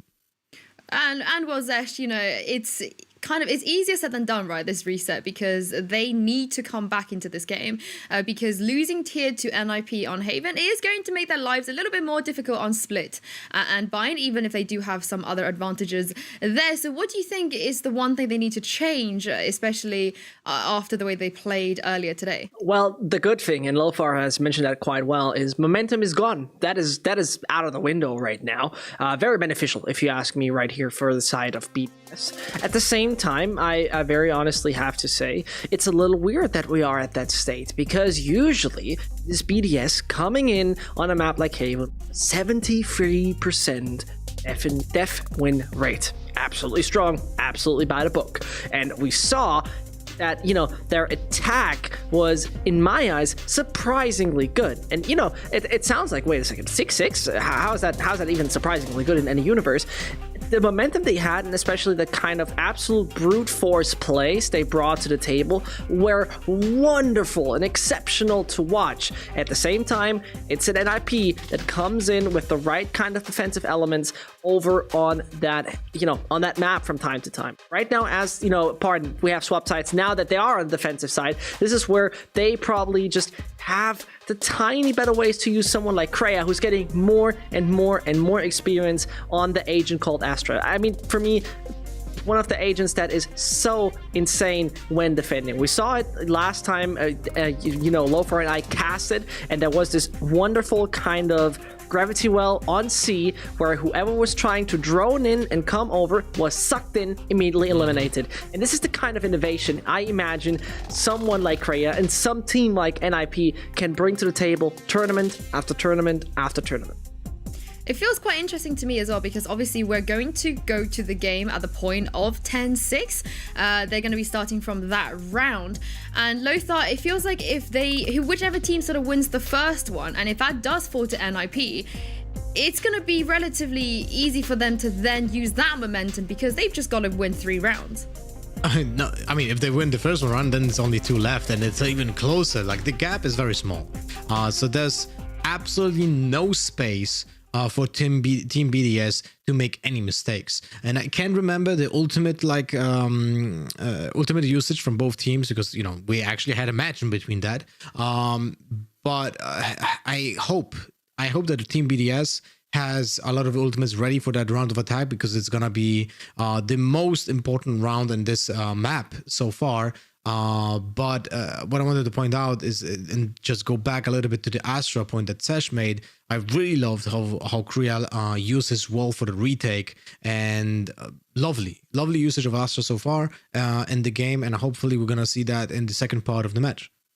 Well, after Haven as well, so whichever team takes this, we still have to see Split and Bind. We'll definitely see Split. Bind is only, you know, if one of these teams are able to level things up. Zescht, do you think we're going to see Bind today? Well, that's really one of the questions that I personally find a little difficult.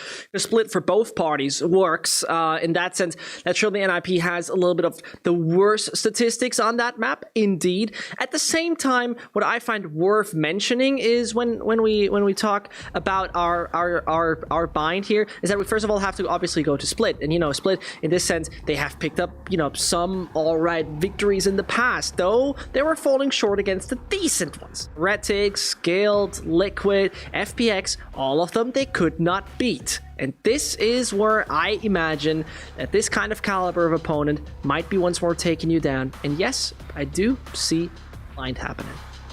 What about you, Lothar? Do you think this is a 3-mapper that kind of we expected right heading into this game?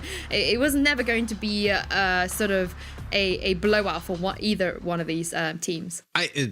I don't think, I hope in this case, because I really want to see those teams just battle it out. I'm a big fan of Team BDS since a long time when they showed up in the first challenges and just made those insane clutches. Like, I would just love to see them play 3 maps against NIP making that huge turnaround with how they didn't start off hot, right? But after a few months, Akukos made the team work. Like, I feel like that inclusion of the IGL, that's something that many teams started to realize, that Valorant is such a complicated game that having in-game leader that is capable of micromanaging to some degree and macromanaging obviously at the same time the entire team is crucial and imperative for the team's success. And this is why, an example, G2 is struggling lately, right? They didn't get any good results because they didn't have a IGL that could go forward and make that team work. So absolutely amazing to see that NIP does actually make the turnaround. You know, in Europe, there's only one man who's on the same caliber as Akukos, and that is Angel. Both with a lot of experience in incredible amounts, actually, coming in from nothing else than CS. You know, those guys have been superb IGLs. They were A+ on what they were doing. Never really got to lift those big trophies for sure, but you know, IGLs are really those unwanted roles. You need them. They are the game changers. At the same time, they always look miserable on the scoreboard. And there it is for me that, you know, JD in the interview said, I think I have the best caller in the world. I think this is the best IGL I could ever ask for. And you know, a man who was there at the rising times of, you know, someone called Very Games back in 2013 and 2014, together with Scream. You know, the Belgians were pretty much in love with each other back then, and leading them the charge, bringing them into majors, bringing them into the biggest tournaments. And yes, this is where nobody else in European Valorant except Angel has this kind of experience, this kind of calmness, this kind of knowledge. Nobody, not even one person. Well, of course, you know, that also freed up room for Rhyme, right, who was on that IGL role before, and now he is absolutely flourishing, not having to kind of worry about those things that existence to him at this point, or Akukos, as he is now known as, is basically just a second nature. This guy has been IGLing for a long time, like you said there, Zescht, but looking ahead, because the winner of this matchup will be playing the winner of the earlier quarterfinals we had, and of course that was Team Liquid. And if we start with BDS here, Lothar, you know, in a scenario where they are the team that goes through today, how are you feeling about that matchup tomorrow against Team Liquid? I actually think, based on the playstyles that all of those 3 teams present here, so NIP, Team Liquid, and Team BDS, I feel like Team BDS is actually a stronger opponent for Liquid, because they're just better on defense, while Liquid seems to be better on attack. And because of that, Team Liquid might have a little bit tougher battle against them. Obviously, you know, how it pans out in the game, we can't really predict. We can just sit down and try to analyze that.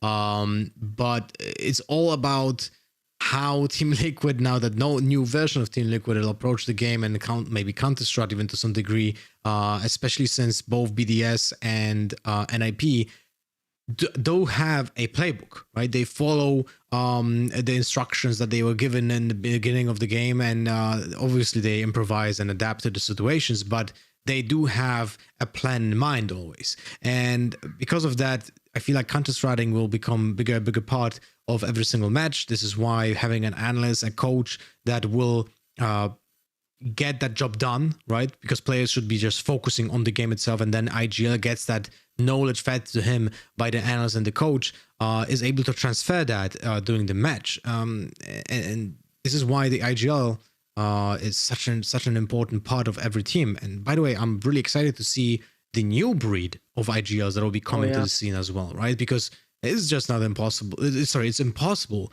to have only, like, let's say, it sounds kind of bad, recycled like IGLs, but you know, IGLs are the veterans, right? Those are the people that have years of experience just leading a group of players and doing that successfully.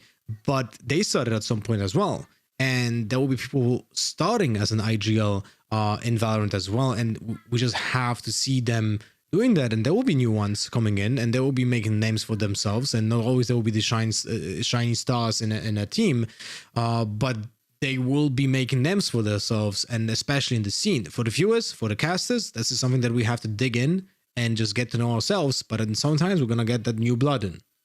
I think Boast is probably a good example of what you just said. You know, he was never an IGL in CS. He turned IGL in Valorant. And I think for someone with limited experience, he's doing pretty well with the group of players that Fnatic are putting together over there for sure. And of course, Ozzy, he is very, very promising. And it'll be interesting to see what he does with G2 as well. And Zescht, I asked Lothar this question, but I'm going to ask you as well. And if you were Team Liquid, watching this, who will you be cheering for right now?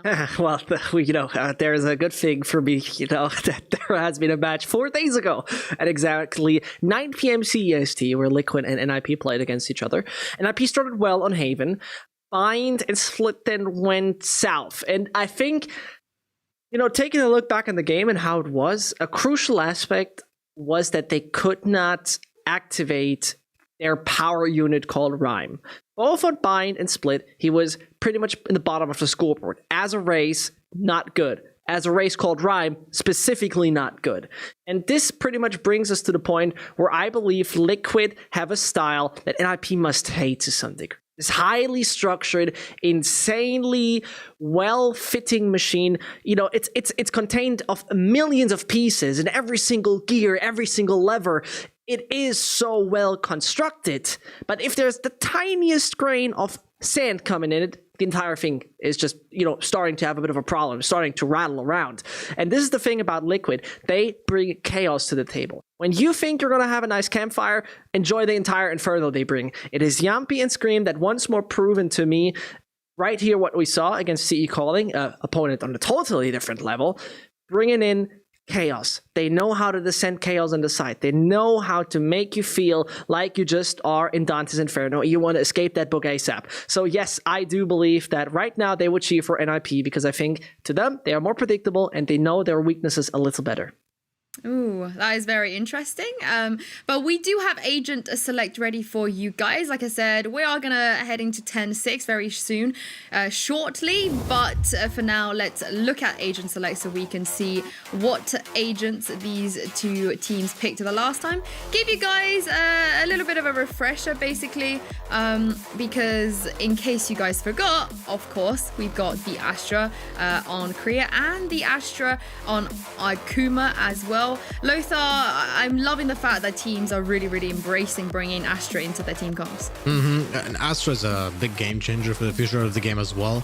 I think I talked about that a week ago on the cast, but I will bring it again because I think it's one of my favorite things about the agents. This is the first agent in my mind that is being shaped by the player and not the other way around. Like when you play Phoenix, like you're being designated a role, right? You know what you have exactly to do because that's how the agent is designed.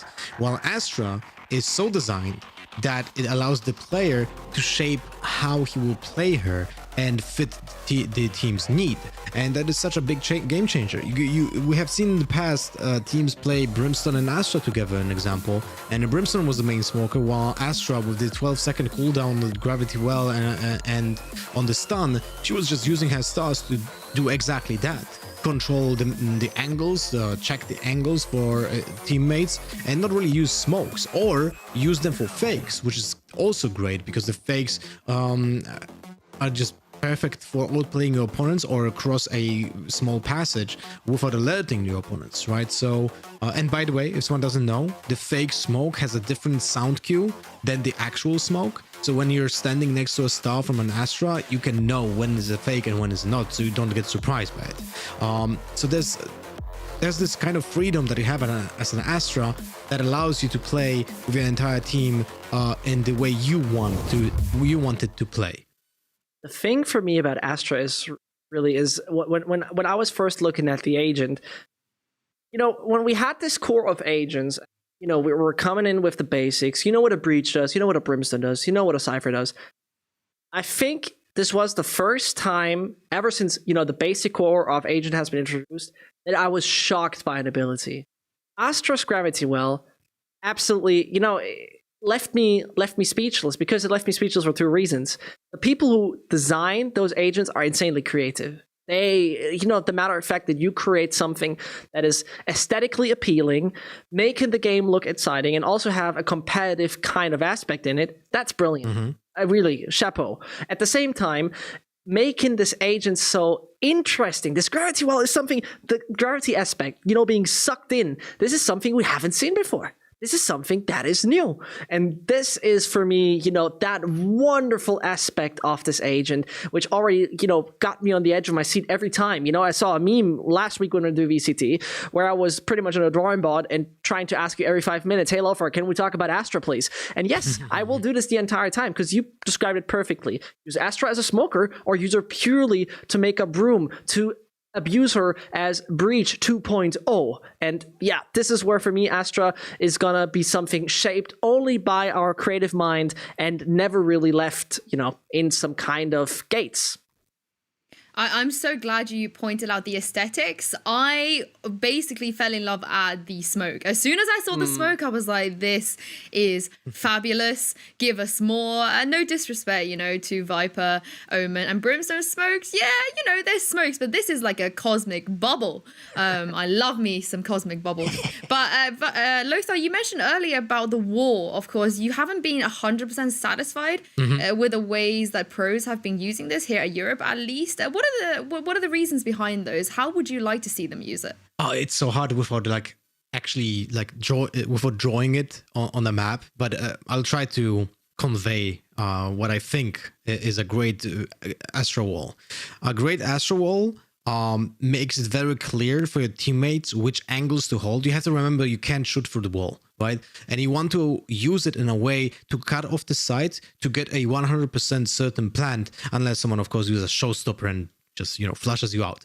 But the thing is, if you plant, you can actually body block someone trying to peek you, and that means you can be in a certain spot always planting and be 100% certain that you're not gonna get peeked like from behind you, and then your teammates can hold the other angle.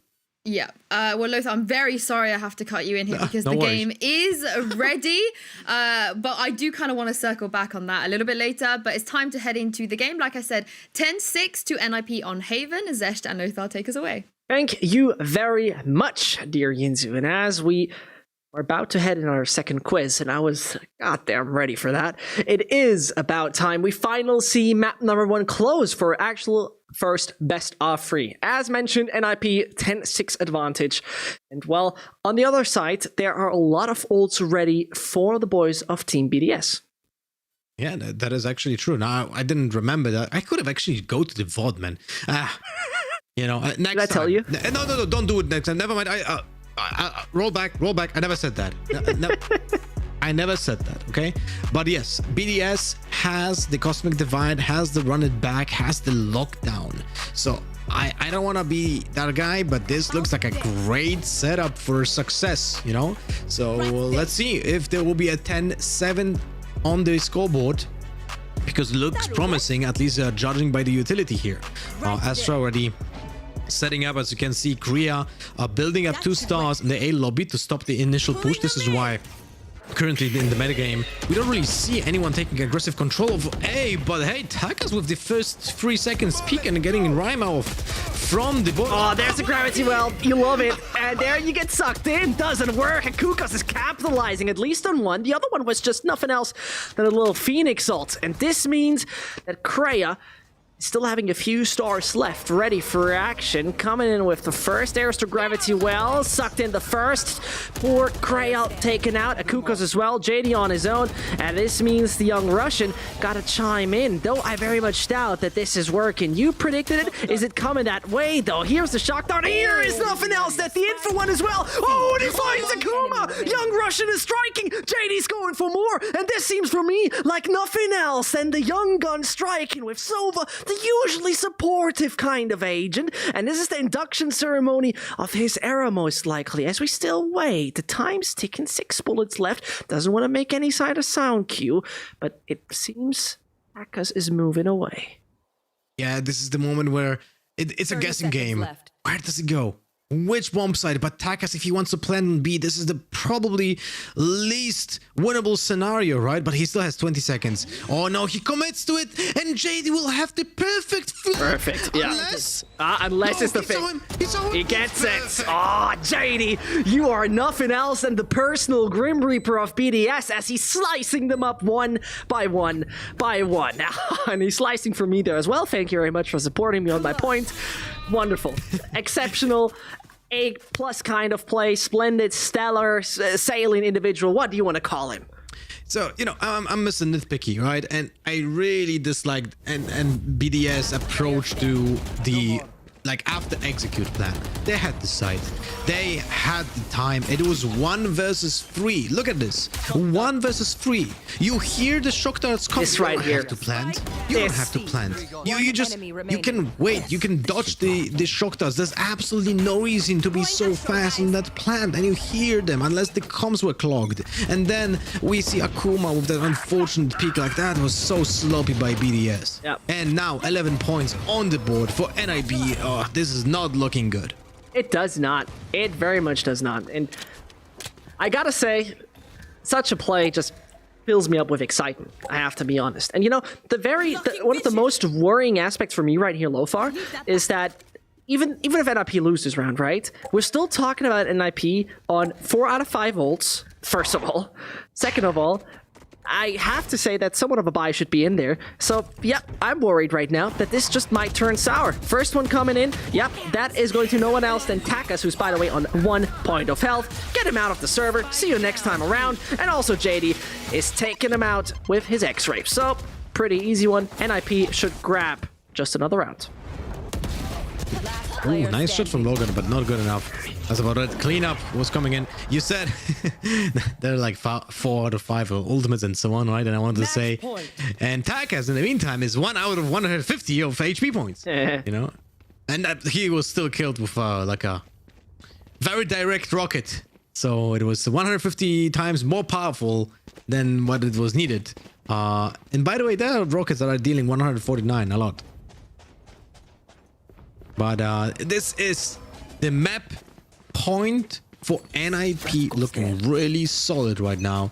And we have the lockdown, we have the Cosmic Divide, we have the Hunter's Fury for BDS. On the in the other side, Kreia with the counter Cosmic Divide. And let's see how that will happen, but BDS has to open up with one of those ults. Like, they have to use it to just get a little bit of space, or even the first blood. It seems like Hoppy is just running in. There you go. And look, Chihuahua gets a double, gets triple secured from him. That is masterclass in leaving the garage closed. You don't even touch my Porsche here. Get out of here, kids. And as he's looking for that ace, might be just stopped in the process for sure. I mean, a 4K must be more than enough. I remember this Gravity Well quite well, and so it seems like poor Rodent has to now perform a miracle, and he's still trying to strike against way too many. Rhyme is rather even back, and there we have it, 13-6. I'm not happy, and I'm not happy as well.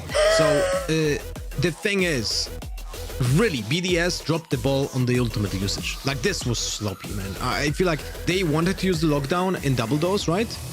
But they didn't use anything to get control of the double doors first. Like the only thing that they used was basically Hoppy going in with the Phoenix, using his flash, and that's it. And then they went with 3 people. But Chihuahua had the superior positioning. They were caught in a crossfire. It was very awkward.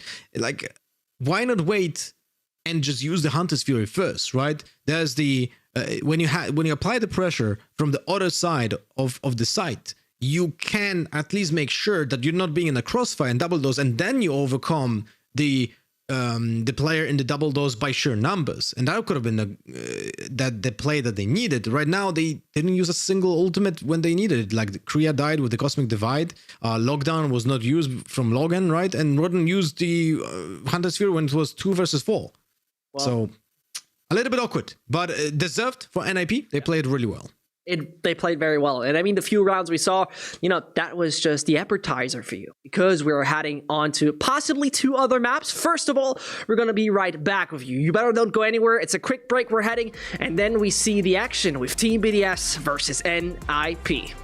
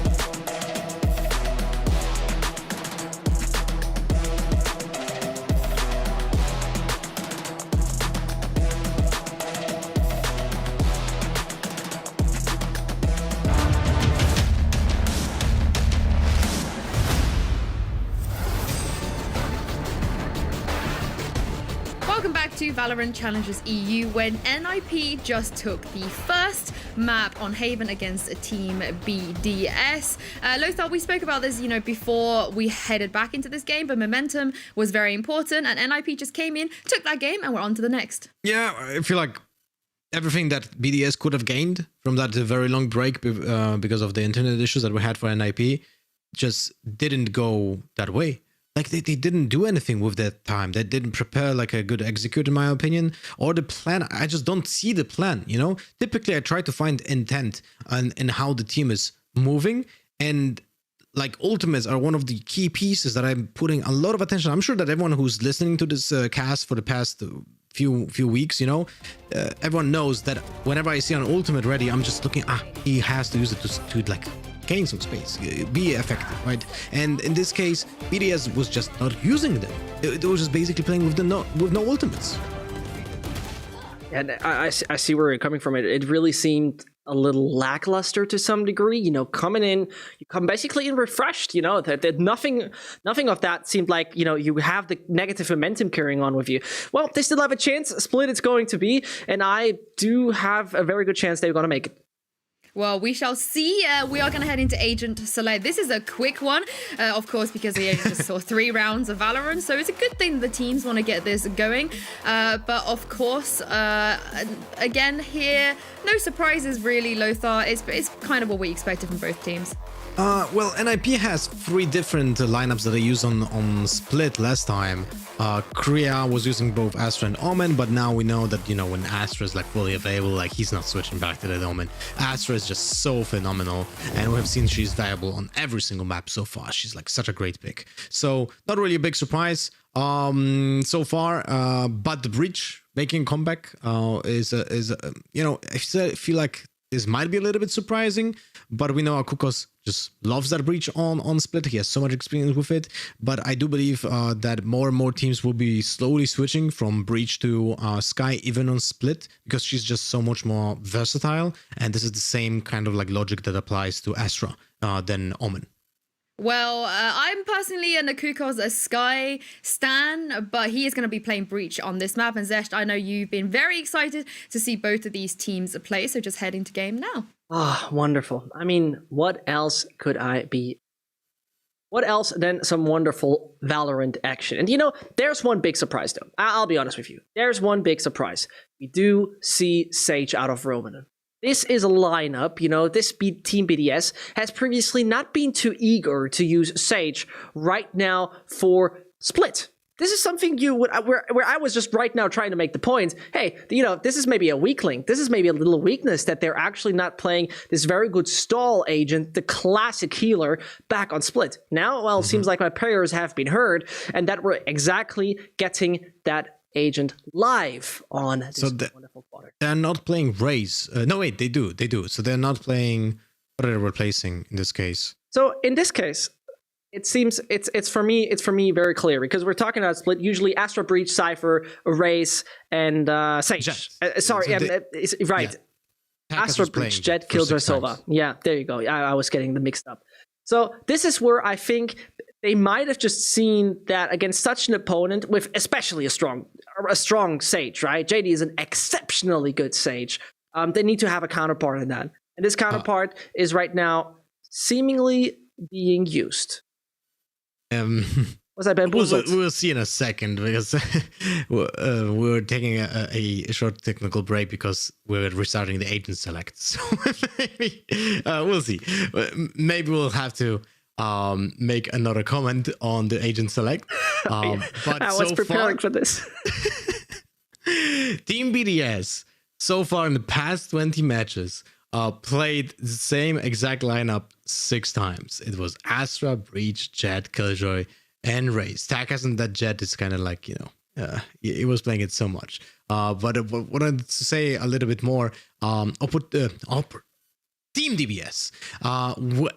When it comes to execution on Split, they actually have a very fast attack on this map, which is a little bit surprising because there's so many, like, you know, narrow passages. There's so many narrow passages, and I wanted to say that there's still the Sage, okay? See, I'm not getting bamboozled. Okay, then that's pretty cool. I'm very happy to see that. Thanks for saving me. All right, so Rodan is on that Sage and Takas is on that Raze, and I wonder if that change in the lineup will actually affect the attack speed, because that's something that I wanted to point, and I was trying to make a point here, because, you know, we don't have that Jet, right? Jet, Breach, is a great combo with that raised because you're so mobile, and this is why we see early attack being set up by BDS so often. They just go through the 21st seconds and they're already on site. And there's already someone in CT and trying to push spawn from the defenders. Without that jet, that attack speed might be way slower, and because of that, maybe NIP will be caught off guard, right? It's a little bit different to what they prepared against. Perfectly, you just took the thoughts out of my mind. Absolutely, this was what I'm thinking about. NIP in the scene seen as this highly prepared, very well structured kind of unit is now facing something that, you know, we haven't seen before that way. Surely, I mean, it's not NIP suddenly standing there clueless like what the hell is happening, but at the same time, surely it could bring some confusion to the table. And this is what we're very excited about. If this somewhat more sort of, let's say, safe kind of setup, the kind of more cautious approach from BDS is going to pay off. But we're going to find out. NIP are a map away from success, and BDS got to fight through two more. One to survive, the other one to prevail. Let's take a look at the setup. 3 people on A, by the way. It's a stack. This is going to be awkward for BDS. They're going in with a very fast attack. They go straight into the well, and they get debuffed. Now, Rhyme, will he make something out of it? Oh, the no! It stopped on the ramp. It would have been too strong, way too strong, but look at that. Oh my god, they want them out of there. They don't want them stuck. Akuma on 4, all slowed. This is a defense by the book. They saw the spike. Now they need to capitalize on all those low HP players. Don't make that work. Akuma and Rodent Strike means that there is a man advantage quite massive here for NIP. They go all revenge. Still, JD sees one, pins Logan down. And now it's Chihuahua time. Now it's Chihuahua time. Strikes one after another. It's not enough. Gotta swap the pistol. Ain't making that work. But Akuma is still on 4 points of health. And you can once more thank Cypher. Tip of the head for him. If the camera would be on me, my mouth is currently making a fish-like movement. You know, it's like I'm just in disbelief. Look at it. What just happened? Chihuahua goes in with the top 5 player in the EU right now. Like, this is gonna be in highlight reel. Like, this is... It's not even about that, you know, the fact that it was effective. How important that is. This is a pistol round on split on defense. If Chihuahua wouldn't show up big like here, like this is nuts. The round was most likely lost for NIP. They had been 3 versus 5, and there was a Sage that was on a cooldown with the heal. This was nuts. It was by the book, really, and you know, as we see right there, that might just all be countered. Chihuahua just waiting for all of those steps. B main coming his way. Yep. Oh, that is timing. Oh, no way. He saw just a bit of Hoppy. Still gets punished for it. Unlucky for him. Conversions don't work here. Yeah, no, such a save by Chihuahua, and they're gonna throw this round. Oh! Painful to watch. Oh, really painful to watch. That's a disaster. Man, from like this went from 100 to 0 very quick. you know the reversal. I know. You know, they were going from left lane autovan to just park in the car. Akuka's on his own, basically. Surely has the ghost. Surely can try. Don't get me wrong, but unfortunately not known as the kind of clutch player. Definitely the big brain of the team. Don't get me wrong. At the same time, you gonna dare or not? Because we're still talking about half armor. We're still talking about a ghost. Where some dollar bills went on the table here at the gun shop. Oh, a Spectre. Look at that. There you go. That's a valuable pickup. They'll save that, man. Really, there's no point. Like, the opponents have 4 guns picked up, right? Or 3. But he goes for it. Interesting. Yeah. He gets a double kill. Now he's 21 HP. Gets 2 charges on the ultimate. But he can save the Spectre. Could have been worth it, right? But because now they're gonna be on low buy. So that one Spectre could have made the difference. But it's still a disaster of a round for NIP. Yeah. Really. I mean, especially, you know, we're talking about this map. We're talking how NIP have a quite solid chance to now bring it home. And on split, those guys have a solid 88.9% conversion rate. So whenever you pretty much take the pistol and try to convert it into a victory afterwards, yeah, I mean, in nearly 9 out of 10 cases it works. This was one of them, and a painful one indeed. There's the camera tagging, if I'm not mistaken. Akuma going in with the Vandal scans through the wall. I think he got some tags on Rhyme. Yeah, there he is, 83 HP. But this is a throwaway round for NIP, although you never say never. You have Chihuahua, you have JD. Those two guys are insane with the Sheriff. Right. And there we go. That's... I was already seeing that lineup with 2 kills with 1 bullet, but Chihuahua... He is... If Rhyme checks the angle, he will see his opponent first without even Chihuahua seeing him. So this is a very awkward angle for Chihuahua. Let's see if Rhyme will even check it. Takas is moving. Take a look. Bam. No, he doesn't check it. Seems like he's having a bit of a problem with his head right there. Splattered all on the wall, and this is once more where Chihuahua could shine. But first of all, he has to survive, buys a lot of time, gets a lot of attention, and this is a crucial aspect to all of this. A quick look on the minimap is going to tell us Korea plays a crucial role. Korea could just turn this all around. There you get it. Logan out, Chihuahua eliminated. That's for sure uncomfortable. But the spike, in what a position it is, and what kind of chance they stand, because it's 20 seconds for the team to make a decision. Now, where do you go? Where is Akukos? Well, he's waiting there back in B main. He surely can hold them up. Oh, that's not happening. No, nope. He didn't hit Rodent. That could have done 6, it. 5. He's making it. He gets it. He gets the plan. And Akukos dies on heaven. Unlucky. I mean, if he would have concussed him, that wouldn't have worked. That would have been so big brain. But he actually hit Akuma, but didn't hit Rodent. Oh, so unlucky because the thought is perfect. Yeah, I can't imagine, like, he for sure hears that they're gonna go into vents, right? And he probably had to take his time to charge the load of the fault line to reach to the vents, and because of that he probably missed Roden. Oh, that's so unlucky. That would have been such a cool play, right? First time I would have seen that actually in competitive play. But now, this is a full buy round. Akukos, ooh, with the operator. Look at that. Wild thing. JD really, now. it's really surprising. But either way. Is he stuck? I don't think so. No. No, well, he was. You're right. I think he just started to move once that one block of eyes actually got away. In the meantime, Rhyme falls. Opening kill on Takas, but Chihuahua gets the trade. Now Akuma moving slowly towards B Heaven, goes back, doesn't want to go into the crosses of his enemies. He knows there's someone there. There's the ultimate from Chihuahua. Big info. There's only 1 minute left. Now they know where the opponents are, and because of that, Akukos is just still standing far away in CT, and 3 other players are now preparing for a push on B. And this is the question: will that be enough? Oh no, 5 people now running on B. Chihuahua needs to go big. Go big or go he does. home. Oh yeah, well, he's getting spent. Might be just go home soon, but ouch, that's not gonna hit him. Chihuahua stays alive. 18 points of health to make a difference. Is he capable of doing so? Not at all. Akukos, last man standing, just hears the shots in the distance.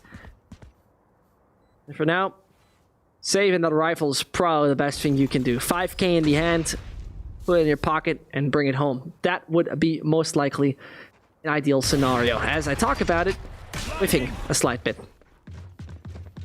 Yeah, he needs to save this, and he's gonna be hunted, right? They know about the operator. They know it's worth so much cash. Oh no! Oh no! Oh, he still gets one, but it's definitely not worth it. And now NIP crumbles. There's just so much cash loss. That's the thing about Valorant and operator, right? It's such an expensive weapon that if you don't chain up and snowball the economy, you can't really afford to buy it if you lose a round. That's the thing, right? You take a huge risk by buying the operator, because now you can't really have an ongoing economy because you lost basically another rifle on the cost of an operator. So it's a little bit awkward. And NIP on the defense now, this is most likely gonna be a 4-1 for BDS unless a miracle will happen again. Chihuahua did show up big in the first round. That was a miracle, but we need that second one like that.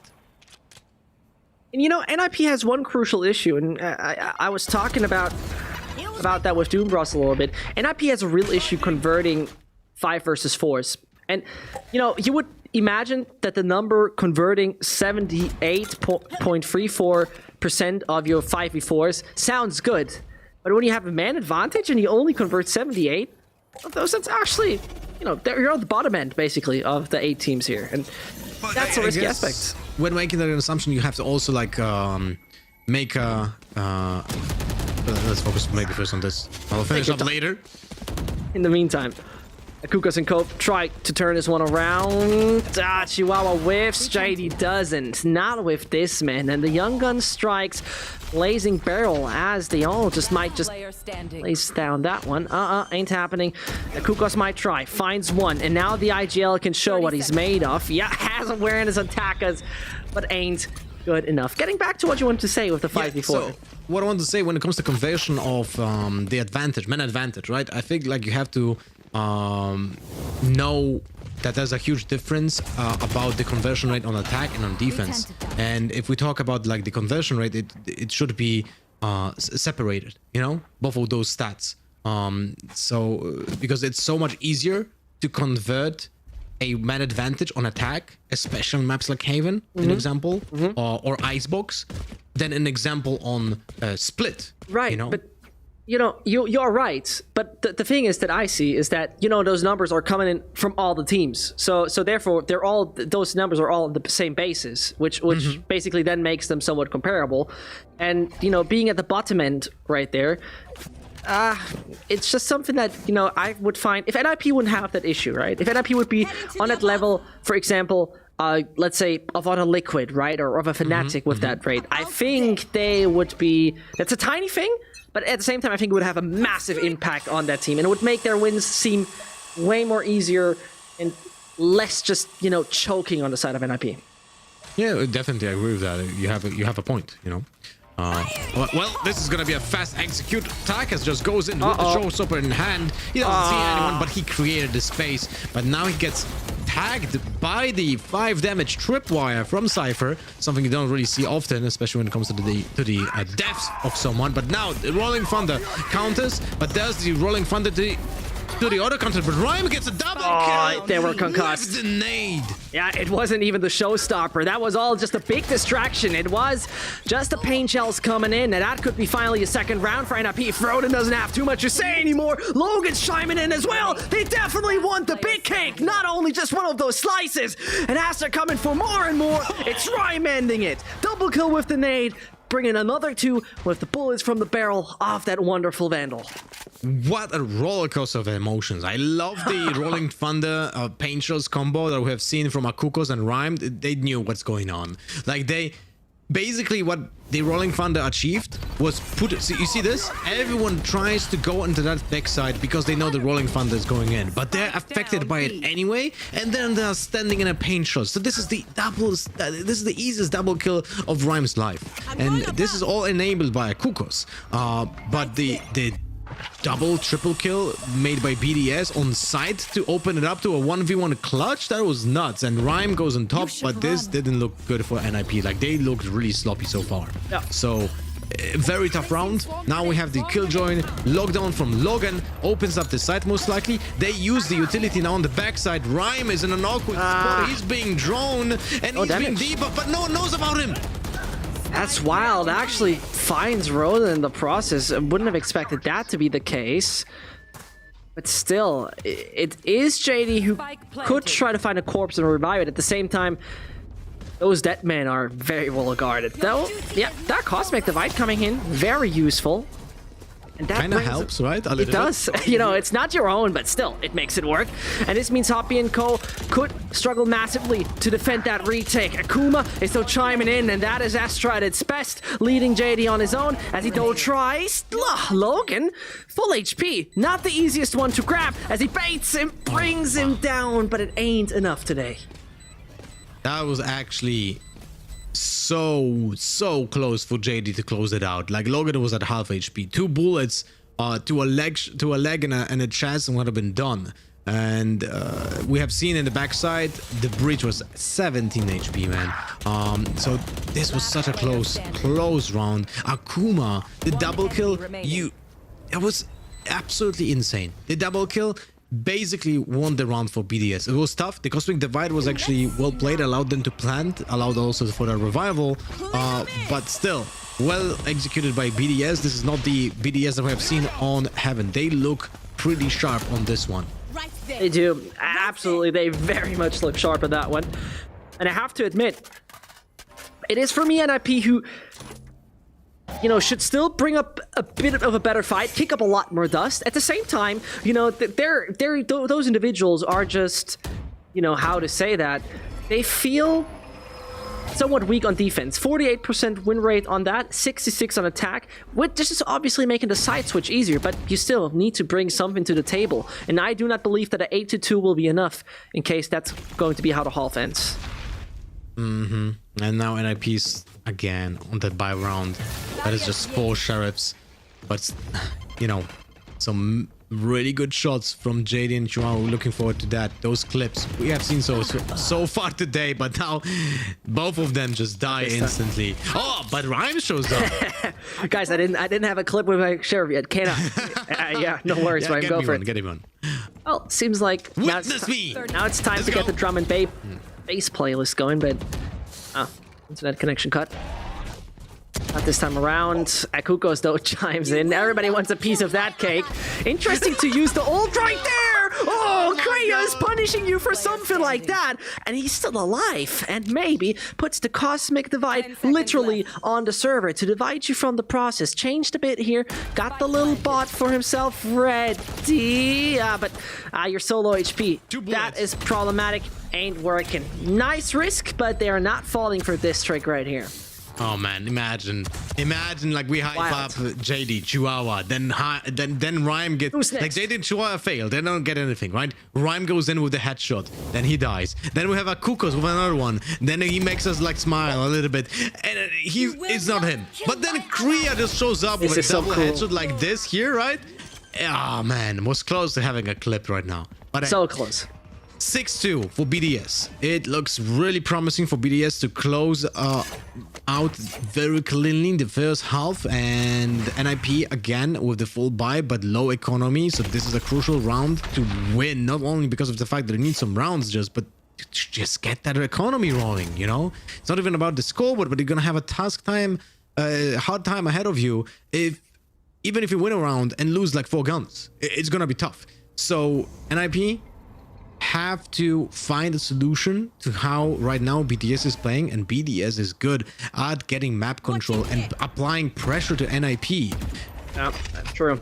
As though the previous round was costly for BDS. 3 out of 5 players, including an ult, given away at that point, but it doesn't change the matter of fact that those nice economic pinches are not bringing you rounds. They don't get you where you want to be, and Kreia and co. Still looking good ult-wise. A white swing immediately punished. Does it without any assistance. At the same time, probably was just trying to gain information, but not that way around. Absolutely not.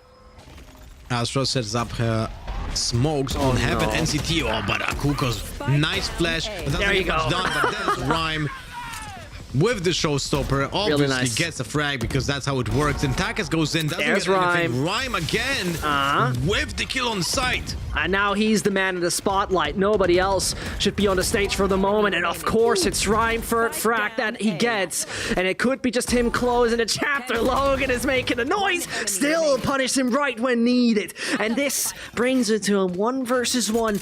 That someone like Chihuahua is winning. Yep, he does. No, he does. Yeah, wait a second. He does. No. But Chihuahua still punished in time. He did. He planted. Wait, no, it was after time. It was already like below 4 seconds. This is why I was like, wait, he doesn't have it. He was actually a little bit too slow. And this could have been played better. Like, he had time to actually plant it, but the jump that he made here, like at the default spot, did cost him time before he can activate the plant. So that did cost him the round. Was never that hard bamboozle in my life. Because for a second it looked like really the icon was going up, the timer was going away. It seemed for a second I was doing it like at the edge, but ain't happening, which is a good thing though. NIP finally getting another round, not a one-sided affair for the moment. Here comes Attacker Killjoy. The A side they definitely won. The Cosmic the White as well as another ult from Akukos. Kreia moving through, but the punishment. No, check your corners, that's what you get. Takas with the absolute impact, but then JD pays him a visit. That was nasty, really. I mean, absurdly well done. And this brings us back, because look what they have. Spike on the pedestal. I'm not sure if they saw it. Should have seen it. They for sure. So this is why the slower is being used, but they don't want to risk it. They'd rather just take a retake, especially with Chihuahua on the flank, but he fails. But first time we're seeing a Cosmic Divide to retake a spike, but wow, Gakuma with the double kill. What a nasty double headshot. The transfer on point. Insane. At the same time, the thing that so much got me off my chair was Chihuahua. He doesn't whiff that in 99 out of 100 cases. Man's on point. Man's got the patience. This time, it seemed somewhat meager, unfortunately. Yeah, you know, this was absolutely. I mean, this is a highlight play to always make, but this wouldn't have happened. You know, usually this wouldn't have happened. Chihuahua had a great flank. He had good timing because of that Cosmic Divide. They were so focused on just getting that spike back. But it's really cool to see, like, you can see here, right? The ultimate was just being used to get that spike back. And, I mean, it's kind of bad for BDS that they had to do it.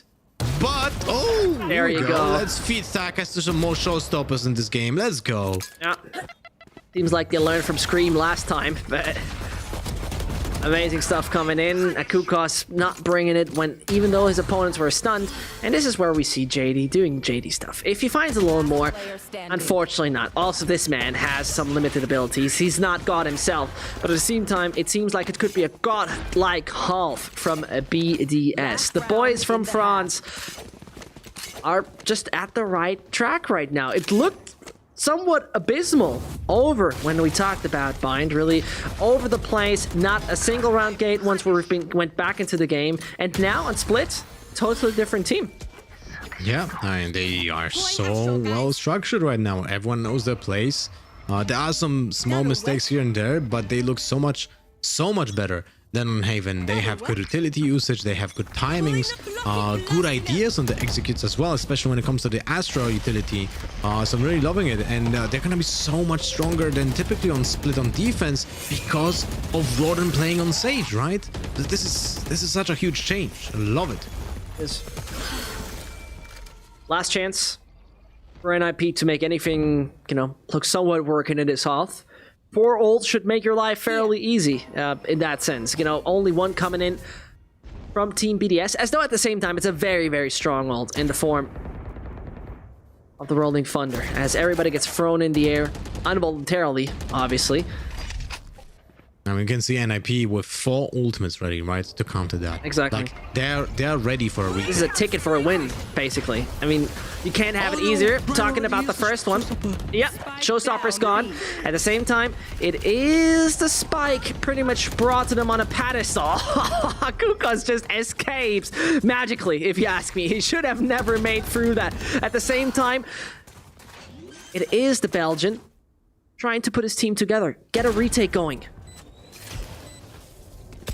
That was a great double peek by NIP, but now JD has to be patient. He needs to wait for his teammates. Like, he's being divided, right? There's no one to help him to get a trade. He's a little bit over eager, already peeking out a little bit from CT. Roden backside, Hoppy behind pillar, Logan in the garage. There's the turret set up to act as a half of a player. Yeah. At least get some info. They know about the operator. Oh, there you go. Oh, they strike. It's still Chihuahua. 16 points of health. No chance. A half pretty much handed to Team BDS on a silver platter. Please take it, sir, and pretty much run away with Split. And NIP, though, and this is the crucial thing for me here, Lothar, just an attacker-sided team right here. But an attacker-sided team, and this is the last thing I'll add, you know, it's right now facing against Team BDS, which usually has hardly anything to stall on Split. But now they changed it up. Yeah, that Sage is a big switch up to the way that they're gonna be playing. And we see Roden on A. That's something that we see from the pro teams. They use the Sage wall to stop the push on A very fast and also get A orb control at the same time. Roden playing with that ghost and the wall. He's pretty close to the barrier, so we'll see if he's gonna commit to that. But NIP, look at it does. 3 people already close to A. There's the pull on ramp. No? Do it somewhere else. So Takas now still... Oh, have to control Rodden, who uses the wall. They know now about someone crossing to Vance. Takas with Akuma standing here. There's the roll. That's disgusting. Takas. Beautiful So well combination. Akuma has to make a move. Is immediately taken out. As he though still takes JD with him. Look at the control that, you know, he thought he would take. Ain't happening. Rhyme and Co collapse as they tried their best to take and split the entire map into two halves. And so, Logan executed. That's a good start. They're point where they could turn that one around, but health-wise, not looking ideal. Utility-wise, far away from perfect. Somebody might just come over on the flank. Kukos and his bro. Player standing. Not on the right track at all. But you can see confidence showing right now from BDS. They don't wait for the plant. They just even fight before everything happens. Now 29 seconds available for Rhyme. Ooh, he pays a visit to Hoppy right now, and Hoppy is not happy. 38 HP after the headshot. Now he's gonna get healed by Rodden again. Yeah. The Sage paying dividends right now. There's the plan, but 3 versus 1 with 47 HP, you're getting triple peaked, double peaked, whatever. It's so hard to do anything. And you can see that BDS found new life right now. Like, I would say that typically, they wouldn't be so over-eager when it comes to, like, even trying to get the control of someone crossing from Garage. Just let him go on site, let him try to plant, and then peek as 3 people, right? But here, Hoppy just went in for the fight. That's the confidence that's showing up, which can be a mistake if you lose the gunfight, but here he was rewarded by the combination that we see on the replay here. Before that, we have seen, like, the gravity well that is pulling people basically away, right? It's like pushing people off because they have to go back to not be affected by it, but that puts them in the range of the paint shells. It's nasty. It's really nasty. The thing is, and that's something I have to say, which is crazy, which is absolutely crazy. The matter of fact that NIP could have taken the A site, but nobody except, I think it was Kreia destroying the Sage wall on A, that is a big difference maker. What's also a difference maker is obviously, well, the Marshal in town. There's no respect for Takas with that Marshal, man. It's like re-peeking an operator in this case. And Takas here just closing it out. Oh wait, sorry, that was Logan actually on the B side. Like, really, you have no armor, right? And you peek the Marshal player, it's like even worse than against an operator, because the Marshal is just so much more mobile. Yep. You don't have really that many penalties when it comes to, like, your dead zone on the usage of the Marshal. It's super fast. Like, you can actually go for no scopes long range because it's so accurate and shoots so fast. It's like a shotgun but with just one pellet. So it's a slug. It's a slug shotgun. Exactly. Basically. I was looking for that word. Thank you. Yeah. Essentially, right click on Bucky is a slug, but that explodes at some point. But also shotguns have the slug rounds, which do not explode at all, and it's just like one bullet. Exactly. Right. In the meantime, Rhyme and Co. take a clear direction over towards A. A swift one from him for sure, as he already sneaks into their spawn, though very much he should be clearly identified. Logan is taking him down with just a ghost. And you might be very mad at yourself for that one. That's something you don't really see happening. Yeah, that was really awkward, and now BDS is very happy about that. Now they have a man advantage. They know that CT is a wall, so they can just push together from all the sides. Oh my god, Chihuahua is being caught by the well, but he gets so strong. Ooh, the double is obviously once more turning this one around. The Kukos and JD, they got the rifles in hand. The Spectres are uncomfortable when you gotta get close range, but here they come. First one granted, second one also coming in from young JD. The man said, you know, everybody can play a duelist. I want to play a support and perfection at. Here you go. He shows what he's capable of. Half. And suddenly, a ring around the rosy pays off for a Kukos. Oh, goodness. I don't think he had HRTF on. No, he knew where he's coming from. But still, valiant effort. Without Chihuahua, I don't think this plan would have been successful. Like, he got double kills whenever he was on a disadvantage, and he got still a double kill, which is worth it when it comes to a post-plant situation. Now imagine him just not getting any kills or just getting one. Then the man advantage would have probably been shifted. JD still showed up big with that Vandal from CT. He gets that double kill, and that was imperative for the success of the team. But it's not looking good. NIP now on a very odd economy. And look at BDS. Already have control, very deep control of B garage. Like that is actually, you can jump over that wall. You can go on the heap of the junk on the left side of garage and you can jump over it. So this is a little bit odd. And now it gets destroyed anyway. But there's a flash for flash in A lobby, which stops the push. Killjoy, Logan, you can see that he's playing very deep on B just for the retake. Yeah. And you have a big stack of people on A. 3 people guarding A side right now. Watching here. So much utility though being used before even, you know, somewhat taking any control of the side. Only pretty much the outskirts of the spike positions. Rhyme moving away, and seemingly Akukos is calling the rotation as the main information, yeah, somewhat there for Korea. He hasn't really cleared the room, but surely nobody's just gonna be around. And so, as NIP seems to be getting close to running on E, the fuel reserves, how long will they last? And will they make them able to get through this? Because I unfortunately have my doubts. This could be number 12 for BDS, but NIP still have a say in this.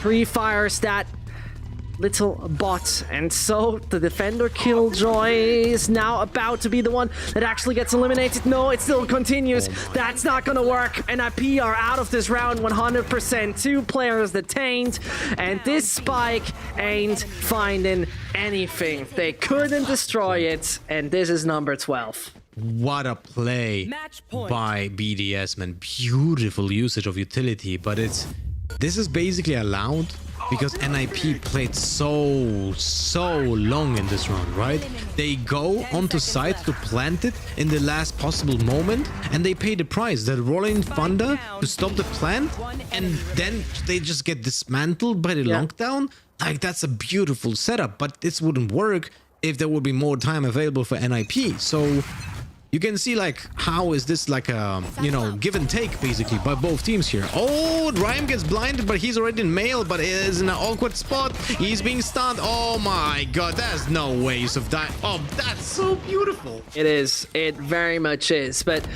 NIP only down to 3 players. I think you can make it 2. And at that point in time, the story should be pretty much told. Chihuahua, the last man standing. And if it's time for once more to show that you're the sheriff in town, that every Western movie should hire you as a cowboy, well, swap into the Vandal, understandably. I wanted to say, he has a hat, right? He might be a cowboy, but then he just used it. So where's the lasso? Now he just looks like a match, you know? And, you know, the thing is, what you mentioned, which is very crucial.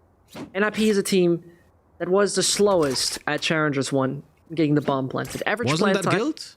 Nope. It wasn't Guild. It was NIP with 66.94. Wow. You know, you see that also statistically that they are really, when 90 seconds have been already played, they get the bomb down. And it's not like it was a one-time thing. This happens from time to time.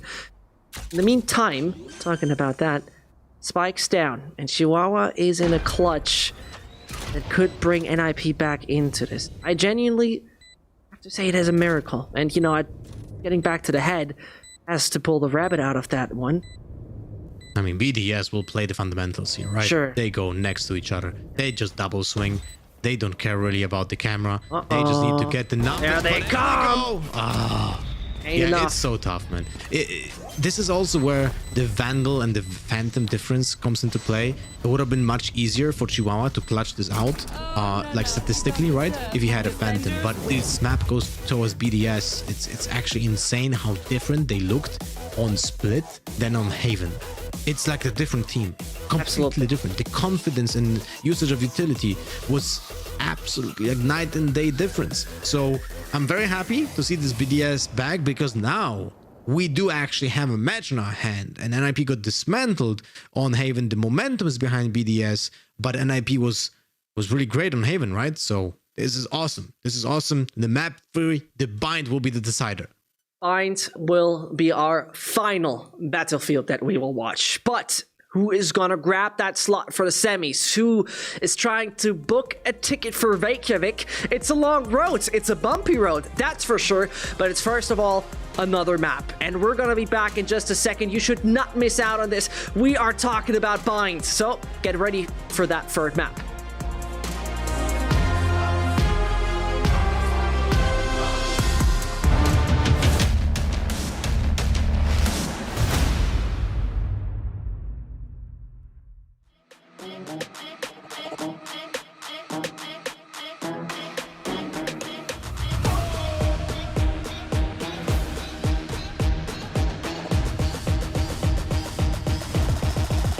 Got the money in the bank. Hit you with the bank. Hit you with the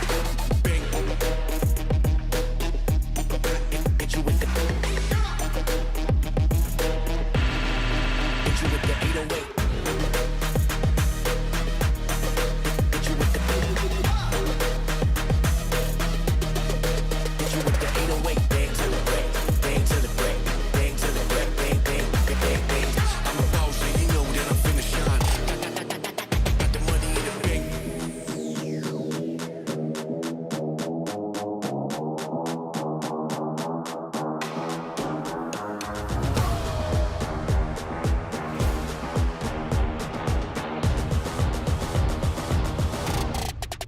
Got the money in the bank.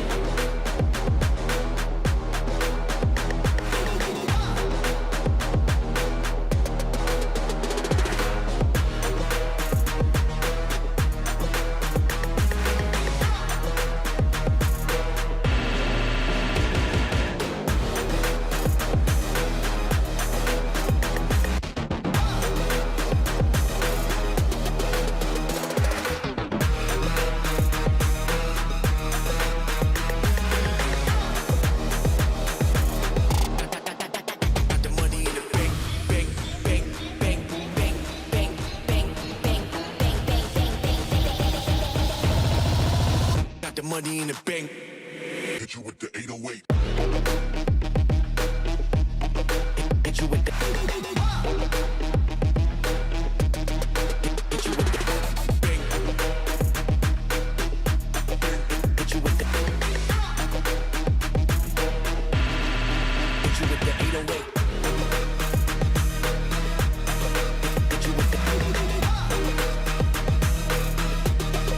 Hit you with the 808. Bang to the break. Bang to the break. Bang to the break. Bang, bang, bang, bang, bang. I'm a boss, and you know that I'm finna shine. Got the money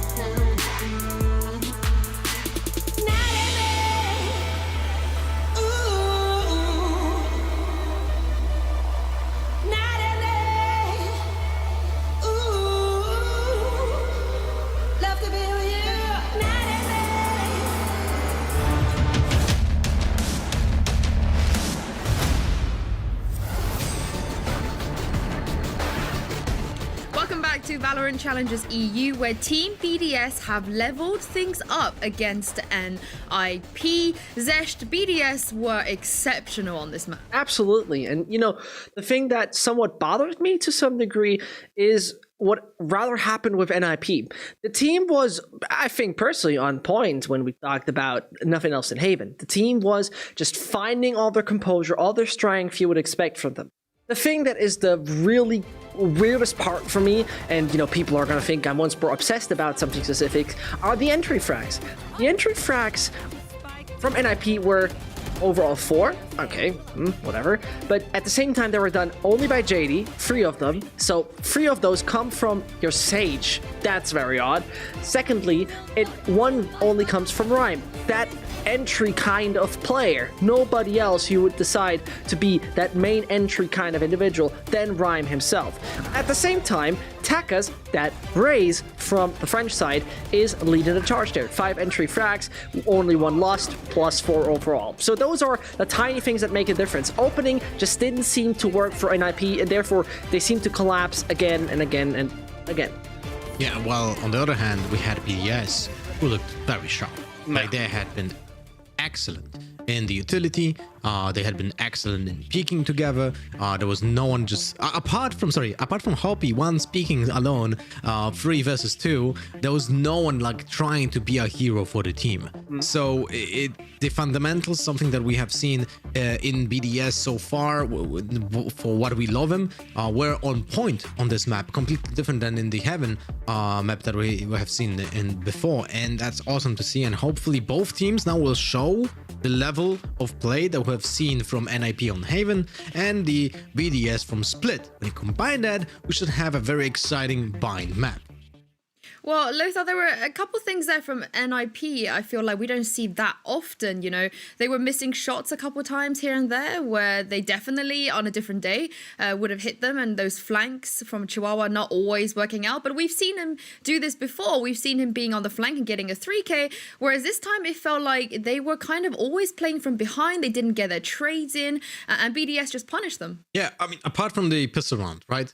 Imagine this map. This was a 13-4 with NIP winning the pistol round just because Chihuahua was like, yeah, you know what, I'm just gonna get a 4K and close it out, essentially, right?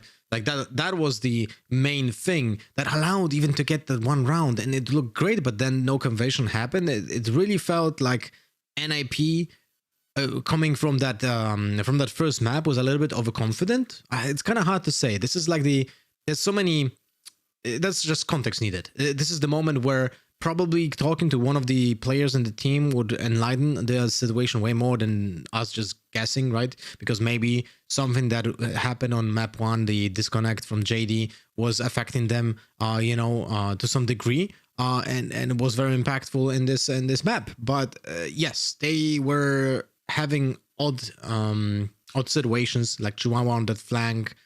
When he didn't kill anyone on ramp on A side, it was really weird and uncharacteristic for him, but he had a great timing, like the game sense was there.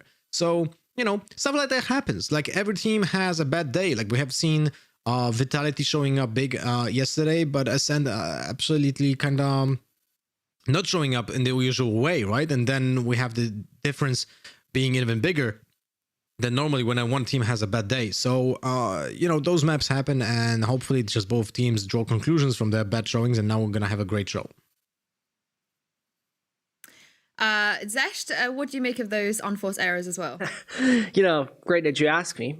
Going into the second map, I have one big worry. And my biggest worry right now is that we have, once more, 2 major differences to point out.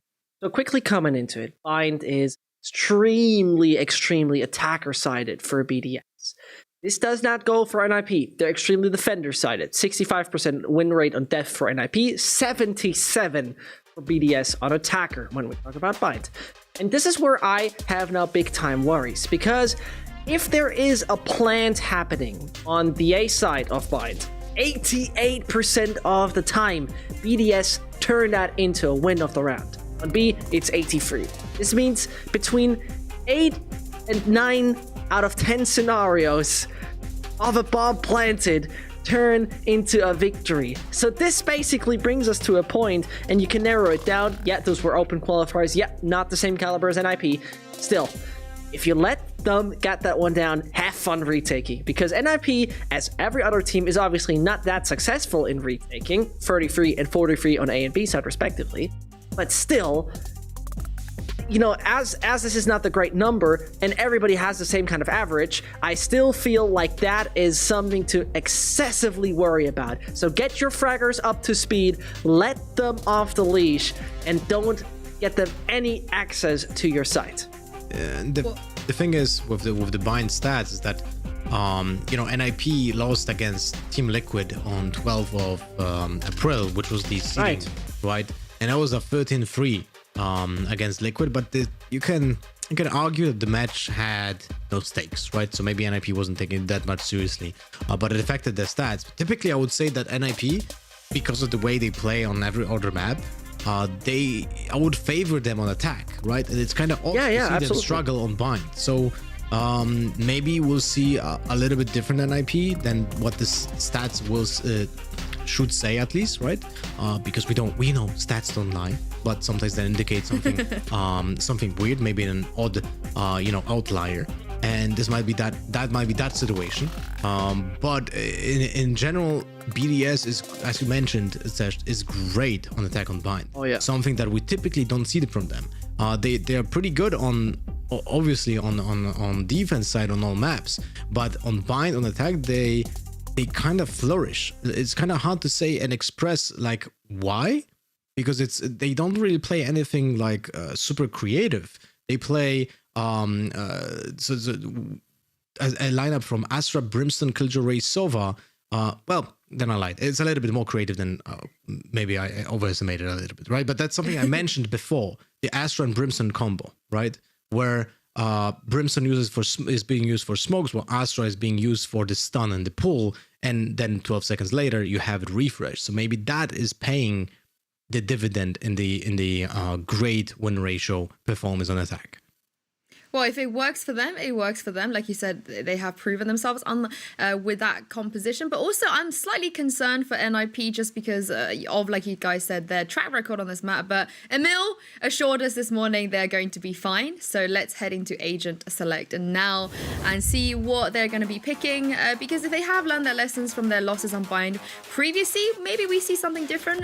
But maybe we see something different in-game as well, not just when it comes to the Agent. Zescht, what do you think of these two team comps? Well, Astra Brim Killjoy Ray Sova, nothing crazy. That's the first one. Yeah. And Astra Ray Sage Sky Sova, well, nothing crazy. We stick to the usual playbook. That is pretty much what we can make here right now off this Agent Select. Well, actually, we don't have the Brimstone now. Yeah, no so Brimstone. Instead of Brimstone, we have Breach. That's a huge thing. Ah, right. Absolutely. This is like, that's absolutely an insane change. They played in the last 20 matches. BDS was playing 7 times the exact same composition. Astra, Brimstone, Killjoy, Ray, Sova, and I really like the flexibility of Astra being used. But now you have like the small reversal, right? You have Astra becoming the main smoker, but still you have the pull and the stun at the same time, because you can use that when a player is mechanically gifted, and Akuma is mechanically gifted. He can use that all in one execution on the side, right? And then they have a breach to follow it up with the flash. It's kind of nuts. So we'll see how will that change the way they play on attack, but I assume they're going to be even more effective and a little bit faster, because so far on attack, when it comes to BDS, they were actually kind of flat. They were spreading it out. Now I anticipate they'll be a little bit faster on the executes. Well, of course, Hoppy on the breach too, not Akuma. This is it, you guys. This is crunch time. The winner will go through to tomorrow's semi-final and the loser will be eliminated. Bind is our last map, but Zescht and Lothar, take us away. Well, we pretty much immediately start in that wonderful, wonderful dusty scenario. It is going to be Bind. Who is going to make it into the semis? That is the big question we have to ask ourselves. And it's NIP versus BDS, who now bring us the action. As you said, a crucial change. But as we already saw on Split, BDS is in a very big mood to change up today. And we see Akuko's also on the Sky instead of a breach that he played on Split. So this will be a huge change for NIP as well. It's important to note that now they have both heals, JD on Sage, so there's a lot of access to sustain in this team composition, which also brings a little bit of a change of pace. First Flash doesn't get anyone, if I'm not mistaken. Now Rhyme with that pain shells will probably clear the backside. Hoppy there with the breach ready for the counter flash when there will be an execute. Akuma is known, his position is sold. Now he gets the backside, gets the and they push on side. Oh, they do. Oh, there you go. In a matter of seconds, everything changes. And so Takas and Co capitalize on a weakened NIP in this attack. As Akukos tries, sucked in, no chance. And so Chihuahua, 34 points of health. I mean, surely, you know, this man can perform miracles. Surely he is a pistol god. Talking about it, looking for more. But at least that electrifying dart would have got him in the end. BDS truly shook. Shocked, I'm telling you. But what made me shocked was the hold. What a beautiful hold by BDS. No one expected one plane being boosted on the shack on the left side of Garden. So that was a big crossfire setup. Also the stack of 3 people just waiting for NIP to go through. The smoke on the window from Akuma was a big part of why the push wasn't that effective. They were just going straight into his arms. I was actually kind of surprised that we didn't see the pain shells being used against Akuma that did use that frenzy and get himself known, but now just aimlet routine for Hoppy, but a wait for Chihuahua. That's nasty.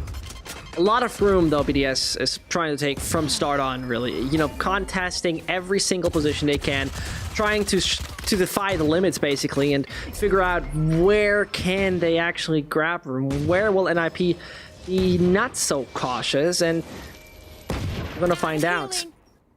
You can see the power of the heals. Now almost every single player in NIP is on full health. But that's the thing, right? It is really so lovely to always see them defy the limits, you know? Defy the danger that is coming out of NIP. It's still, I think, most of the individuals, most of the viewers would rate them as the better team. Opportunists are far away from being bad. They're exceptionally talented Frenchmen. At the same time, you know, this is the NIP story. When are they finally getting that big trophy lift? Because right now it's not even about a trophy. It's finally getting that ticket for the flight. Get on the island. Well, they still have to defeat the CIS and the Turkish teams, right? Yeah, so it's that's one part. Away, but the first step needs to be taken. Now Logan being pushed out of his position because of the pain shots. Oh, there's already the lurk on the elbow, but he gets it. Logan with 40 HP still holds that position, gets the second one again. Easy. Oh, that was Roden with the 3rd kill. Good setup from CT by him. What a good crossfire. And this is what makes it so interesting for me, really, because what I have to see, right? There are a few things that opportunists love. I think which we'll see throughout the process of this game. And that sounds so basic, right? But they will never give you any room to breathe. They'll always be directly behind you. When you take a look at the first defensive frags they get, you see that they get them very much over on that B side when pushing out of hookah or going towards the fountain. Yep, they'll do that again and again. But whoa, what a move by Rhyme. Immediately beheading Logan, getting the high ground, up on the wall he is, and you're not getting that ARP at all here, Logan. Get out of here. That was pretty Wonderful. nuts. Not gonna lie. Wonderful movement. Pretty clean as well, so enjoyable to watch. But hey, Akuma a little bit over eager. Oh, Chihuahua gets tagged to 2 HP. Good thing they have a Sky and Sage to heal him back up, but now he's a little bit still alone. Oh, make it 1. Okay, well that's JD gone. Right there. There's only Sky left now. But look at Hoppy. That lurk will be big. He's gonna catch Sova off guard. Oh my god, he knows about it. Misses first shots, but he is on 2 HP. Chihuahua is not happy. He was going for that heal. Now they're gonna play the retake scenario for sure. And they have to. No other option. Rhyme is going out. Oh, and he's just ignoring the existence of Roden. I mean, That seems absurd. He's pretty much getting it gifted. Thank you very much. Seems like Christmas is coming early for BDS, and Spike was wrapped up. Oh, Jesus. That was a round given away. This is happening? so unfortunate. Why do they not check? I mean, it sounds so easy for us, but it's not like Roden was a big surprise there, was he? Yeah, I mean, they knew there's a Sova backside and he was going to CT because of the paint trolls, right? So it's like maybe some communication missing. I'm 100% sure Akukos had somewhat idea that Breach is in hookah, and he told him. I do imagine that Akukos told Rhyme that I heard or I noticed something in hookah, and then that happened. So he was confused and he was like caught. He was checking it. Yeah, he wanted to go back to help to someone from hookah, I guess. But the thing is, like, he was checking first elbow. Like, you can't really go back when there's still 2 players on site. Unfortunate. But Takas holding that long, so they don't know still someone is long. Roden, shock that damage, stops the push. Second one. In hookah. He is known, but look at Hoppy. They're speeding up. They're going fast. They want to be swift, and well, pretty much trapped in the jail called hookah. As they're trying to make any room, but very risky from Hoppy right there. I mean, he's running into a crossfire of sheriffs. Seems like he goes through hoops. Wow, I mean, but literally, this is one hell of a fast game. 4-0, and it doesn't seem like we've talked about this game for 5 minutes, really. Yeah, I mean, it's so tough. Like, you cannot go through the amount of utility that is present on B. Like, you have Killjoy, right? You have Breach. You have Astra. Astra doesn't even have to be on site to help their teammates with the stuns, with the pulls. And you can see that they just cannot go out of hookah. Like, if they jump out, they go straight into the pull of the gravity well, or just get straight into the stun. So it's very tough to do what he wanted to do. Ah, look at the smoke. What a nice anti-flash. What a nice anti-flash. And that was made with a fake. Right. And very creative and nice usage of the fake. A fun story is, for me personally, that when we talk about NIP and binds, that when we talk specifically about the A side, they have never lost seemingly a post-plant scenario on A. They have lost due to the fuses. They have lost time to that, but never due to kills from post-plant, which is insane to think of that. But yeah, in the meantime, getting back to it, there's the alarm bot, there's the ult, there's disaster, NIP up in the air literally, and are not in control, not in charge. They're pretty much there on the backseat, and it feels like BDS is taking the rear-wheel drive up for a drift, and they just sit in the baby seat back there, chanceless. Yeah, BDS on point with the timing on the utility and the spacing as so well. Good. Logan gets the first one, doesn't get the second one. Hoppy 30 HP, or is going closer a little bit. He sees Rhyme, but Rhyme goes on top, literally and figuratively. Well, oh my. 2 versus 2 retake. This is the chance for NIP. They gravitate towards victory, and finally, it could be revitalized NIP getting back into it. Surely they could still be pinpointed towards where they actually are. And Akuma... Oh, he reloads at the time! What are you doing, Akuma? Actually taking that one back. JD's still alive. He puts out the divide in a 1 versus 1. The man is absolutely nuts, and he gets punished for that. I do not believe what my eyes have just seen there. This is madness. This is magic. And this is NIP fine in the first. I honestly feel like Akuma just fat-fingered the reload button. What? What Like, is this? you can't. Look at this. I have no And he still gets the kill, by the way. Yeah. But then he was stuck in the cosmic divide. What? Because Rhyme got killed. It's so awkward. Like, what? But I mean, JD was hiding on site, right? He wasn't spotted. Because of that, Akuma went into the cosmic divide because he was certain someone is just standing either elbow or the garden, so he gets the fuse for free. But such an awkward Rhyme. What is happening in this game? Yeah, they're going swift, they're going fast. Rhyme just goes with the double satchels for, I don't know, 3rd time in a row, and he gets 1 kill on Logan 3 rounds ago, and now he gets a double kill on Takas and on Roden. And one quick thing I have to tell you, 5 seconds before we stand back to the round. Logan got himself through 1 kill, his lockdown, still was fighting on the B side. Could have been a win condition. Just mentioning that right there. But he has it for this one right now. Could make a big difference. Good info pretty much right now gained. And they can't just deny anything. Logan could just wait. Logan doesn't need to peek. Could just play for his ult. At the same time, man is just going for all the flicks. He's collecting dog tags left, right, and center. And NIP with their pants down. Gotta see how Akukos gets shot in the back. This is disgustingly good from BDS. They're obliterating, devastating, eradicating their opponent right now. I mean, Akuma was caught with his pants down, right? He was being blinded while being in the corner, but he used as a counter the one way on the A short on the stack, and that allowed them to basically still hold that angle. And NIP, just like a row of ducks, went into that one way and gets eradicated. Like, I'm not sure what's happening here. There seems to be either some confidence problems or just overconfidence problems, right? Because why would you ever want to peek, even when you know there's a player like that? You want to peek into that one way, and you know that most likely someone is still holding that lamps, right? Because you didn't check it. You used a 1 nanoswarm 10 seconds ago to make sure no one is peeking you when you want to peek from A short, but that was long gone. So, oof, that was really rough. I'm not sure what's happening here, but NIP is not looking sharp, exactly like we have seen them on Split. While BDS, good spacing, good timing, utilities being used on point, and they still have Hunter's Fury and still have the lockdown.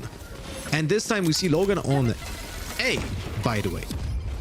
It feels for me like this is a remnant storm tossed NIP. Really, just a little bit like a ship getting caught by wave and wave and wave again.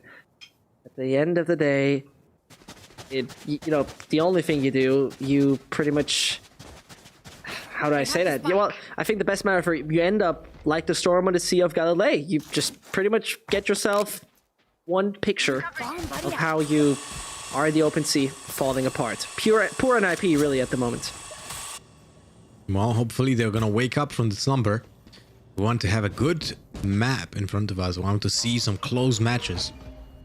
It's the third map, but the previous map didn't look close. This one doesn't look like this already. There we go. Rodden with the kill, Takas with the kill, but JD and Kriya repay with the sheriffs as always. Oh, this is disgusting. That is a free K by the book. But at the same time, NIP just line up once more. I mean, someone pulled the plug on him. You know, someone everything off, master switch, power, fuel, battery, everything's gone. And, you know, there's nobody to plug it back in. Good control by Hoppy. We know that this is like 3 people with only sheriffs, but still. Overcoming a situation like that when you have to be patient with the Vandal, you have to know what you're doing, how to control it, and when to switch and transfer is very important. So Hoppy, fully cold-blooded. Here we go, Rhyme again with the double satchel. Nicely controlled, by the way, no airtime, which allows him to be faster on the trigger when he lands. But Hoppy is ready to initiate Logan. That's a beautiful combo by Logan and Hoppy. Exceptional play, really. I mean, he knows how to set his player to get him some free frags. The turret gets the info, right? You can see it in the copy on B side. That triggers the info. That triggers then a breach fault line for the stun, and then Logan peeks when that is being executed. That is such a good setup, and they are schooling right now in IP. Although that was really awkward. The Rolling Thunder missed, but the Showstopper didn't do anything. And then they teleported to A with 2 players. So now everything slowed down, and this is not good for NIP. They needed speed, violence, momentum in this round, and it all just kinda fell flat. Really did. Just popped the balloon basically, and the air's out. NIP in a very devastating spots. They have not seen him, but I think it doesn't make a difference. They definitely go for that he's side. alone there. Yep, and you see, here comes nothing else than once more that very, very crucial bot. Logan still has a lockdown. Just put that thing down and finally put them away from the X's. There it goes. Well, free frags are being collected anyway by Roden. Didn't even need that. Thank you for, well, the mental support here. 44 HP on Logan. Only thing he does is run away. The most logical option right here. And I'm in shock. I'm really in shock. They're absolutely shredded right now in my P. Annihilated. Yeah, this is nuts. I mean, I'm impressed. BDS coming in with really good discipline, good setups, and good personal like skill prowess, right? Everyone shows up big, like really. Roden, Hoppy, Logan, Pyjamas, Akuma, everyone just shows how good they are on a personal level, but also on the utility usage and the small two people combos. So, wow, it's a pleasure to watch. Yeah, and you know, this is a team that was struggling for some time to find a proper organization, being under a different banner beforehand, had to play as opportunists, but they show why they have been signed. They show why they are those killing machines from France, stepping up the scene. You know, pretty much bringing something new to the table, and taking down somebody like NIP that easily, well, it takes a lot of skill. It takes a lot of tactical knowledge. 7-1 lead doesn't come from anywhere. In the meantime, it just came out of nowhere. Rhyme just pushed through, and Roden was like, wait a second, did I see something? That was so nice. Enemy remaining. But still, I mean, it doesn't make a difference, right? But Rhyme is, you have to give him credit when credit is due, right? True. Rhyme has those double satchels nailed down. Like, they're very good. Like, I cannot express how good they are because he's limiting the airtime. Like, when you're going with the showstopper, you most likely want to have a little bit of airtime to get more vision.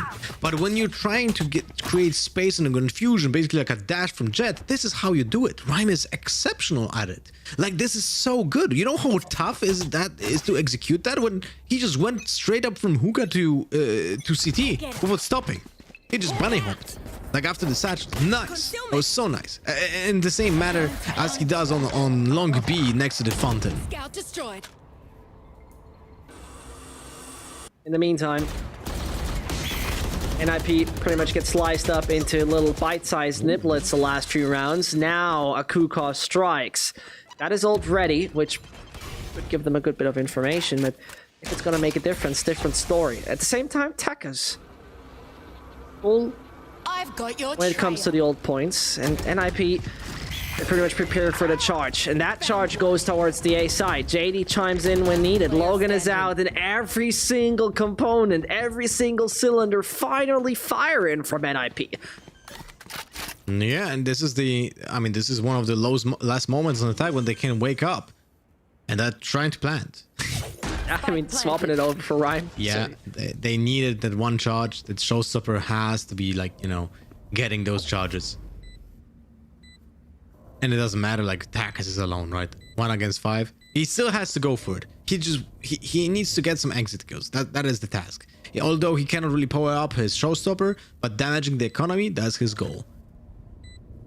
Surely. And Rhyme dying to this, that would be a pretty much unfortunate scenario. Oh, what a timing. It's he's like, come on, mate. You could have given me that one, but finally eliminated. JD on the triple. And I think that's also 6 out of 7 for JD. And you know, a 4-8 is all right. Not ideal, that's for sure, right? But still, you know, when we talk about NIP and Bind, they just like to defend. They're just feeling much more comfortable. So something like the 8-4, get yourself the pistol, 8-5, momentum's going your way. Opponent has eco, 8-6. It could be just the perfect basis to find your way back into the game.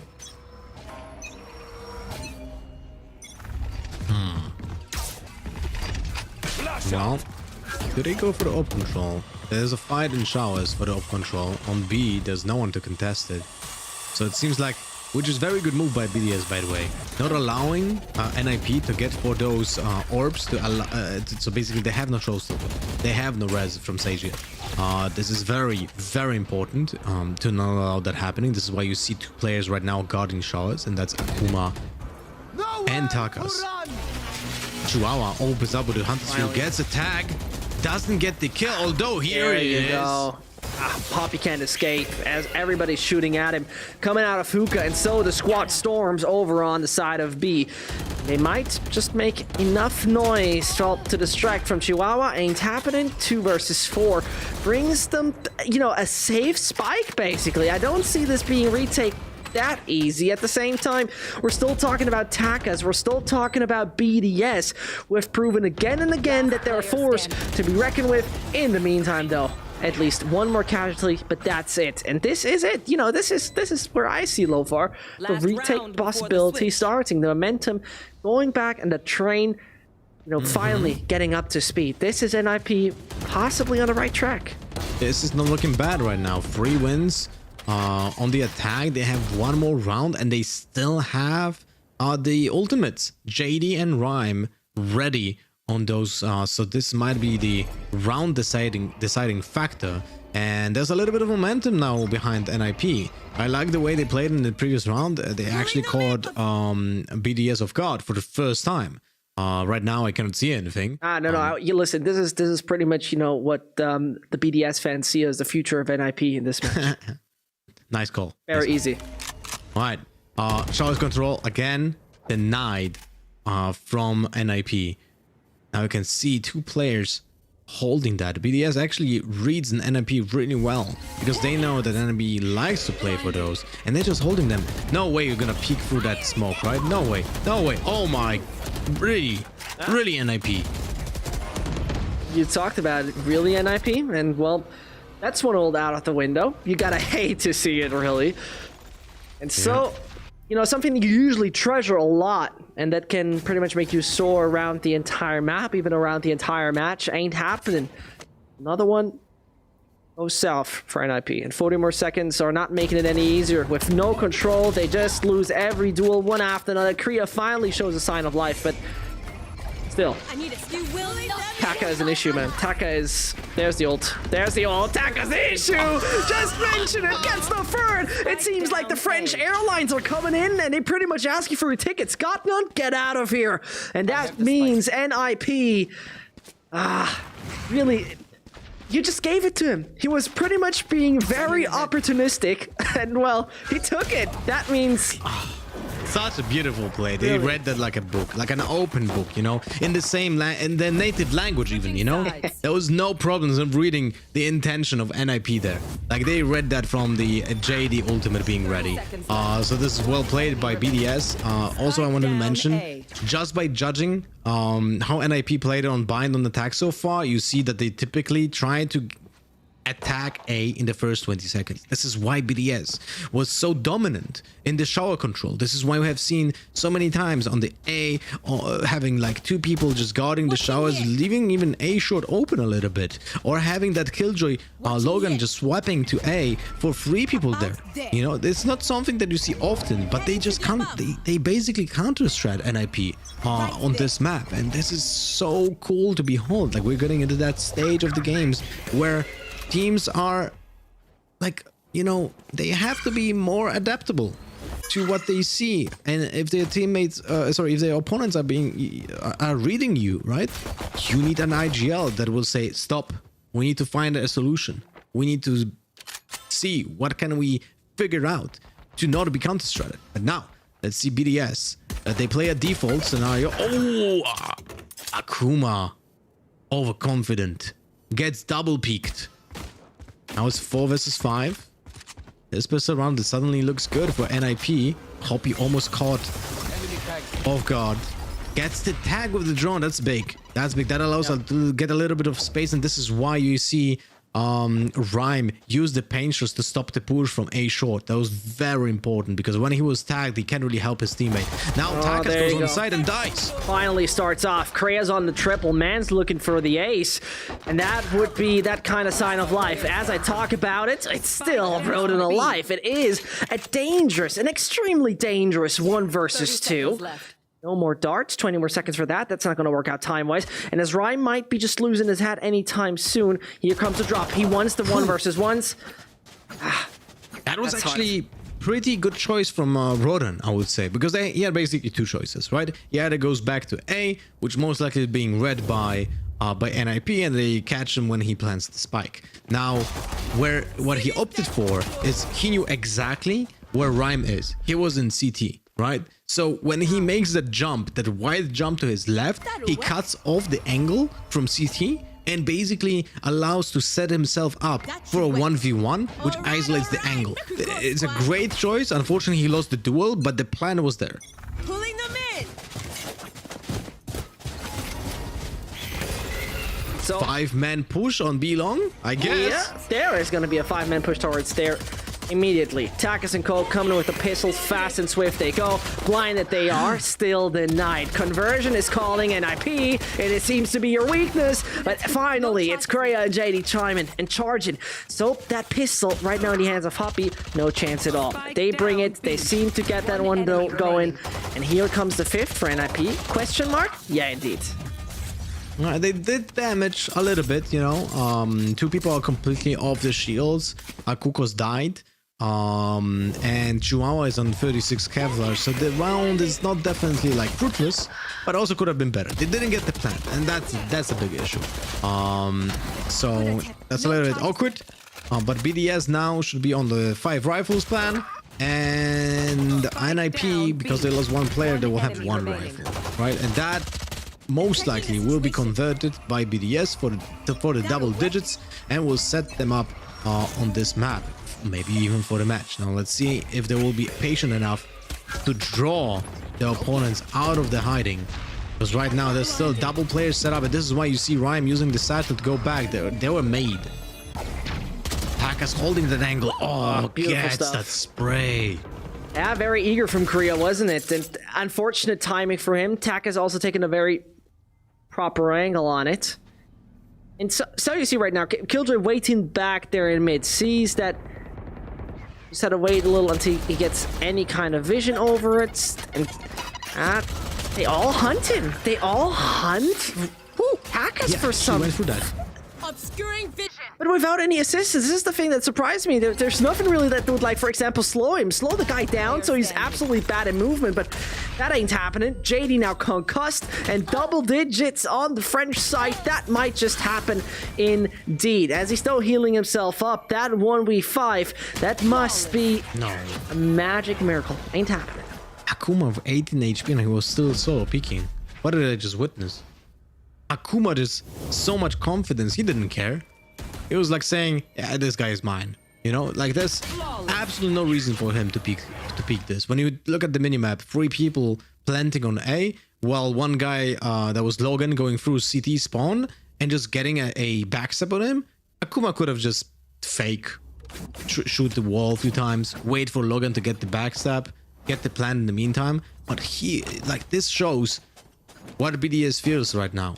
They're just feeding themselves, you know. They in their mind they already want the match, and this can be a downfall, right? That overconfidence, but at the same time it also gives players wings. You sometimes you feel invincible, and that will be also the game changer. When you cannot stop a player who feels invincible, just peeks and just nails every single shot, you know. Like you can have a very complicated strategy and executes, but when a guy shows up and kills everyone, well, then the plan fails.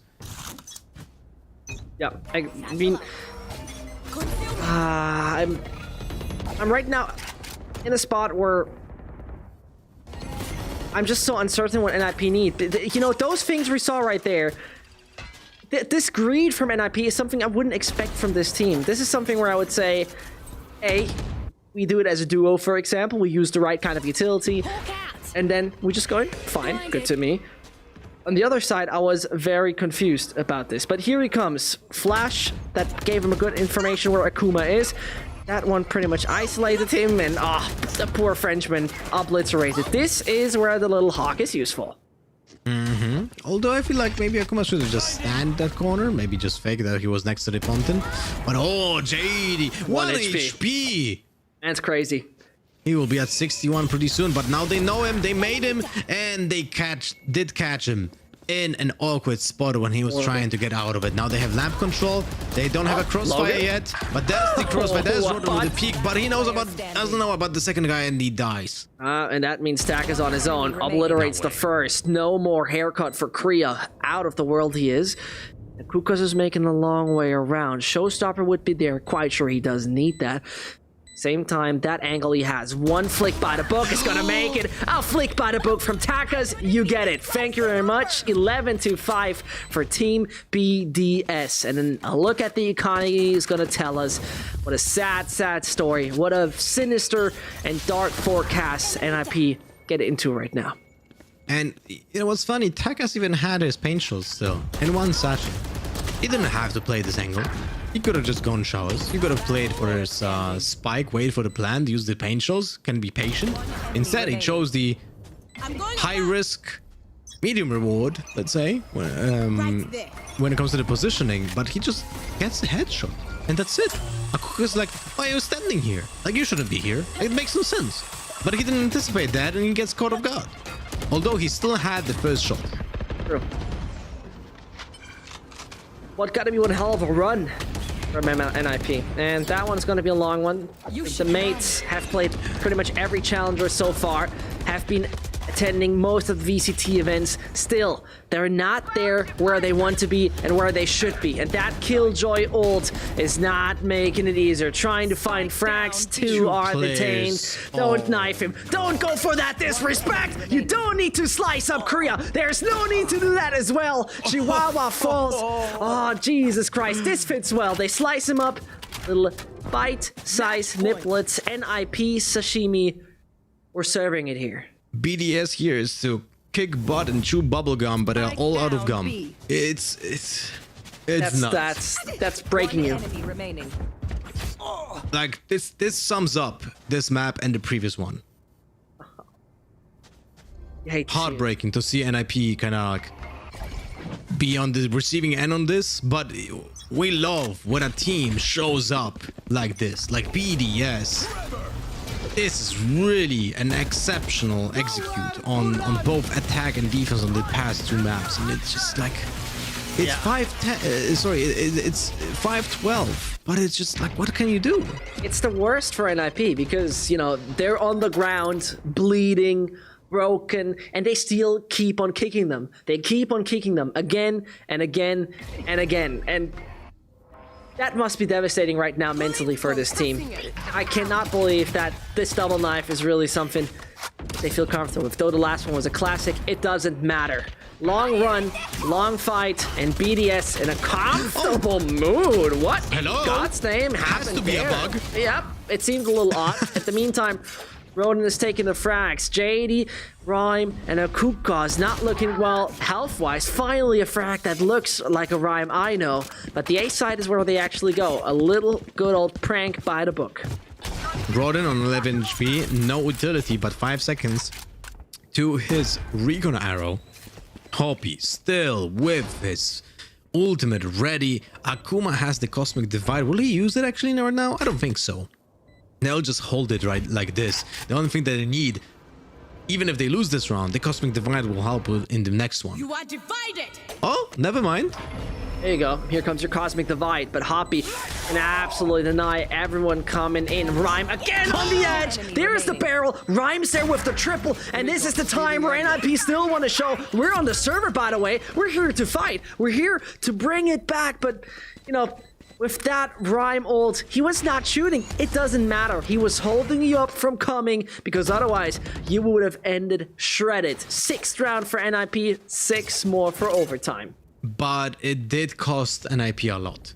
Like, Showstopper is gone, right? That's a big thing. It's actually kind of funny because the round started with a Showstopper that didn't kill Akukos. He was left at 12 HP. I feel like that round would have been absolutely gone if Akukos would have died.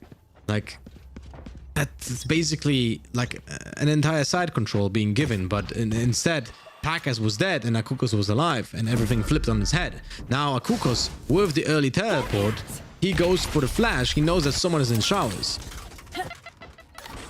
but he's kind of stuck. He is kind of, I mean, Help me, please. In the meantime, Rhyme's like, yeah, no worries, I got you. Well, Logan did get caught with his pants down, so that's a little bit awkward. And now it's 4v5. The NIP will try to convert this. They will. You know, JD winning it back on side, surely. Freya with disaster abilities is a big help. JD is though sandwiched. In the meantime, that's not helping him too much, and poor Korea is moving away. That spike is hitting the ground under any circumstance. And even though BDS don't have any ults, are a man down, they're back in the game. They equal it. Could be more to come. Korea tries to pre-fire, fails though against Akuma, and his counterpart is making it look so easy for Team BDS as Rhyme still strikes. First headshot granted. Akuka's all on his own. A double that now needs to be brought in by the IGL. NIP, it is their time to get at least close to Iceland, but this is their time to possibly fail. This is their time to actually fall short. Will they do so? Yes, they do. BDS bring it home. After disastrous first map, they strike with full force and no room to breathe for NIP. Whew. I mean, this team. Wow. Actually, it's not this team. It's this team that showed up on Split and Bind, not the one from Haven, right? The one on Haven, we don't want that BDS. But the one that showed up on Split and Bind, that's the one that we know and like. It's absolutely nuts how well they played. And a few things like just stayed in my mind. Like one of those was that setup, the small setup by Breach and Breach and Killjoy on B, when the alarm bot the turret triggers on someone on B, then the fault line happens and just Logan just peeks against a free kill. Like it's so nice. Those small things make me happy when I see them in professional play. And NIP, well, unlucky. What can I say? We had high hopes for NIP, but it seems like they had an unfortunate day. Maybe the first disconnect affected them in some way, but I have to say, when someone loses like that, then the other team feels like a huge winner, and BDS is looking really solid ahead of the competition against the other regions. True, and you know, the last weeks of Team BDS, of that French quintet, has been just exceptional. You saw them rise and rise again. Last week, you said this is a team that gets better every single time you see them, and obviously this is a team that, you know, at one point in time has to get rewarded, and it seems like their fruits of labors are pretty sweet for tonight. And obviously this means you are also able to vote. Who's your player of the match? Akuma, Logan, or Roden? Over on the socials of the Valorant Champions Tour, you definitely know what you need to do. Vote for your favorite player, and this time around, obviously, Yinsu, you are a power vote right here. What do you say? Who's deserving that one? Well, I mean, this is the team, right? Yeah. Everyone showed up at some point in BDS. I'll probably say I needed one mute. I'm very sorry, guys. I needed one mute. Just one time, but Lothar was saving me. Sorry, Lothar. Who would you say for this vote? I would say I lost my train of thought, but I think Logan. I think Logan. Oh, Akuma. It's so hard to say. I don't know.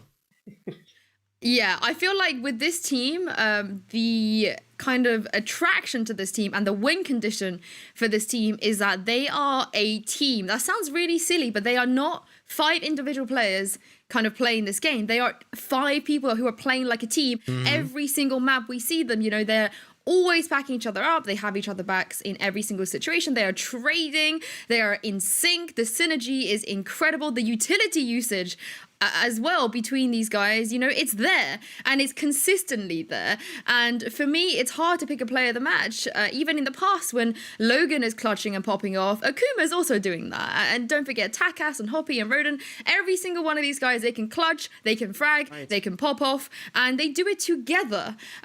This reason why when we look at those stats pre-match, you know, when you look at perhaps Ascent stack, you know, CNED's kill rate, CNED's entry, CNED's first blood is way up here somewhere.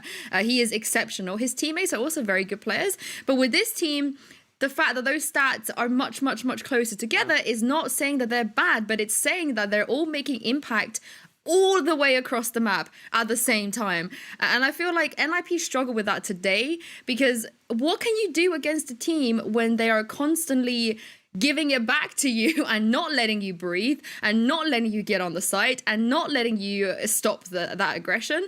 I think the second 2 maps we saw Team BDS play today was almost perfection, right? This is why we love them. This is why they're considered one of the top teams right now. And I guess I throw this to you, Lothar, because they've always come so close. So close. And I think this is the closest they've ever come to not just, competition in Europe, but that top level. And they have to get over Team Liquid tomorrow for them to kind of complete this run and move on to the next step. And with their performance today and also seeing what Team Liquid were able to do, how likely do you think this is for them? Do you think that this is their time? I hope so. I'm a big fan of BDS, and since they started playing in the previous challenges, they are really showing up. And the thing that I like the most is something that you mentioned. They play as a team. There's not a singular player that shows up as a big superstar. Typically, a lot of teams have that one guy that has the high ADR and the rest is like a support for him, right? In BDS, you don't have that. Every single player is worth equal. And that's super nice. It's super nice to see a team like that because they're an actual team. They play with the same lineup for such a long time. They were short for First Strike. They were short for Home Ground. But then in Challenges Masters, they're showing up. And the Team Liquid test will be a big test. But I'm going to assume if they're going to play like that tomorrow, not tomorrow, but in the next match, it's going to be a win for BDS because it looked beautiful. But the next big step after that will be even tougher for them. But hey, Team Liquid can say stop. This is hard turf now, and who knows what happens. And this is something that is putting me to shock because Yinsu said it perfectly. Those guys are always very close to each other.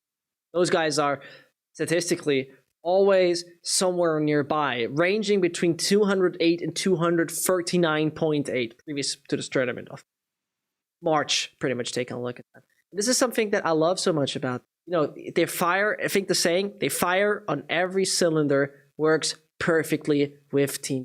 Because they do. There's not one sometimes who's choking. There's not one who's just suddenly having a spark plug missing. They're all there at the same time and everyone is stepping up. This is what makes this unit so special to me. It's the timings as well. They're just so beautifully there. And you can take down one of them and just as you thought, that's it. That's the only person here on the site, or that's the only person here in this corner. Someone else will come around the corner. Someone else is going to shoot you out the back of your head. These guys know what they're doing. I am super excited for them. Like you said, Lothar, they've been grinding for a long time. They've stuck together for a reason. And it kind of goes to show, right? Because we have a lot of experiments here in Europe. And rightfully so, some of the roster changes have been the better ones. Some of the roster changes has proven to be the ones that's right for certain teams. But we've also not really seen one team, maybe with the exception of G2 until recently, until they kind of brought in Zeke and then also Aussie as well, that have literally stuck together through everything, through not qualifying for First Strike and all of the other tournaments you have named. So perhaps this is the future, and maybe this is the way that teams can sort of push through all of their ups and downs. Although again, this group of player is pretty unique. You're not gonna get Logan just popping out everywhere trying to save your team in those clutches all the time. But with that in mind, and having said that, both of our quarterfinals have wrapped up today, and we're going to move on to the semifinals, which will be taking place tomorrow. Let's take a look at the bracket so you guys know which game is happening when. Of course, 4 teams now left. 4 teams have moved through to the semifinals, and out of these 4 teams, 2 of them will be moving to the EMEA Challengers playoffs. So the winners of tomorrow essentially between Vitality and Fnatic, and BDS and Team Liquid. This is getting very exciting, guys, because we're sort of like whittling down closer and closer each day to finding out who those teams will be. Now, Zescht, after today, who's your money on? Because we won't have you and Lothar here tomorrow with us, unfortunately. Well, I would like to put my money back from CE calling. I have to say, Liquid is where I put my money right now with Challengers 2. Yampi has absolutely convinced me. We saw Lothar and I on the weekend saw the qualifier from Team Liquid, and they were looking already exceptionally good. You know, you always have to ask and doubt a team that is only relying on fraggers. But when it's about the consistency of a Scream and a Yumpy, I think that's a different kind of level, because they're not just fraggers. There's more to them, but they do it on an everyday level, in and out, every hour of the day. When you wake them up at 3 a.m., they'll do the 350 ACS. It doesn't matter. This is what makes Liquid, I think, a big threat. They have time to prepare. They still have more time to fix their issues. And Yumpy is, for me, maybe at 70% right now. How about you, Lothar? I'm torn on the Vitality Fnatic match. Like, it's so tough. It's like, for me, from an outsider's perspective, it's a 50-50 match right now. Both teams are playing really well. Like, Fnatic showed up big with the 2 new players. I didn't expect that. I honestly, I was a little bit baffled at how fast they adjusted to having 2 new teammates, and they looked so sharp. While Vitality came out of the blue, kind of, right, and just wrecked Ascent. So, I mean, not wrecked, but it won the match against Ascent. And then they will meet against each other. It's kind of hard for me to say who's looking better on paper. I would just say it's a 50-50. But when it comes to BDS and Liquid, right now, coming hot off the press with the match that we just finished from, I would say it's BDS winning against Liquid, and maybe even BDS winning the entire challenges too. And that will be pretty hype, because I'm a really big fan of BDS. Yeah, I think people would need to stop sleeping on them. I know everyone has sort of at one point or another felt like this team didn't have that kind of star potential and level to take it to the next level, but after everything they've done today, they definitely have. And speaking of stars, I can now reveal the player of the match, which is Akuma.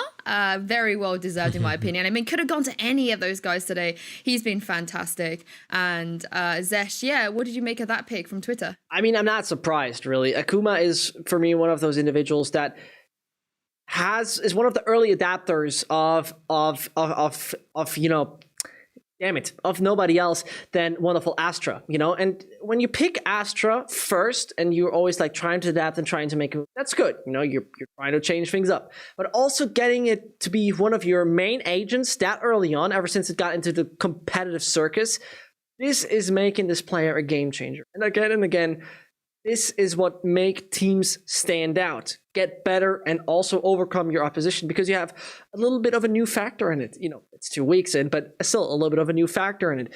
This is where I personally think that Akuma will just rise and get better week by week with this agent and bring BDS further and further with his individual and also team relevant performances. Well, lastly, Lothar, I just wanted to quickly talk about NIP, because a lot of people expected them to not to make it, you know, even further than this, but to be all the way at the EMEA Challengers playoffs. But this is where their journey is ending now. I mean, it's kind of surprising given that after Kukos had come into this roster, they were sort of the G2 slayers, and they had a pretty good run. So what do you think this means to them now? Honestly, I was really impressed with NIP so far up until this match. This match, they didn't look like themselves, you know, but lately we have a lot of teams not looking like themselves in the finals, in the final most decisive moments. So, you know, this is a team that is, I would say, they're not going to do any kind of changes. They're just going to work on themselves, because they have all the things that in theory should make them work, right? It's just a little bit more time they need, a little more consistency. That's probably the most important thing that a lot of teams struggle with, is the consistency. Even when they have all the small gears that are turning, sometimes they just not turn in the same direction that they should be, or at least in the other direction, because that's how gears work. But I digress. Anyway, NIP, in my eyes, it's still a great team. They just didn't show up today, or just that were not allowed to show up today because of how BDS played well. And I'm just happy that our region, as in Europe, has so many great teams that you don't even know who's gonna win, because everyone just plays so well, you know. So it might be a little bit confusing for other regions to watch us, because they cannot ask like who's the best team in Europe. No one will say that like with certainty, right? When you can tell that about maybe some other regions. So this is the beauty of Europe, and I hope our viewers appreciate that in the same way.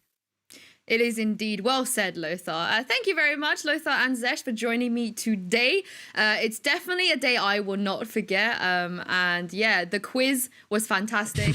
And hopefully we never have to whip that one out again, but we now have that in our arsenal. I'm sure people would love to see another addition to this. Again, I couldn't have gone through this day without the two of you. So big thank you for being here with me. Of course, congratulations as well to Team Liquid and Team BDS for making it through to the next round. We will be back here with the semi-finals, starting with Fnatic versus Team Vitality at 4:30 p.m. tomorrow, with a special guest as well. Any guesses? Tweet us and I can let you know if you're right or not. But trust me, you will not want to miss the action tomorrow. We'll see you then.